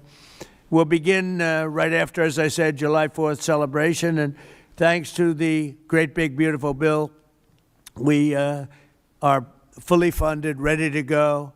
And we have tremendous amounts of money coming in from some people around the table, but also from people that are not here, but that have made very generous contributions toward the Trump Kennedy Center.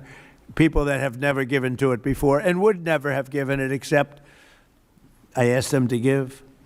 So, Rick, I thank you very much for the job that you've done, and I'm delighted that you really are. You did a great job. It was a little rough with a couple of the people, but that's okay. They've survived. Some of the artists, they took a pounding from Rick. It's almost like this guy right over here, Anthony. He knows what it is to pound people. Right, Ike? Anthony knows. Anthony's another great. You're not on the board either, Anthony. You're here with your wife? Oh, what's going on here? The most successful people, they're all here with their wives. I'm looking around. Oh, wow, that's impressive. Anthony's another one. He started off with one truck. He had one truck 45 years ago. He ended up with 4,000 trucks, and he sold his company for billions of dollars. And you're here, Anthony? He's a member of one of my clubs, and all he has is cash. He said, I have a big problem, sir. What? I don't know how to invest my cash. Most people have a problem. They don't have any cash, right? Anyway, thank you, Anthony. You're the greatest. So all of these people have done so much, and they've done so much to help. And, Matt, I'm here to a certain extent to wish you good luck with everything and to introduce you to the board. Many of the board know because Matt's been running a lot of the initial construction and planning, and going to be assuming the role of Chief Operating Officer and Executive Director, where he'll lead a construction crew for a big crew, by the way, because it needs a lot of work, for the next 2 years in preparation for the grand reopening. And I think it's going to be something that's going to be very, very special. We're doing a lot of special things. We have a lot of things happening. We have at the front of the White House on June 14th, you probably read, UFC is going to be here. Dana White, the great Dana White, he's building literally a stadium, a 5,000-seat arena right outside the front door of the White House. And they're going to have about 100,000 people in the park right across the street, where he's building, I believe, 8 massive screens for people to watch, all free, for people to watch. It's June 14th, happens to be my birthday, and that was only by happenstance. It was not planned that way, but it's a Sunday night, which they never did. Sunday night's super prime time. It's going to be broadcast on CBS, which is the Ellison family, 2 great people. Great people. It's a great family. And it's going to be a tremendous event. Then we have Roger Penske is going to have IndyCar here. We're going to have a race around the Capitol. That's going to be in August. So we have that. And we have a tremendous number of things. We have the Olympics, we have the World Cup, and we have the 250. And as you know, I was responsible for getting the Olympics. Actually, Bob Kraft helped me. And he helped me with the World Cup, too. You were very good. Who could be better, right? But he helped with the Olympics and the World Cup. But we have the Olympics coming. I was responsible for that, right, Bob? We have the World Cup coming right now, and I was responsible for that. Then we had a rigged election, and because of that, I was always very upset. When I got the Olympics, I said I won't be president because it was last term if I went by the normal progression. And then I said, well, let's see what happens. And then they rigged the election, and I said, let's do it again. And we won in a landslide. And I came back, and I ended up with the Olympics and the World Cup. Somebody said, did you do that on purpose? So I claimed the Olympics, and I claimed the World Cup because I did get both. And then I tried to claim 250-year celebration. I said, I got that. They said, no, you didn't. That one you didn't get. They're giving me no credit for that one, Mr. Speaker. I couldn't. So I gave up on that one quickly. That wasn't working. It wasn't working. But I just want to thank everybody. This board has been incredible, and it's really nice. What we're going to do is we could take a few questions from the press, and then after that we'll have our meeting. And we have a little lunch for the board, so we'll have a little bit of a lunch. And it's an honor to have you all here. It's so many of you, Jimmy, so many of you are friends. It's a great honor to have you here. And we're going to do a great job with the Trump Kennedy Center. Okay, yes, please, CNN. Hey. Thank you, Mr. President. I'm not CNN, I'm Daily Wire, but thank you for the question. Numerous countries have told me they are on their way. Can you give us a hint what they are, what that entails, how soon they might be there? You mean who are the countries? Yes, sir. I'd rather not say yet, but we'll be announcing Marco Rubio and the various people that are doing that will be announcing. And I have to tell you, we have some that are really enthusiastic. They're coming already. They've already started to get there. It takes a little while to get there. It's like, in some cases, you have to travel an ocean. So it doesn't go that fast. But it'll go fast, and we have some that are fairly local that are doing it, but we'll give you a list. Some are very enthusiastic, and some are less than enthusiastic, and I assume some will not do it. I think we have one or two that will not do it that we've been protecting for about 40 years at, tens of billions of dollars, Mr. Speaker. So I'll be reporting that to you in the House and the Senate. And I'll say, why are we protecting countries that don't protect us? And I've always felt that was a weakness of NATO. We were going to protect them, but I always said, when in need, they won't protect us. Now, this isn't need. Need would be one of the big boys. But I will say that we built the greatest military in the world, and we protect people.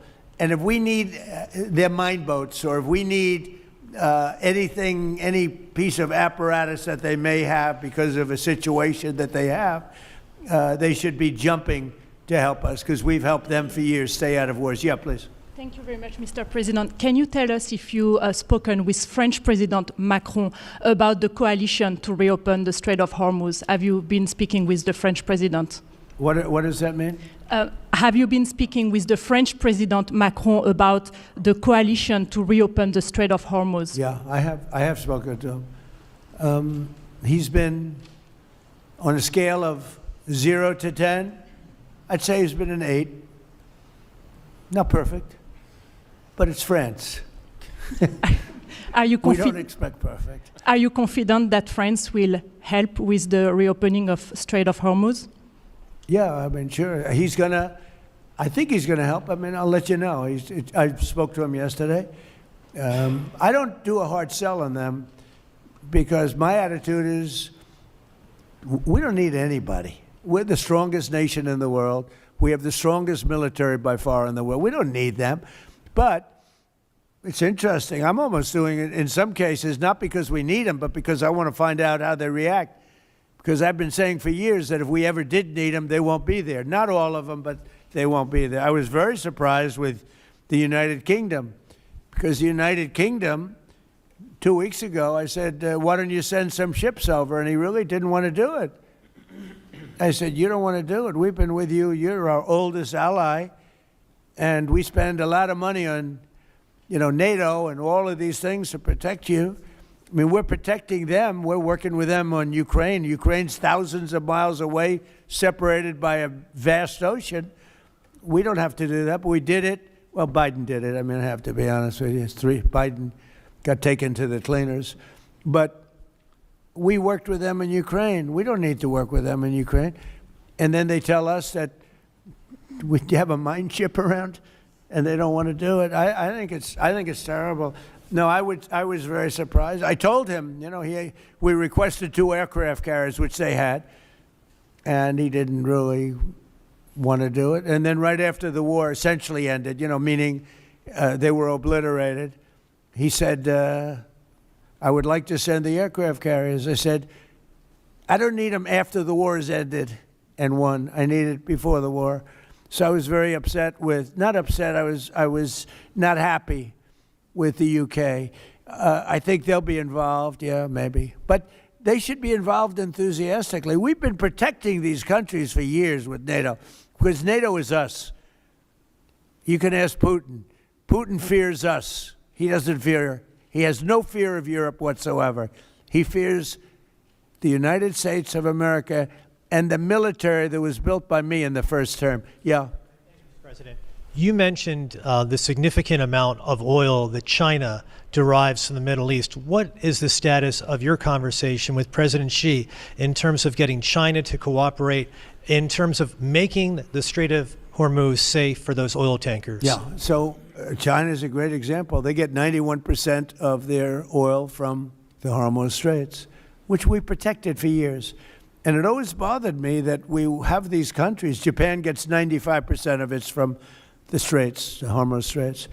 And it always bothered me that we're protecting and we don't need them. We didn't need them before we started dig we must. Dig me must, that's the Trump policy of lots of oil. And we didn't use them very much. It used to be at 10%. Now it's at almost zero. We don't need oil. We have all the oil we need for ourselves. It's one of the great assets that we have. We have more than double what anybody else in terms of oil production. We're at more than double any other country. So we don't need it, but we did it. It's almost, you could say we did it out of habit, which is not a good thing to do. But we did it because we have some good allies there. We have some great Middle Eastern countries there, Israel there. So we did it for a lot of reasons. But it always amazed me that we did it. We never asked for reimbursement. And it was really there to serve other countries, not us. And by the way, we have the Sugar King. The same story. Look at that. Alfie von Hool. Alfie, thank you both very much. Huh? That's Pepe, yeah. Pepe. Hi, Pepe. How are you? How are you? Is Alfie in the backstage? Huh? Is he sitting back there waiting for you? No? You doing all right? Pepe is a great friend of all of ours, I think, in the room. Tremendous. And we appreciate you being here. Great to have you. Thank you. Mr. President, honored. That's great. Both of you. Thank you very much. So go ahead, please. Mr. President, you've said that Iran does want to make a deal. Now, into the 3rd week of this bombing campaign, what would that deal look like? What are the asks that you're making of the government? They want to make a deal. They're talking to our people. I don't know if they say that to you. Maybe they do, maybe they don't. Don't forget, they are a country that for years, I didn't know this until recently, they're a country based on disinformation. And now they're using disinformation plus AI. And that's a terrible situation. That's a terrible situation. They showed all sorts of things happening in the last 2 weeks that never happened. Between their kamikaze boats that don't exist, between blowing up the aircraft carrier, one of the great ships in the world, the Abraham Lincoln, on fire. They showed it on fire. I called the general. I said, General, what's with the Abraham Lincoln? It looks like it's burning down. No, it's not burning down. Not a bullet was ever fired at it, sir. They know better. I said, this is my first glimpse of AI and what they've done with it. They showed buildings in Tel Aviv burning to the ground, high-rises burning. They showed buildings in Qatar. They showed buildings in Saudi Arabia burning, and they weren't burning. They weren't hit. It was all AI-based. Terrible. It's terrible. And that's their only, I think that's the only thing they do well. They're negotiating, and we always talk. When, somebody said, well, would you talk? Why would you even talk to them? I talk to everybody because sometimes good things come out of it. But I don't know if they're ready yet. They're taking a pounding.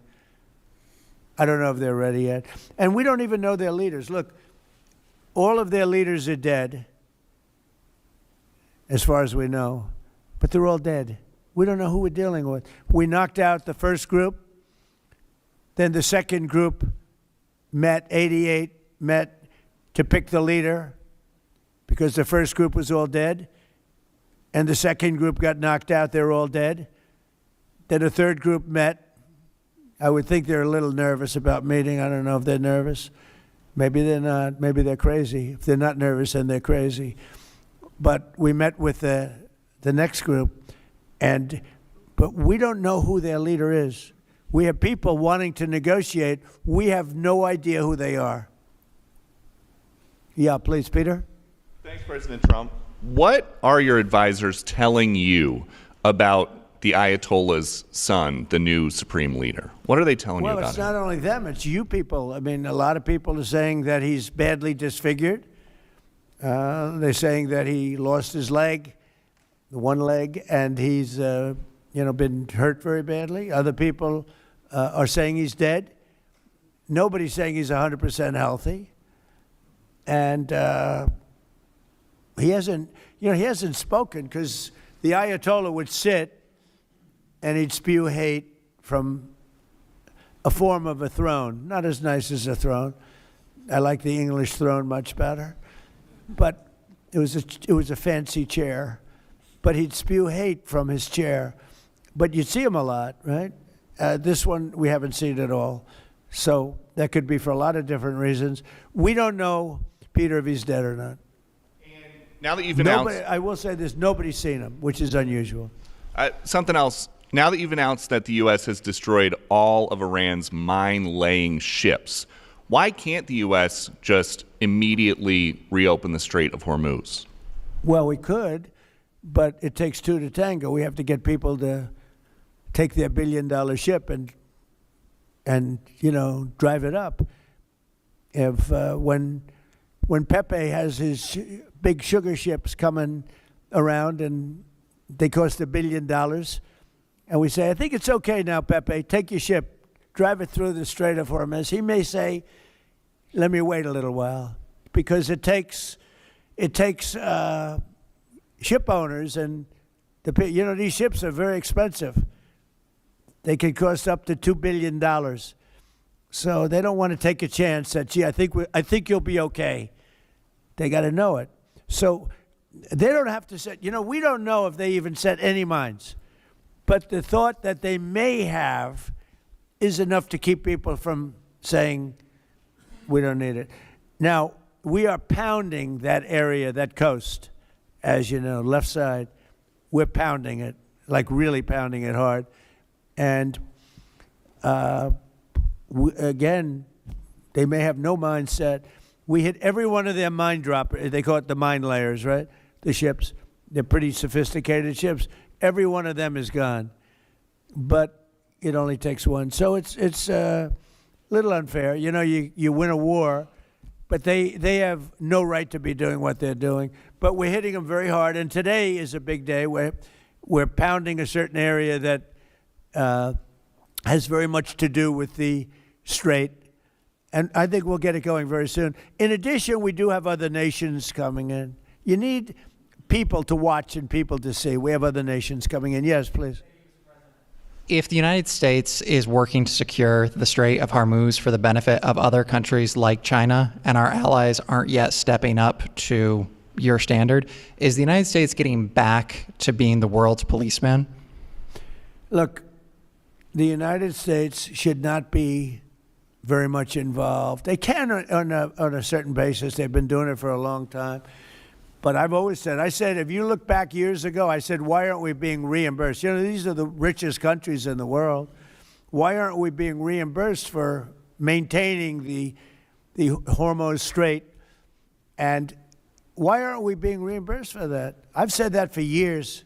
You can go back. They reported on it yesterday. I've been saying a lot of things about the straits. Number one, I said it's the one advantage they have, but that's a suicidal advantage because they kill themselves more than they kill the rest of the world. And there are things you can do with time. There are other things you can do. But I think we're going to have the situation straighten out pretty quickly, and I think we're going to have some good help, and I think we're going to be disappointed in some nations too. And I'll let you know who those nations are. One of your advisors, David Sachs, said the other week that the U.S. should, quote, declare victory and get out of the Iran war. Yeah, he also warned that if the conflict escalates, Israel may contemplate the use of a nuclear weapon. Has he shared that assessment with you? No, yes. And Israel wouldn't do that. Israel would never do that. And, there's a theory. You've pounded them to hell, and you could just leave now, and it'll take 10 years for them to build back not nearly what they have right now. And I guess that's another theory, but we want to have it ended so that another president doesn't have. Look, for 47 years, no president was willing to do what I'm doing, and they should have done it a long time ago. It would have been a lot easier. There's no president that wanted to do it, and yet every president knew. I've spoken to a certain president, who I like, actually, a past president, former president. He said, I wish I did it. I wish I did, but they didn't do it. I'm doing it, yeah. Which president? I can't tell you that. I don't want to embarrass him. It would be very bad for his career, even though he's got no career left. Go ahead, please.